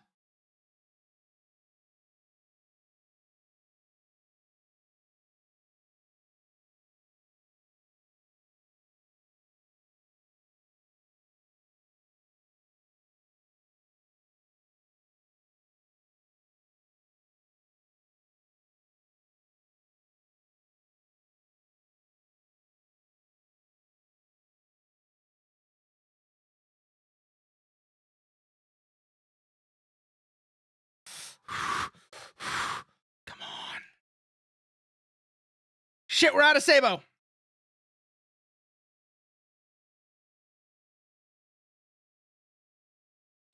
Lost our loader. Where's the second tank?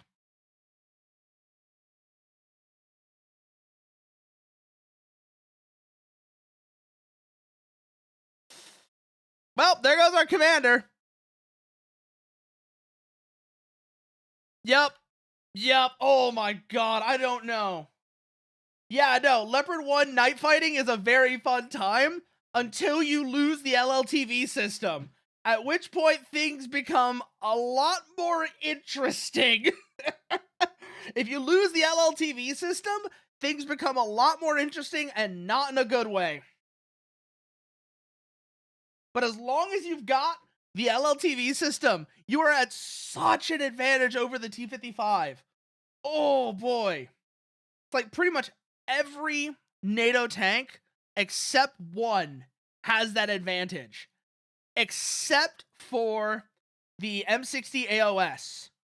The Rise passive, it's just in terms of night fighting, NATO owns the night. Even if I'm not necessarily very good at it, you could just really see NATO owns the night. Holy shit. You can do like if I like you could I could just see the potential to just be an absolute asshole at night if this was like PvP. Obviously that would be stupid. That would be like that would be a really unpleasant experience even with this game, even whenever this game gets multiplayer is PvP. But I could see how if you were if you were like the NATO player in that scenario, you can be an asshole at night. Oh boy, you can get up to fuckery. And there's not a single thing that the other side can do about it. Well, not really, because they can launch illumination flares and such, which will screw with you. But the point is that you have a massive advantage. You have a massive nighttime advantage.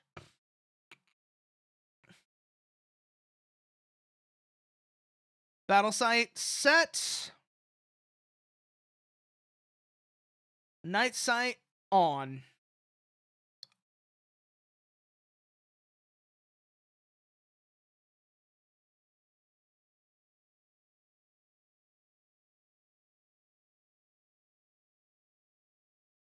Convoy lights off. Bravo 6 going dark.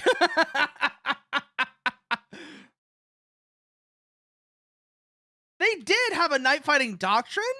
I'm just saying that NATO has much better set up for night fighting than Pact is. And it's entirely because of the proliferation of passive night optics that NATO has. That they can be much more aggressive in their night fighting doctrine than Pact can.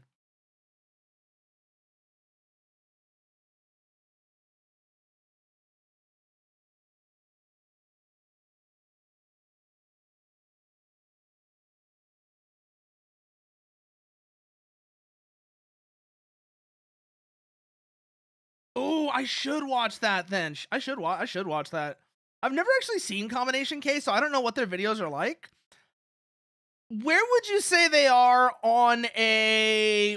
I can't believe I'm using this scale. This is such a dumb scale, but I have to. On a scale between Red Effect and Chieftain, where would you put Combination K?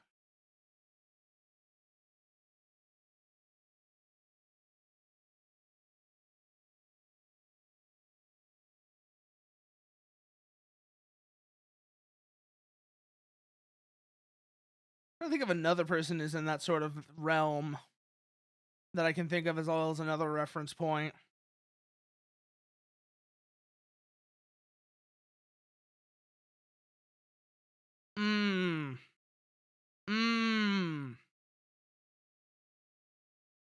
Oh, the way you saying that makes it sound like she has some very not kind things to say to the likes of Red Effect.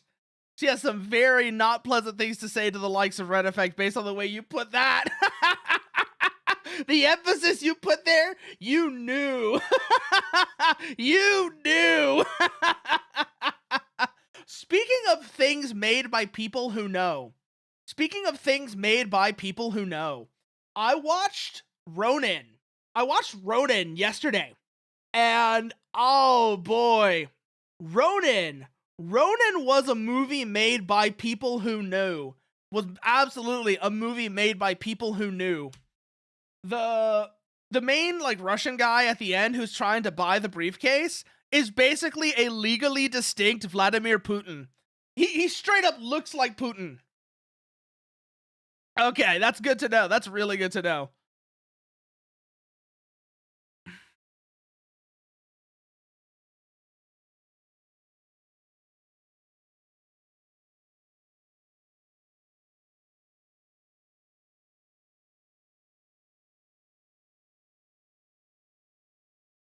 Like everything about that movie, I was like, the people who made this movie are knowers. The people who made this movie are absolute knowers. They're launching illumination flares. They're on the left.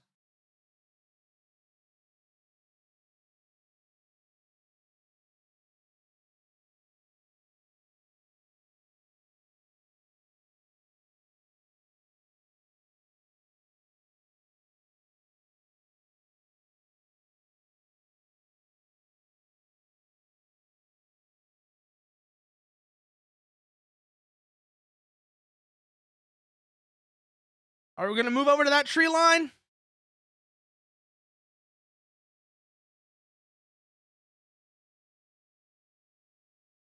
Whoo! That felt like it was a near miss.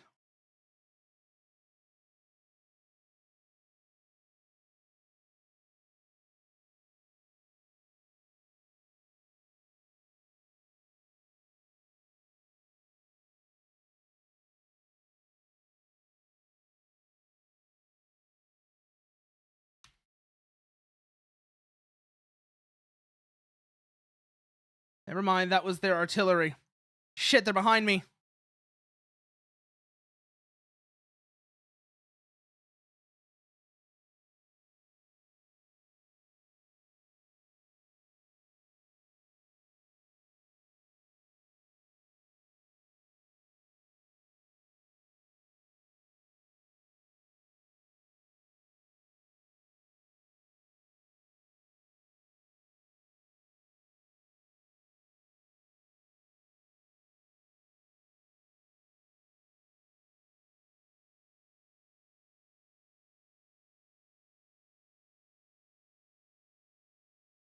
Whoo!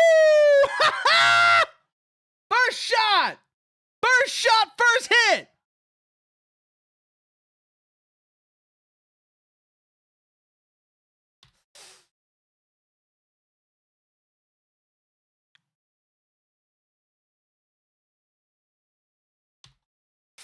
Woo! Two!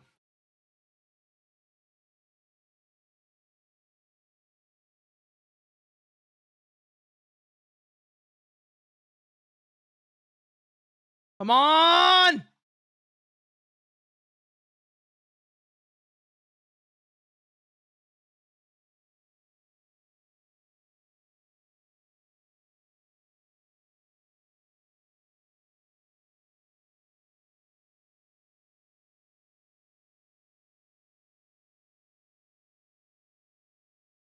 Come on!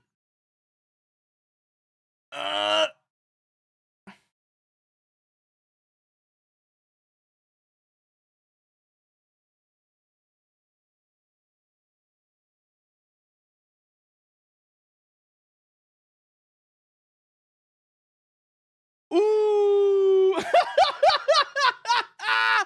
Oh, the infantry got me. Right there, the infantry got me. Oh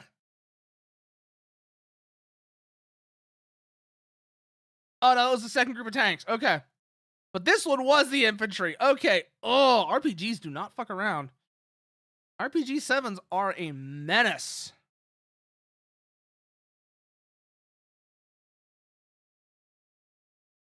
God damn, RPGs are a menace. That's a significant emotional event. That was a beautiful shot. That was an absolutely beautiful shot. That was a beautiful shot. That was a beautiful shot. It's like, we're always the one who initiates the engagement.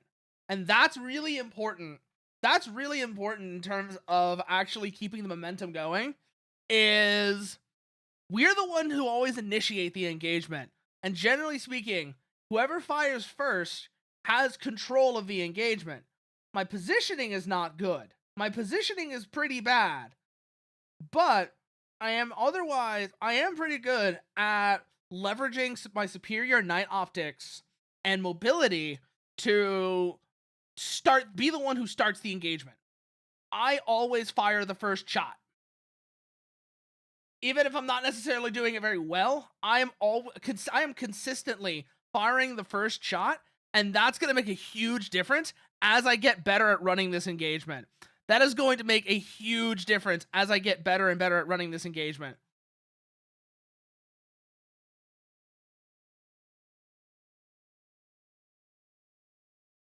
Oh, no, that first one.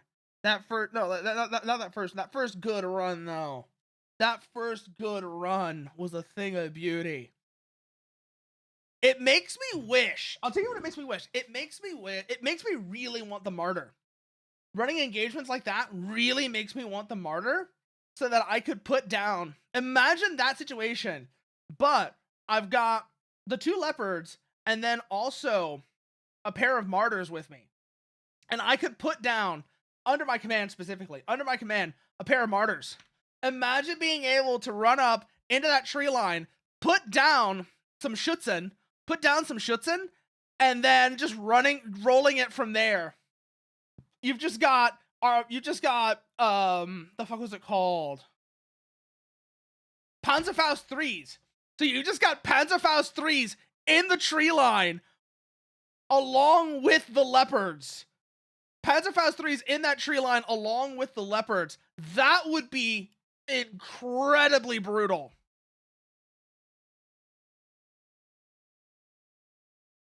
That would absolutely chew that NVA group. That would chew that NVA unit apart so badly.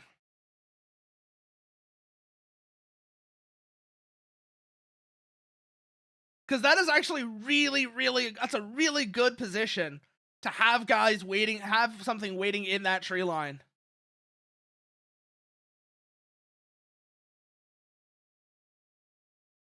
The hell? Oh, it's a dirt mound. Okay, I hit earthworks. That's what that was. I'm starting to think we might actually be better off using this tree line as our start point, just because it is so well situated.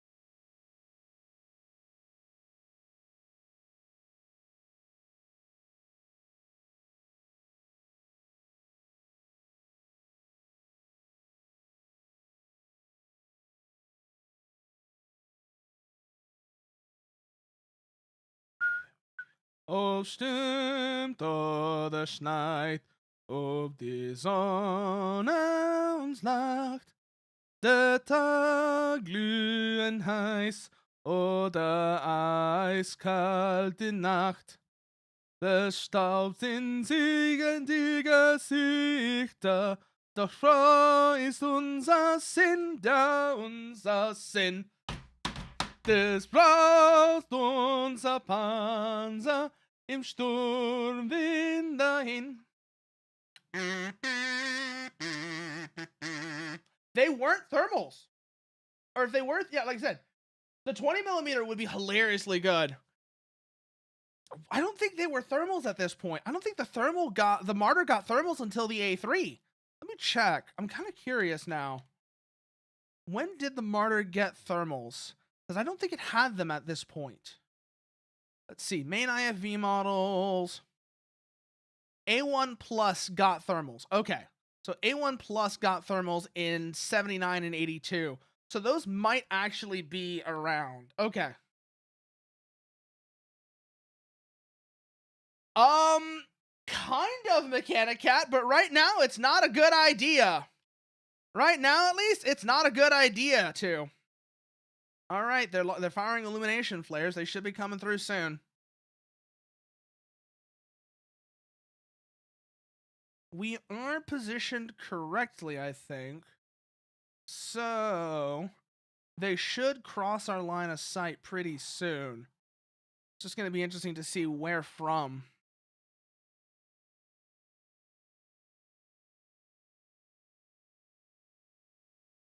Put down some mortar fire there. See if that disrupts them a little.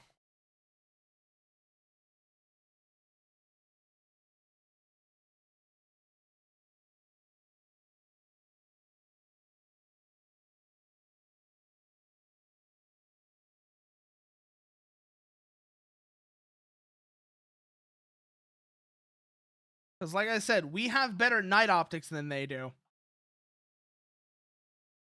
By quite a long way.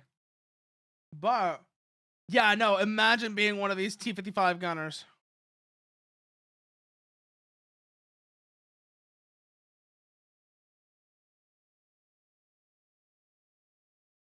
Ooh!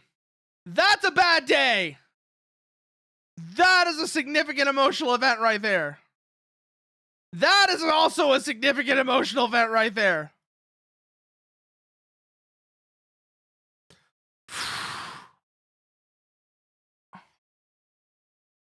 I'm hearing MG fire. What are they aiming at? Schützenpanzer! Ooh, second tank's got him.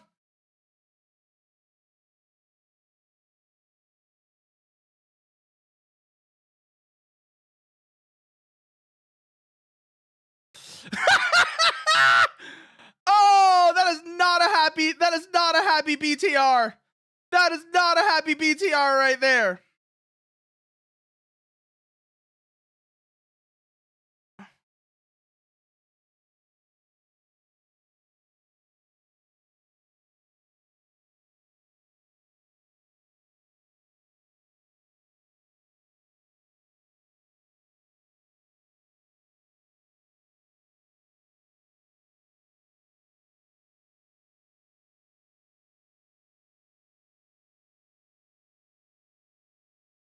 Turn. Scan.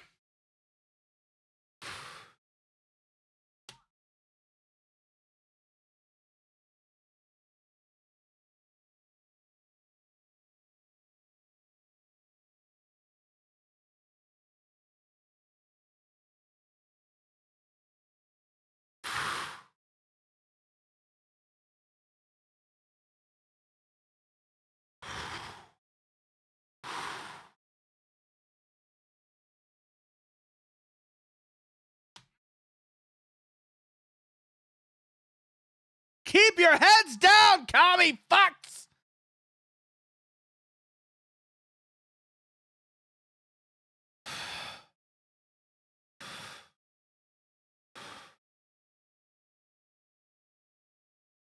I know they're still there. Told you! That's right, you keep your heads down! Oh, I wish I could use the commander's MG right now. Oh, it's not a priority for them, which is why I know it's like low on the priorities list. But God, imagine just having just that slight elevation advantage, being able to run the commander's MG down on these guys right now.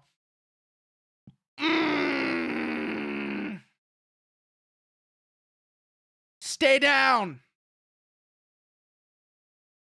Gunner tracks infantry. No, driver tracks infantry.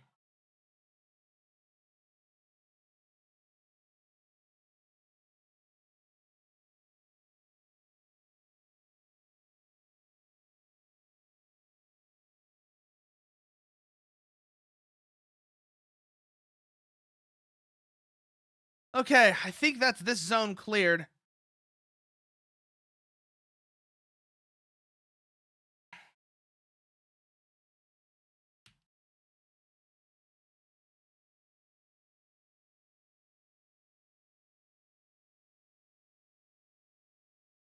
Let's move back towards BP Alpha.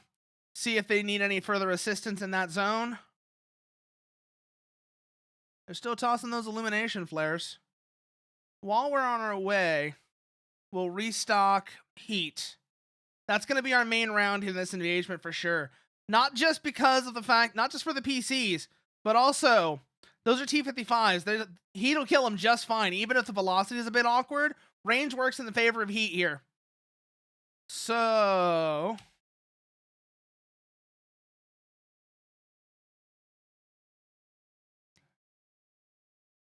we'll move back towards this farm and move back towards the farmhouse, see if we can put ourselves in a better supporting position just in case.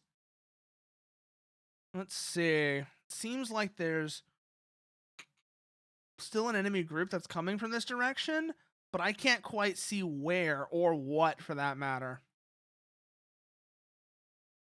I just know they're being really, really aggressive with those illumination flares. Like, god damn. Lighting this place up like a belt. Lighting this place up like a Dutch brothel.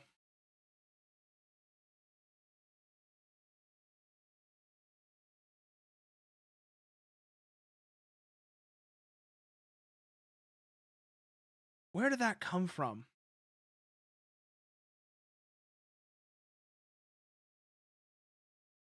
Can't see them from here. And it's also why I'm saying heat is really the favorite around here. I see them, but loader's down. Shit. Where's the second tank at? I just thought about that. Where's our second tank at? They'll have to run this engagement.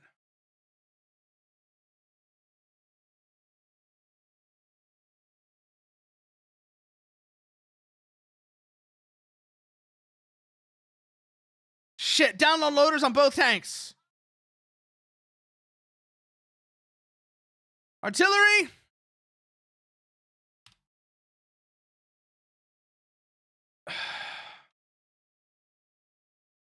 Back over to the first tank.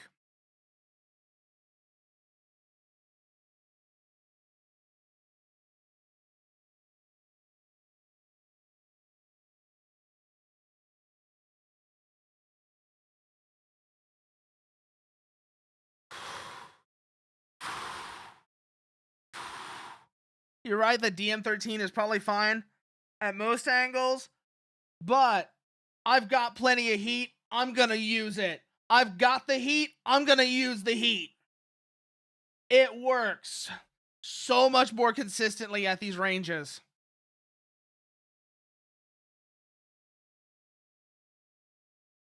Artillery should get them to shift their position at least.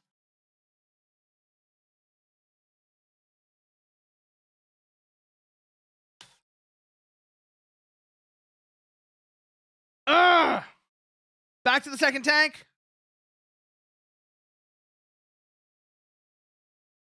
Oh, did I get caught in the secondaries? Nah, they bailed out. Okay. Whew. I want to see how that first engagement went, though. Oh. Okay, first one bounced. First one didn't go through. Second one, though. Oh, that is a significant emotional event. As is that. And that. Oh, that was a bad day. That's gonna scare the shit out of the driver.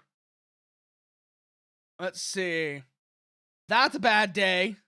That's a really bad day. That's a bad day. That's what took out our loader. That could have been so much worse if it had been a bit lower. Oh, that is a lucky one.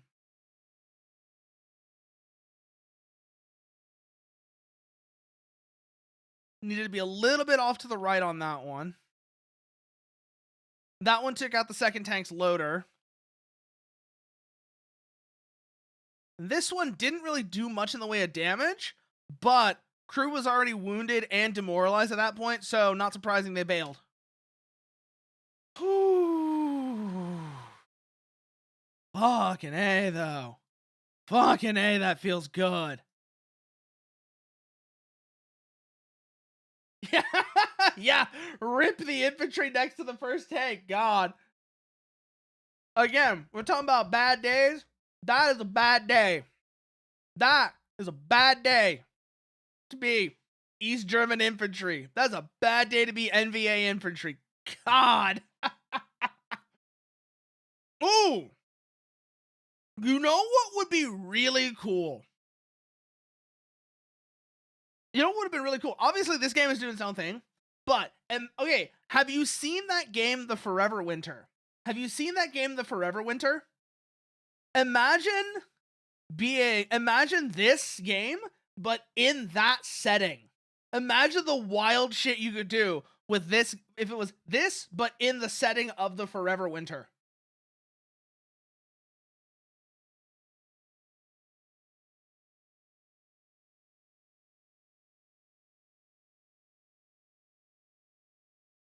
Cause like that is a game I love. I love the setting of that game so much. The setting, the art style, just the general look and feel of it is really good.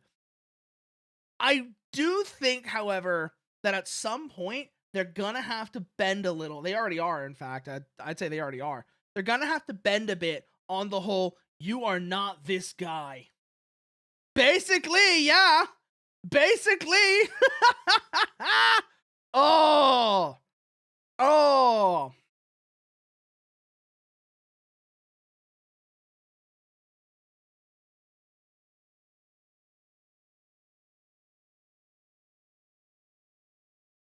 Because here's the thing. Here's the thing. They have already talked about the player being able to obtain exos in the Forever Winter. So you know the little mini mechs in the Forever Winter? They've already said the player might be able to get their hands on one of you might be able to get your hands on one of those in the future. I don't know what's going to happen with that, or if that's going to stay true or not. Or are they going to be like so dedicated to the whole, you are not that guy. You're not that guy, bro. You're not that guy. You're not that guy, bro. They're going to be like so dedicated to that they're going to say, yeah, no, actually not. We're not going to let you do that. Because right now, as it is, there is a very, very clear progression in that game of going from scavenger to mercenary.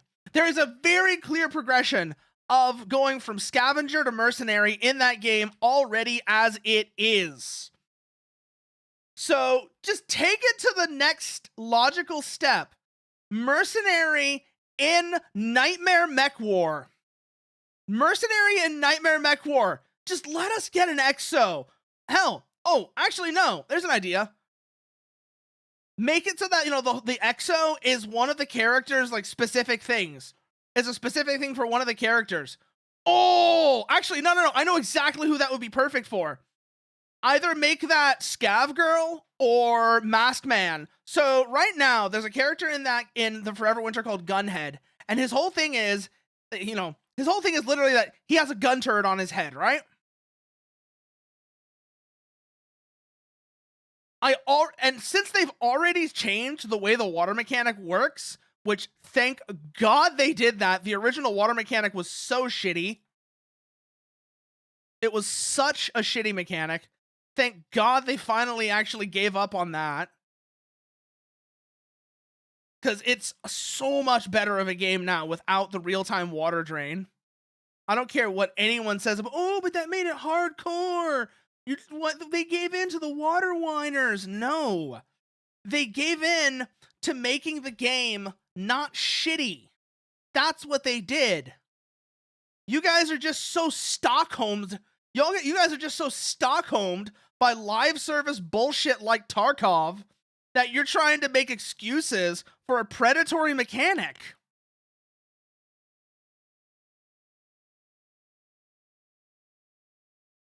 Something which the devs themselves have already said is antithetical to what they want the Forever Winter to be. So getting away from those kind of predatory live service mechanics is good for the overall health of the game. It's good for the long-term prospects of the game. There is nothing but good from getting rid of that of the kind of predatory water mechanic. And even if it took bullying the devs to do it, it was a good outcome. Echelon right.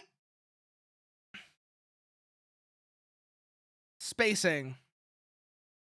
75 meters.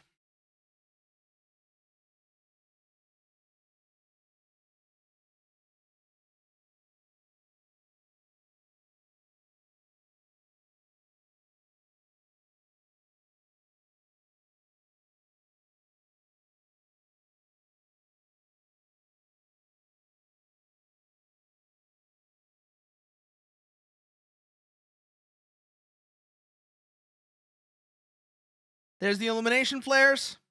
The tank should be coming through soon.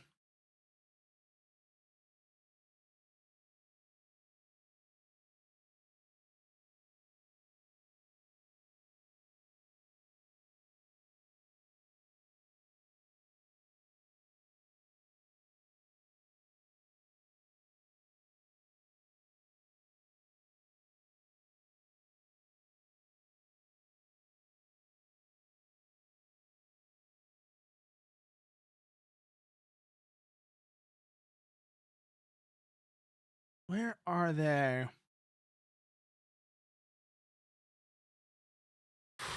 No contact on radio.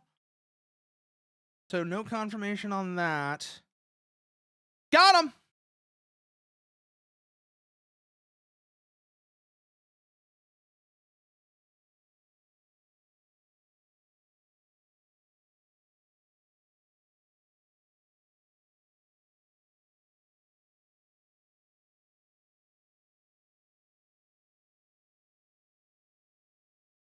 Woo!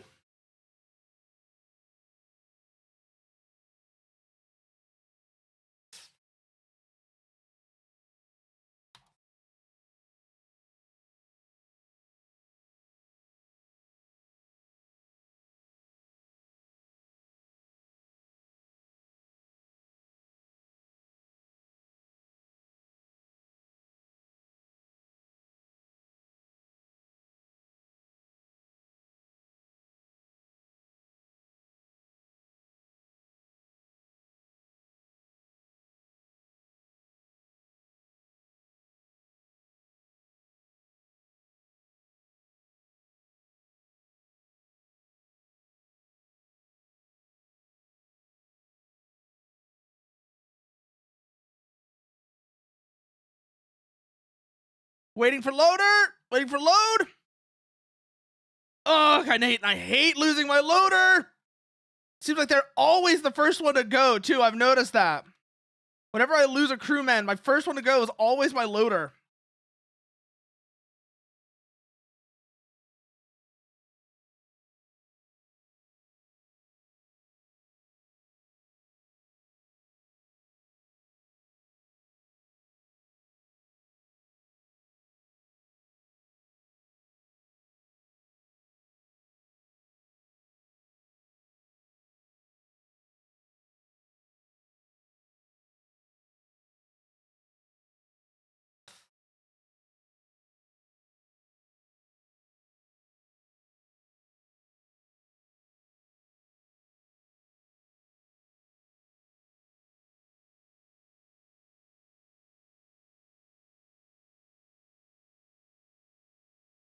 Ooh, beautiful.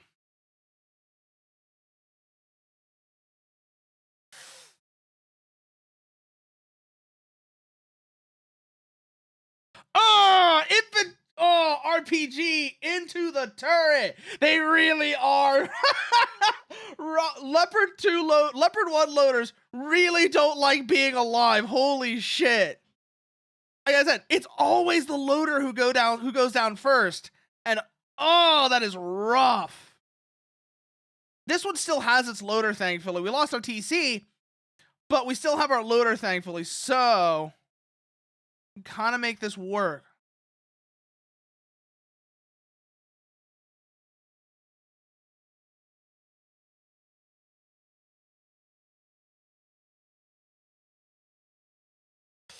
Whew. Come on, next one. Ugh, I know you're bleeding out. I know you're bleeding out, Hans, but get that shell in the gun before you die. Come on. Hans, I know you're bleeding out, but get that shell in the gun before you die. Come on.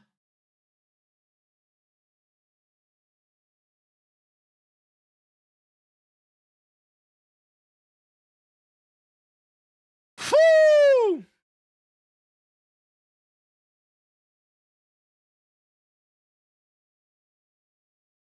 All right, let's retreat back behind the farmhouse.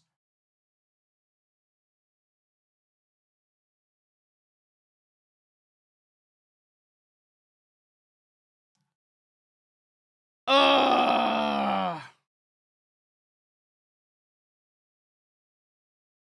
Yeah, no, I've taken. I think that might have been what got me there. I thought it was actually no, that was probably an RPG. Let's check the AAR. Was that an RPG or was that a hand grenade? I'm kind of curious now. That was Sabo, obviously. That was me firing heat into the back of the BTRs. That was an RPG. Okay, I was wondering if that was an RPG or an anti-tank grenade. That was an RPG. Okay. But yeah, I've seen the dev screenshots of RKG3s and how if you, like I said, you get too close to something where there's infantry, they might just toss one onto your roof. The reply to that is absolutely true. If I see sandbags, it eats a heat round. If I see sandbags, it eats a heat round. If I see sandbags and I don't see friendly marker, if I don't see any indication that it's friendlies, it eats a heat round. It immediately eats a heat round. I don't know what it is. I don't care. I see a building or sandbags that looks like it might have infantry in it. It eats a heat round.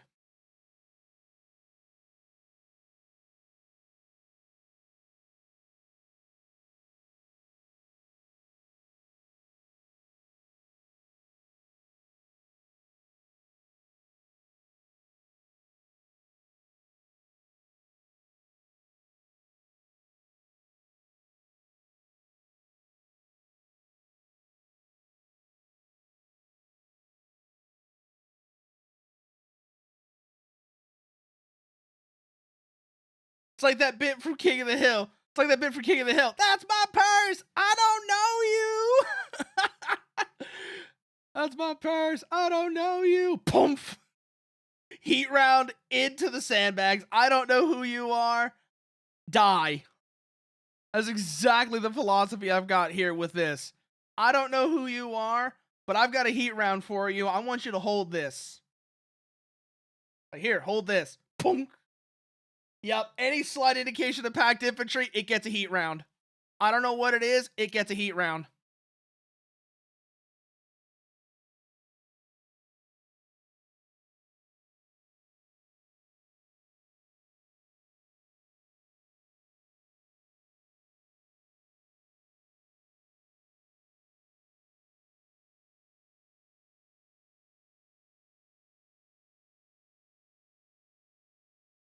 I have any reason to suspect it, it gets a heat round. I do not care.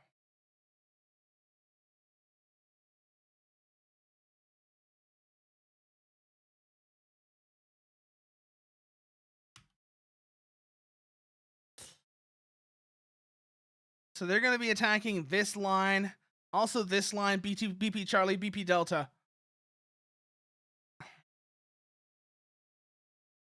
Yeah, Tiger Phobia is nothing compared to RKG Phobia. It's not even close. It is not even close. It is not up for discussion. Infantry anti-tank grenades? No, I'm not taking that chance. RPGs are bad enough. I don't want to deal with them having more ways they can actually. I don't want to deal with them having more ways. Although it's funny we're talking about this because remember how I was saying before about how a lot of World War II movies, unfortunately, tend to parrot what is basically Veraboo bullshit. So one of my favorite stories from the invasion of Normandy, is that bazooka crews found out that if German tank crews even thought there was a bazooka team in the area, they would turn around and run. They would just straight up turn around and run. They weren't dealing with it. I was like, can you blame them? All I said, like, can you blame them? I sure as hell can't. But there were points where it got to the point where bazooka teams were chasing Panthers. Bazooka teams were not, I am not joking when I say this, they were chasing Panthers. I want you to stop for a moment And think about how silly that is. That you actually had situations where bazooka teams were chasing, where infantry was chasing armor. Because the armor was so scared. Because the armor crew were so scared. And again, I'm going to say, can you blame them?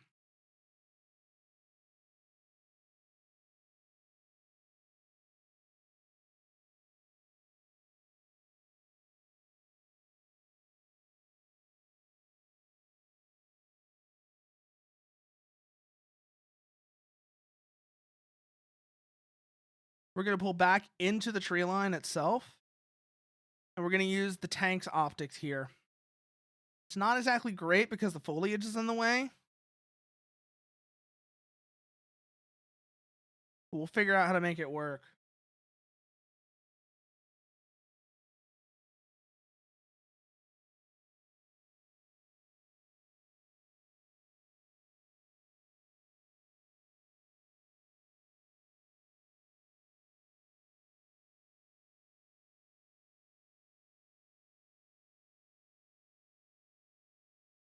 Yep. Right into the side. Yep, that'll do it. 80 millimeters on the side armor of a Jagdtiger, that'll do it. The Jagdpanther's even worse. 40 millimeters on the side. A bazooka will go right through that. I'm looking the wrong way.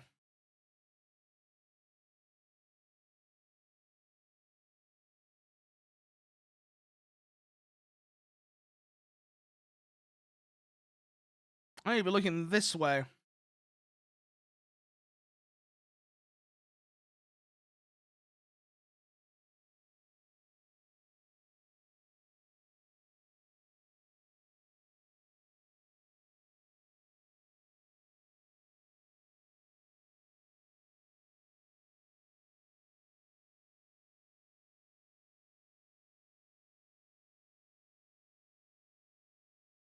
Yep, there's the snow.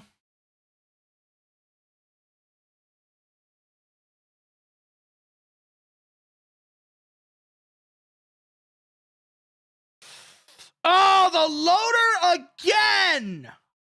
Every time! Oh, I picked the wrong side of the tree line, first of all, so that was my fault. That part was my fault.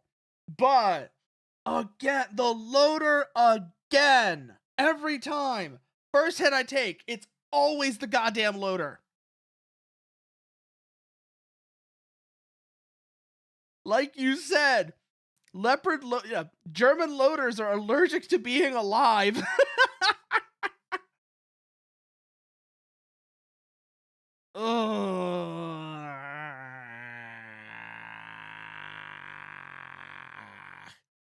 Fuck. Absolutely allergic to being alive. The only explanation right there. They are allergic to being alive to like a comical extent.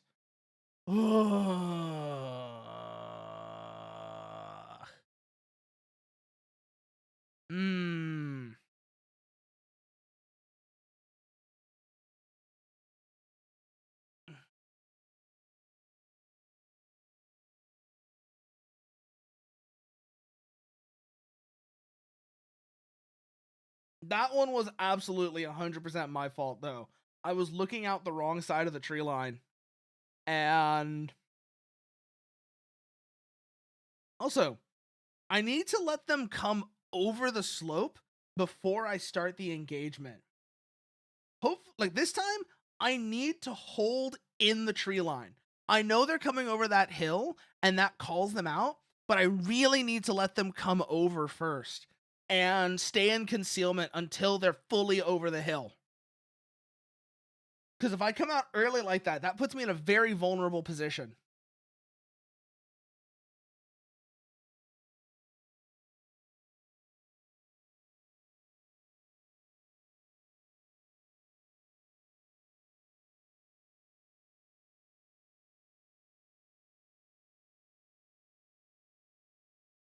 And yeah, no, God. I'm trying to remember what the name of it was. Are you actually speaking of RPGs, Have you seen Have you seen the disposable one that Poland made? It makes the M72 Law look sophisticated, and that's impressive. If you've ever seen an M72 up close, the Polish disposable RPG makes the M72 Law look sophisticated. I forget the exact name of it, but it's a disposable RPG. It's basically a shortened RPG-7. It's a shortened RPG-7 round. They put a handle on it and a folding stock. And the way you operate it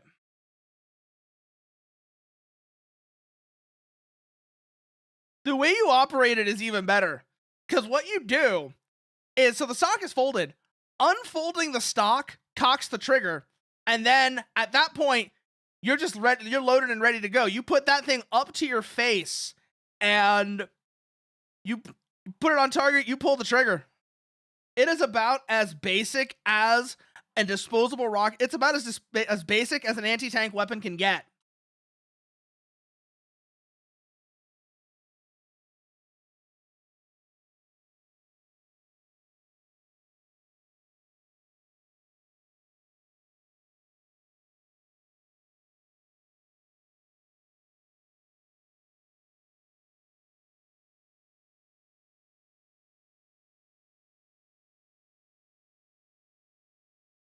Actually, hanging here at the end of the tree line is probably not a bad idea.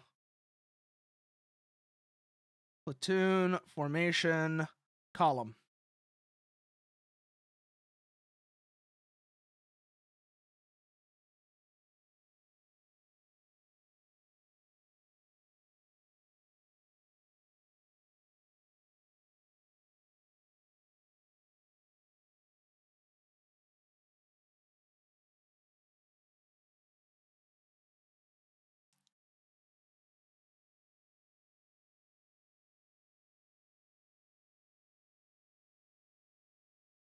I know they're going to be coming from this way.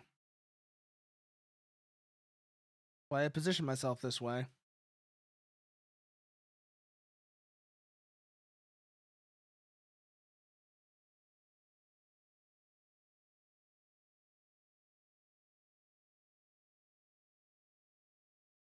Half 3 platoon is falling back.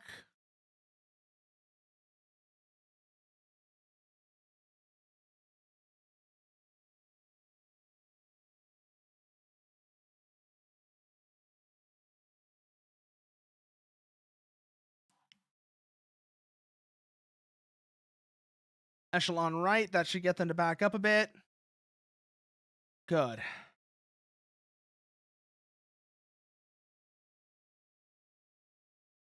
And that puts us in a pretty good position to start the engagement, I think. Turn this way just a little bit.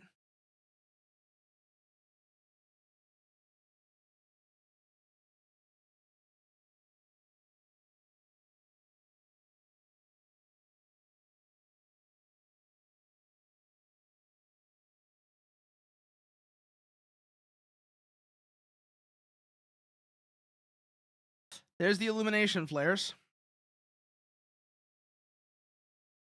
Right on cue.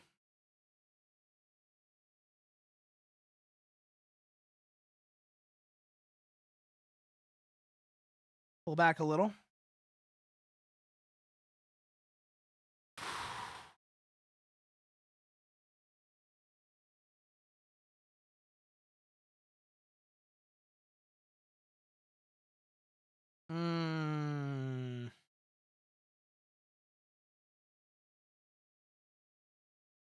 Where are they?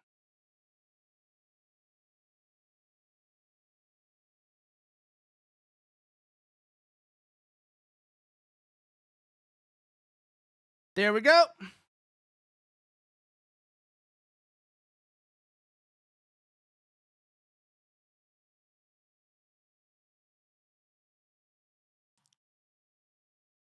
Holy shit, my loader survived!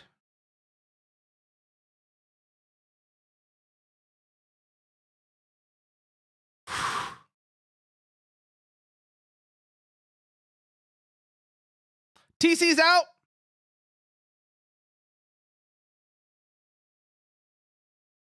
Loader's wounded, but he's still alive. Never mind. Loader's down. Second tank.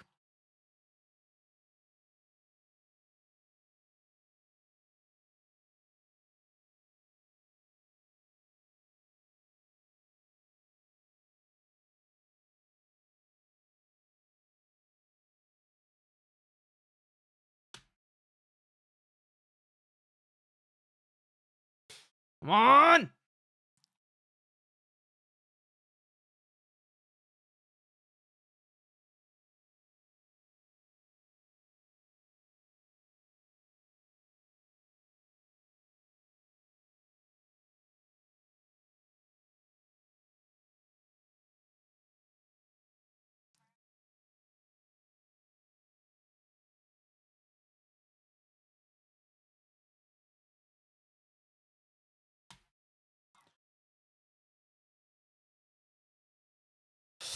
Oh. Oh. Whew. Tanks are coming on the other line. Artillery here.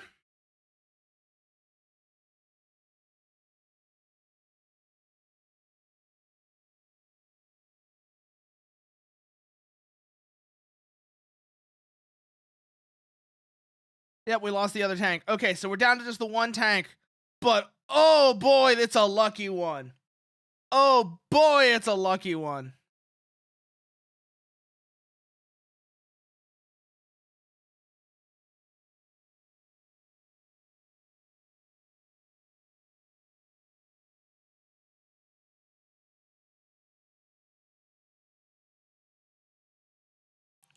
Well, there goes our loader. Come on!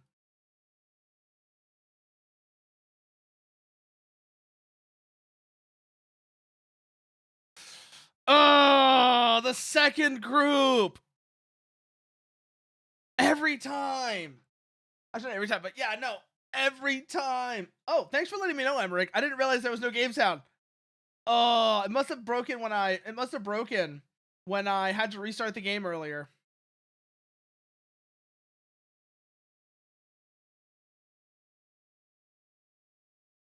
Thanks for letting me know.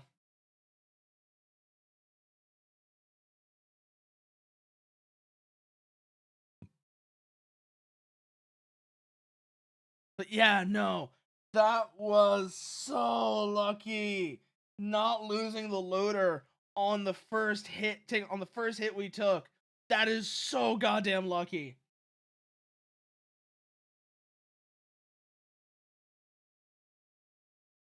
Okay, the game did not crash. Good.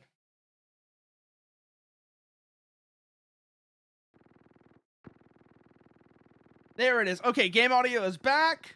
Just waiting on mission to restart now. Oh boy. Oh boy.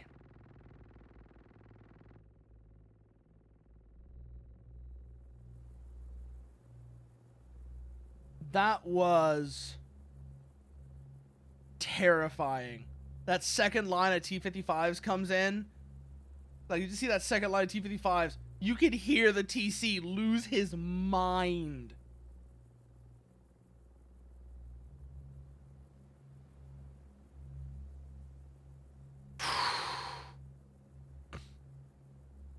But oh man, yeah, no. Leopards at night. This is the way. Leopards at night. This is 100% the way. Again, though, God, imagine if these were the Canadian Leopards.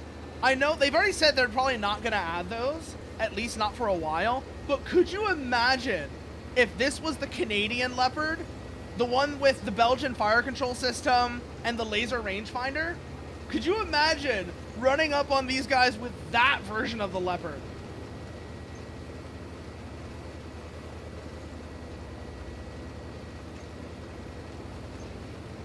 Restock heat.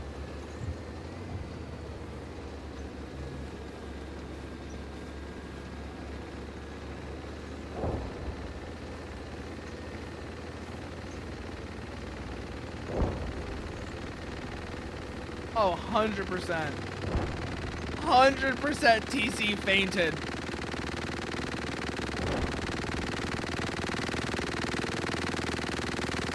Oh boy, more sound bugs.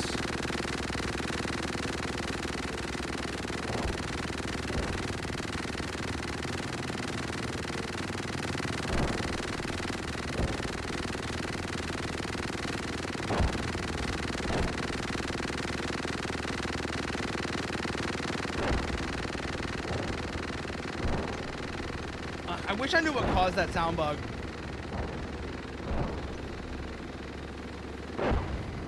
I'm pretty sure Josh and the rest of the dev team knows about that bug, because that's probably one that's been reported a bunch lately.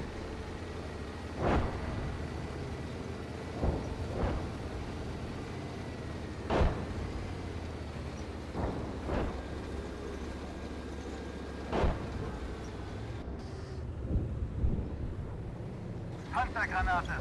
Schützenpanzer. Nach links.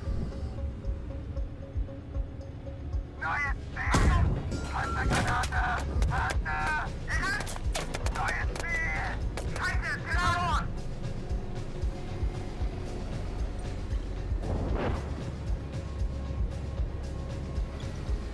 It's all about controlling the engagement.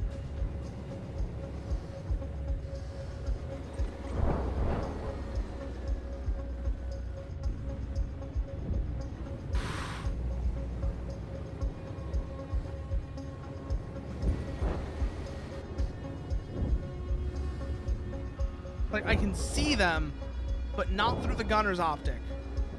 It's kind of annoying.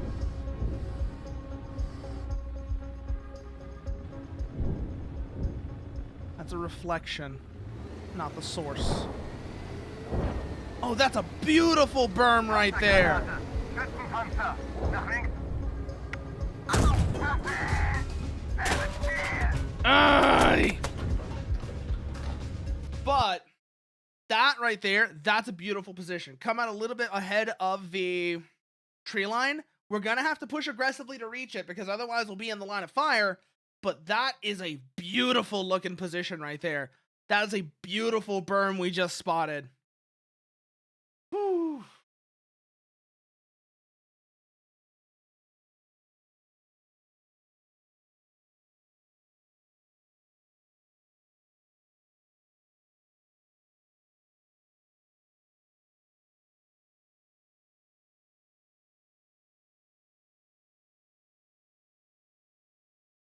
Let's see if we can reach it. Let's see if we can reach it. That's gonna be the real trick here. Can we reach that berm?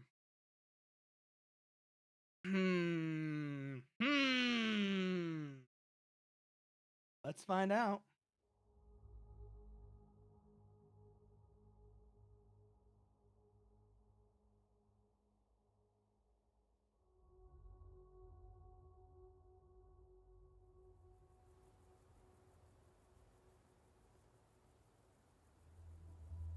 It does. It really does look like a good hold down position. If the terrain is as nice as it looked initially, that is going to be a great position to run on that T-55 group from. I don't know about the second group, but that first group that goes to the right side of the tree line, that is a great position to engage them from. The second group, I'm not so sure about. That might be open to their line of fire, but we're going to find out. We're going to find out. Only way I know how. As always, prioritize heat rounds. We're going to prioritize heat rounds because our engagement range is very favorable to heat. We're at under 500 meters. We're engaging within 500 meters, possibly even within 300. Heat is going to be the play here. We've got a few rounds of Sabo loaded. We're not really going to use them. Unless we get a really, really good long shot, or we need to fire back crossing towards BP Charlie, heat is going to be our preferred ammunition for this engagement. Far and away.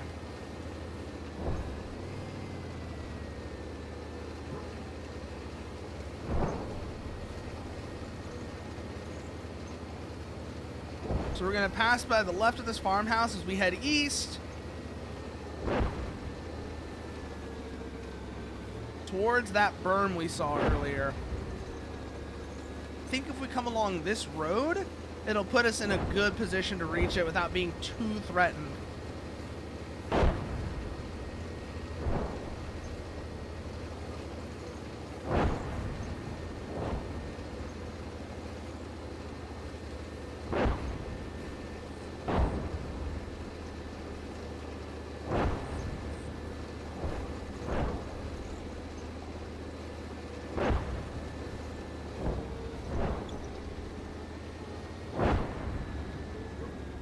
Panzergranate, Schützenpanzer. Achtung! Nach rechts.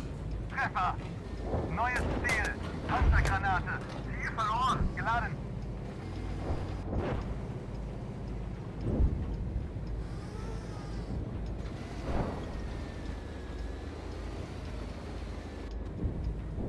Panzergranate. Schützenpanzer. Nach links. Achtung! Treffer. Neue Ziel. Panzergranate. Treffer. Selbes Ziel. Geladen. Achtung! Perfekt.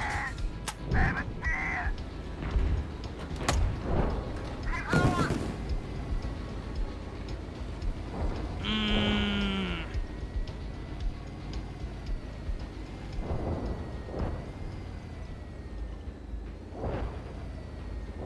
Again, German loaders really don't like being alive.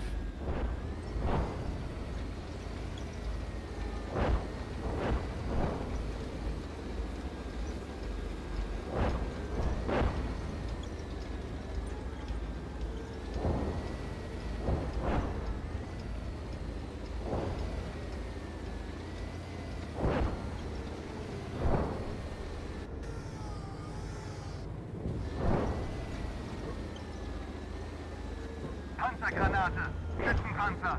Ziel erkannt, Schuss. Achtung! Ziel, selbes Ziel. Ziel verloren. Land.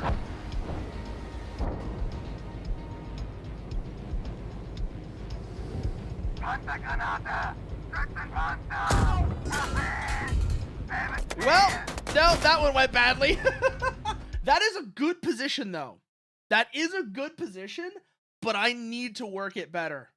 I need to work it better, and it might need some slight adjustments as well. But that is a great position. Run up the road on the left side of the farmhouse. Keep that in mind. I gotta keep that in mind. That position works really well. Maybe don't play it quite so aggressively, because otherwise... Yeah, Hans had too much beer before the... Yeah, Hans had too much beer that morning.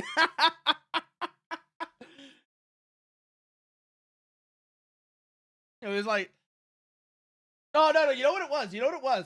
Hans was new to the unit, and so they were hazing him by making him chug a whole... They made him drink a whole keg. That's what it was. That's what it was. Hans was new to the unit, so they were hazing him by making him drink a whole keg.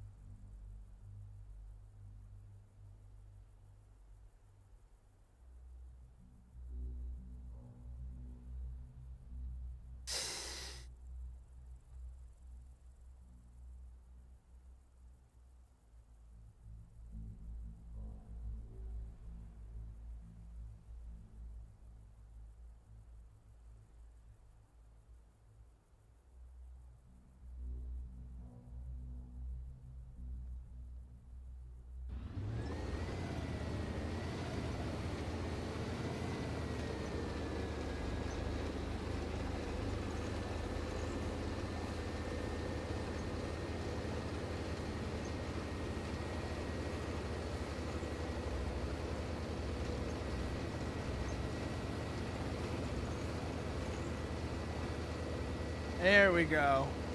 Got our formation set up now.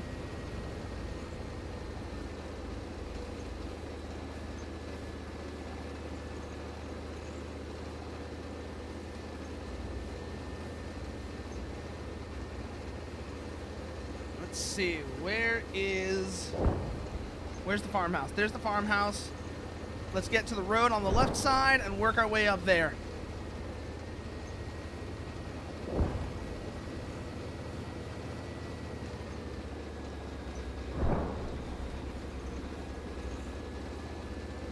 Maybe come a little bit further to the left and use that area right there, maybe. Yeah, that might give us a little bit better axial alignment and just a slightly better protected position. Not entirely sure, but I'm hoping that's the case.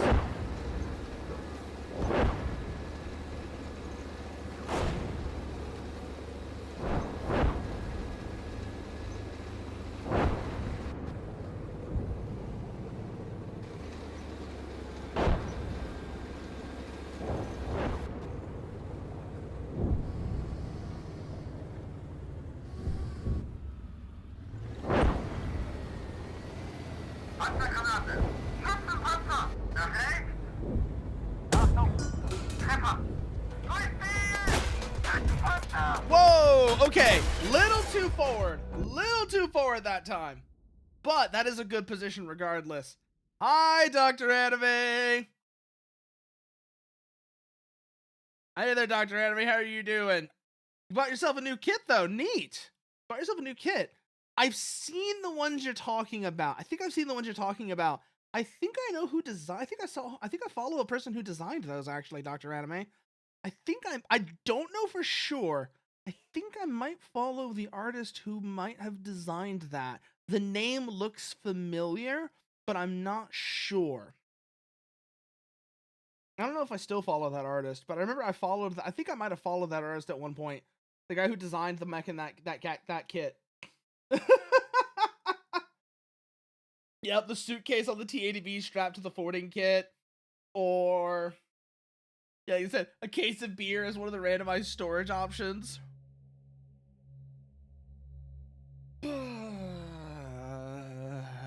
We are getting somewhere, but it is not quick.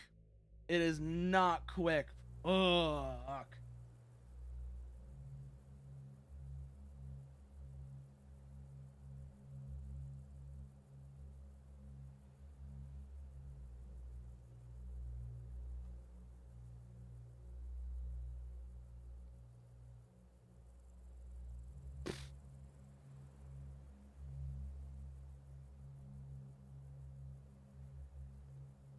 It is not being quick at all, but I think we're getting somewhere, even if it's not going particularly well.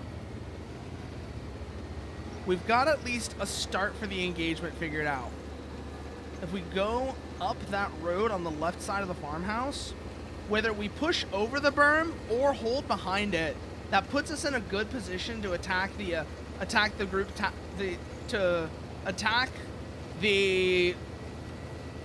Motorschützen. That gives us a good position to attack the Motorschützen from, as well as their supporting armor. I don't know so much about the left side tank group, though. That one might be more of an issue.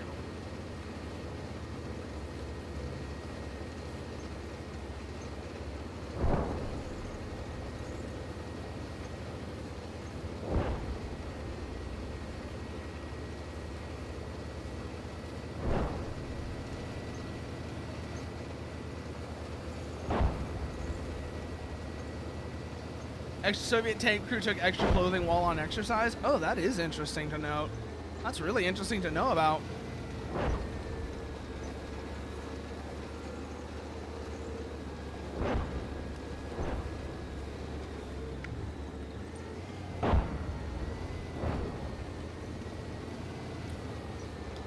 All right, now we're in the correct location. So let's work our way up the hill.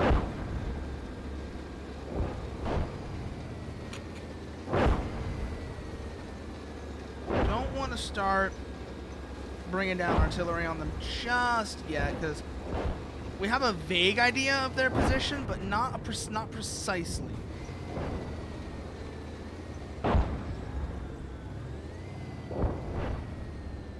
That is an IR searchlight, though.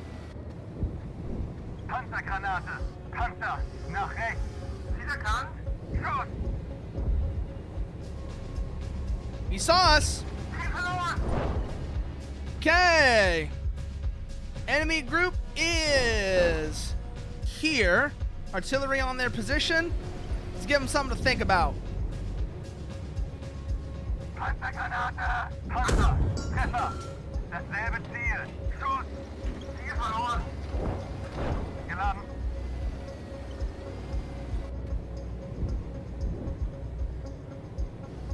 Vorladungsgranate. Panzer. Zu hoch. Dasselbe Ziel. Feinde, Ziel verloren. Geladen. Oh yeah, this berm is working out real well for us. This berm is working out real well for us.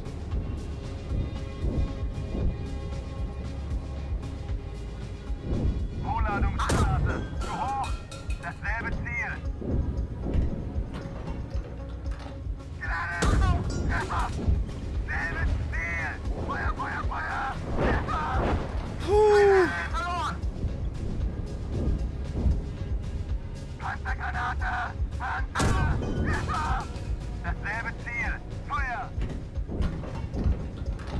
Geladen. Achtung, zu hoch. Das gleiche Ziel. Ziel verloren.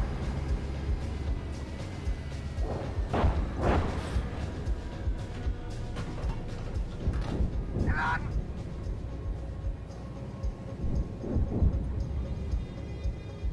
Vorladungsgranate. Panzer. Nach links. Erkannt. Schuss. Achtung. Zu hoch. Selbes Ziel. Ziel verloren.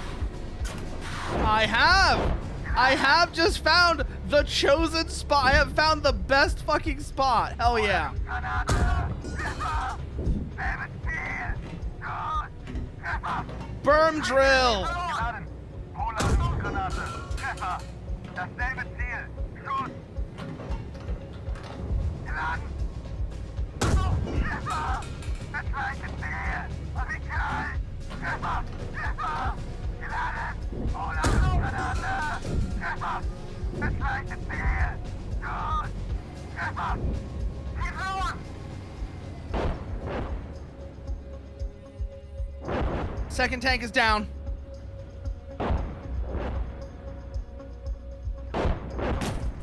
Oh, they're on our left.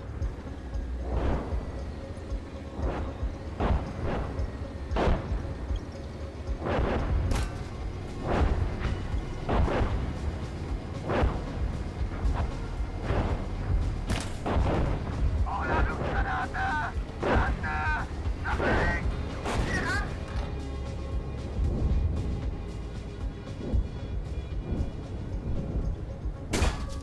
Knew there was a second group here. I knew this position was gonna have some kind of issue with it. It's still a very good position, but I have to remember there's gonna be that second group there. So I can take some initial shots, but then I have to shift my attention to the other angle because we're very open on that side. Maybe even fire off some WP smoke on our rear. That might not be a bad idea. Fire off some WP smoke behind us or off to to our rear left, and that might give us a bit of concealment so we have more time to deal with the first group. Because that is an excellent position. Got some flaws, but it's very good.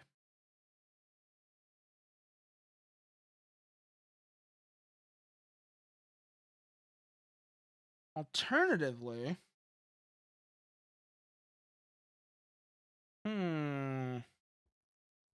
it may actually not be a bad idea to try and run that a bit more aggressively, even though I've been saying it's not a great idea.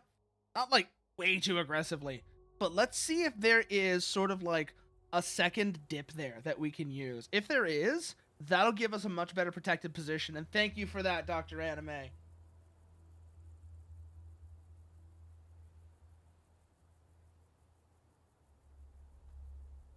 This probably, actually no, not this one, but probably going to be the last run at the top of the, this might actually be, this probably gonna be the last run, but let's see how well we can do this one. Let's see how well we can do this run. It's probably gonna be the last run, but let's see how close we can get. How far along can we get from here?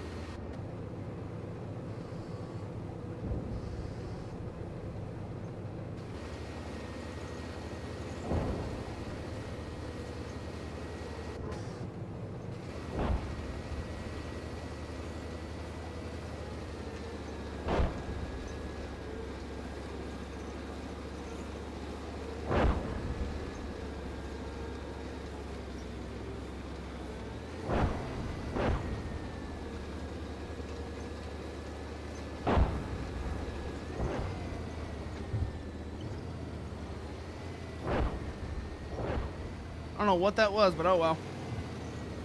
Can't complain about it now.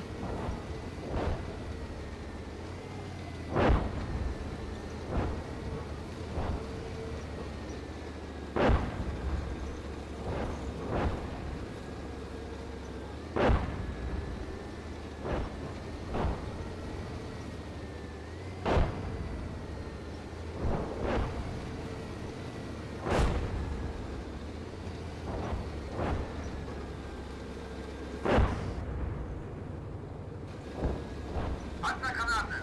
Panzer! Erhält! Feuer! Feuer! And loader's wounded already. Back, back, back, back, back, back. Panzer!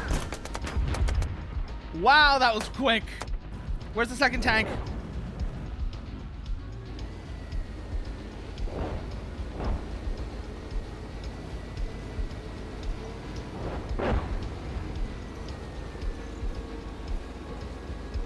Hold on.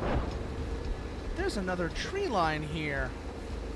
This might be the missing piece of the puzzle. Is this this might be, maybe not the missing piece, but another piece to the puzzle. Is this tree line here? Panzergranate! Panzer! Nach links! Ziel erkannt! Feuer!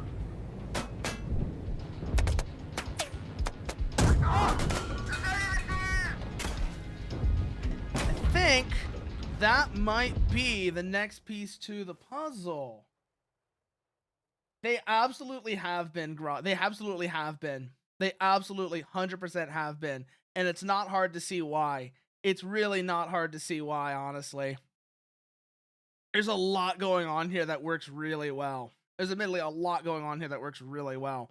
So it's not hard to see why these like late Cold War era, why the late Cold War era in particular has been making a bit of a comeback. Particularly with the reason, like, the way like a lot of people are realizing that the whole end of history from the 1990s was kind of bullshit. It was kind of bullshit. And particularly Europeans starting to recognize that the end of history was a lie. That's definitely a factor in why those sort of Cold War games, like those late Cold War games, have been making a recent comeback. That's probably a big reason why, is Europeans in particular realizing that the end of history was not real. And that has definitely spurred a significant change in the European collective subconscious. Because that's always been something that was popular in the US. That late Cold War era was always something that was fairly popular in the US, because the Reagan era was kind of seen as sort of like a golden age. Or not a golden age, but, you know, sort of a comeback from, you know, a comeback from the trauma of the Vietnam War, right? So that was always popular. That was kind of like a popular thing on this side of the Atlantic. But I think a lot of the resurgence of, like you're saying, like Cold War centric games and Cold War centric media, not even media games, Cold War centric media a lot of that resurgence is being driven by a change in by a change in the European mindset and a return to that war footing, that Cold War footing that Europe was on up until the 90s. Like, for better or worse, like I said, the end of history is gone. The end of history is over, and like it or not, we live in interesting times. We live in very interesting times.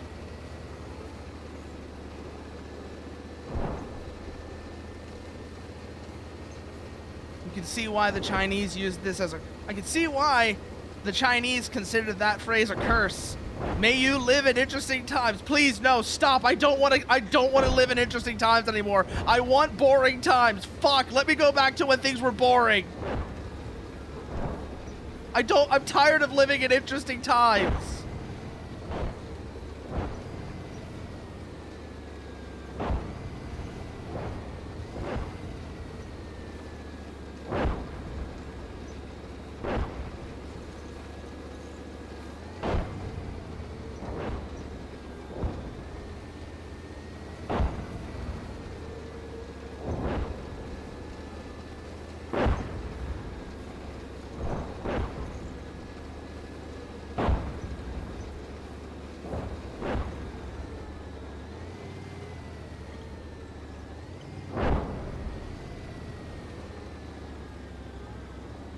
Panzergranate! Panzer! Neues Ziel! Ziel verloren! Panzergranate! Immer! Neues Ziel! Panzergranate! Panzer! Wiedergerannt! Panzer! Dasselbe Ziel! Guns down! Ziel verloren!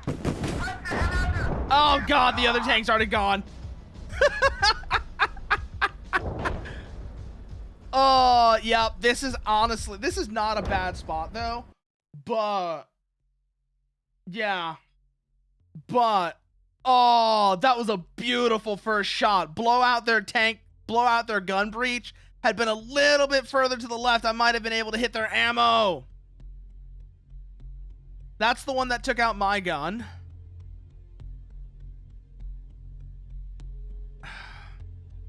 That one was very lucky.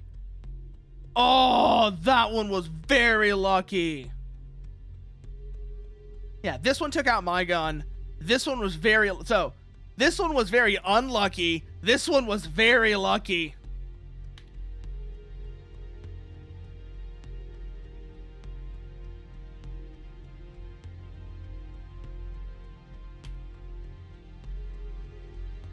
That's the one that took out second tank of the platoon. Shit. Yeah, this one took out the second tank. And like I said, this one, incredibly lucky. Ugh. But, like I said, that's gonna be the last run for tonight. Let's see who's on we can raid into.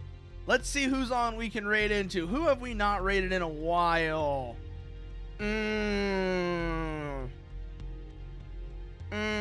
Cubalt is on. Coat is on. Nuna's on. Let's see. Marana's on. Dorney's on.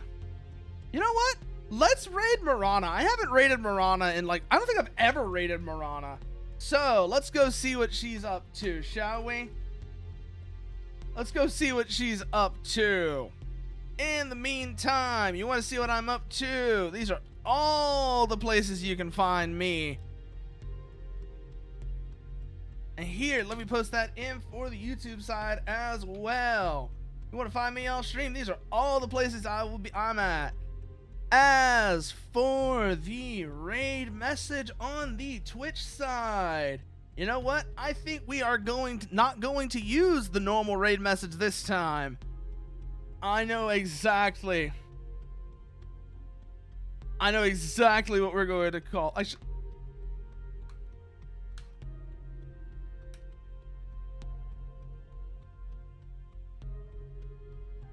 Actually, no, we are gonna use. We are. I was thinking. No, I'm thinking. Let's not be clever about it. Let's not be clever about it because I can't think of anything. But like I said, everybody on the Twitch side, you want to see what? There's the raid message, and I say to everyone here, thank you for joining, and good night.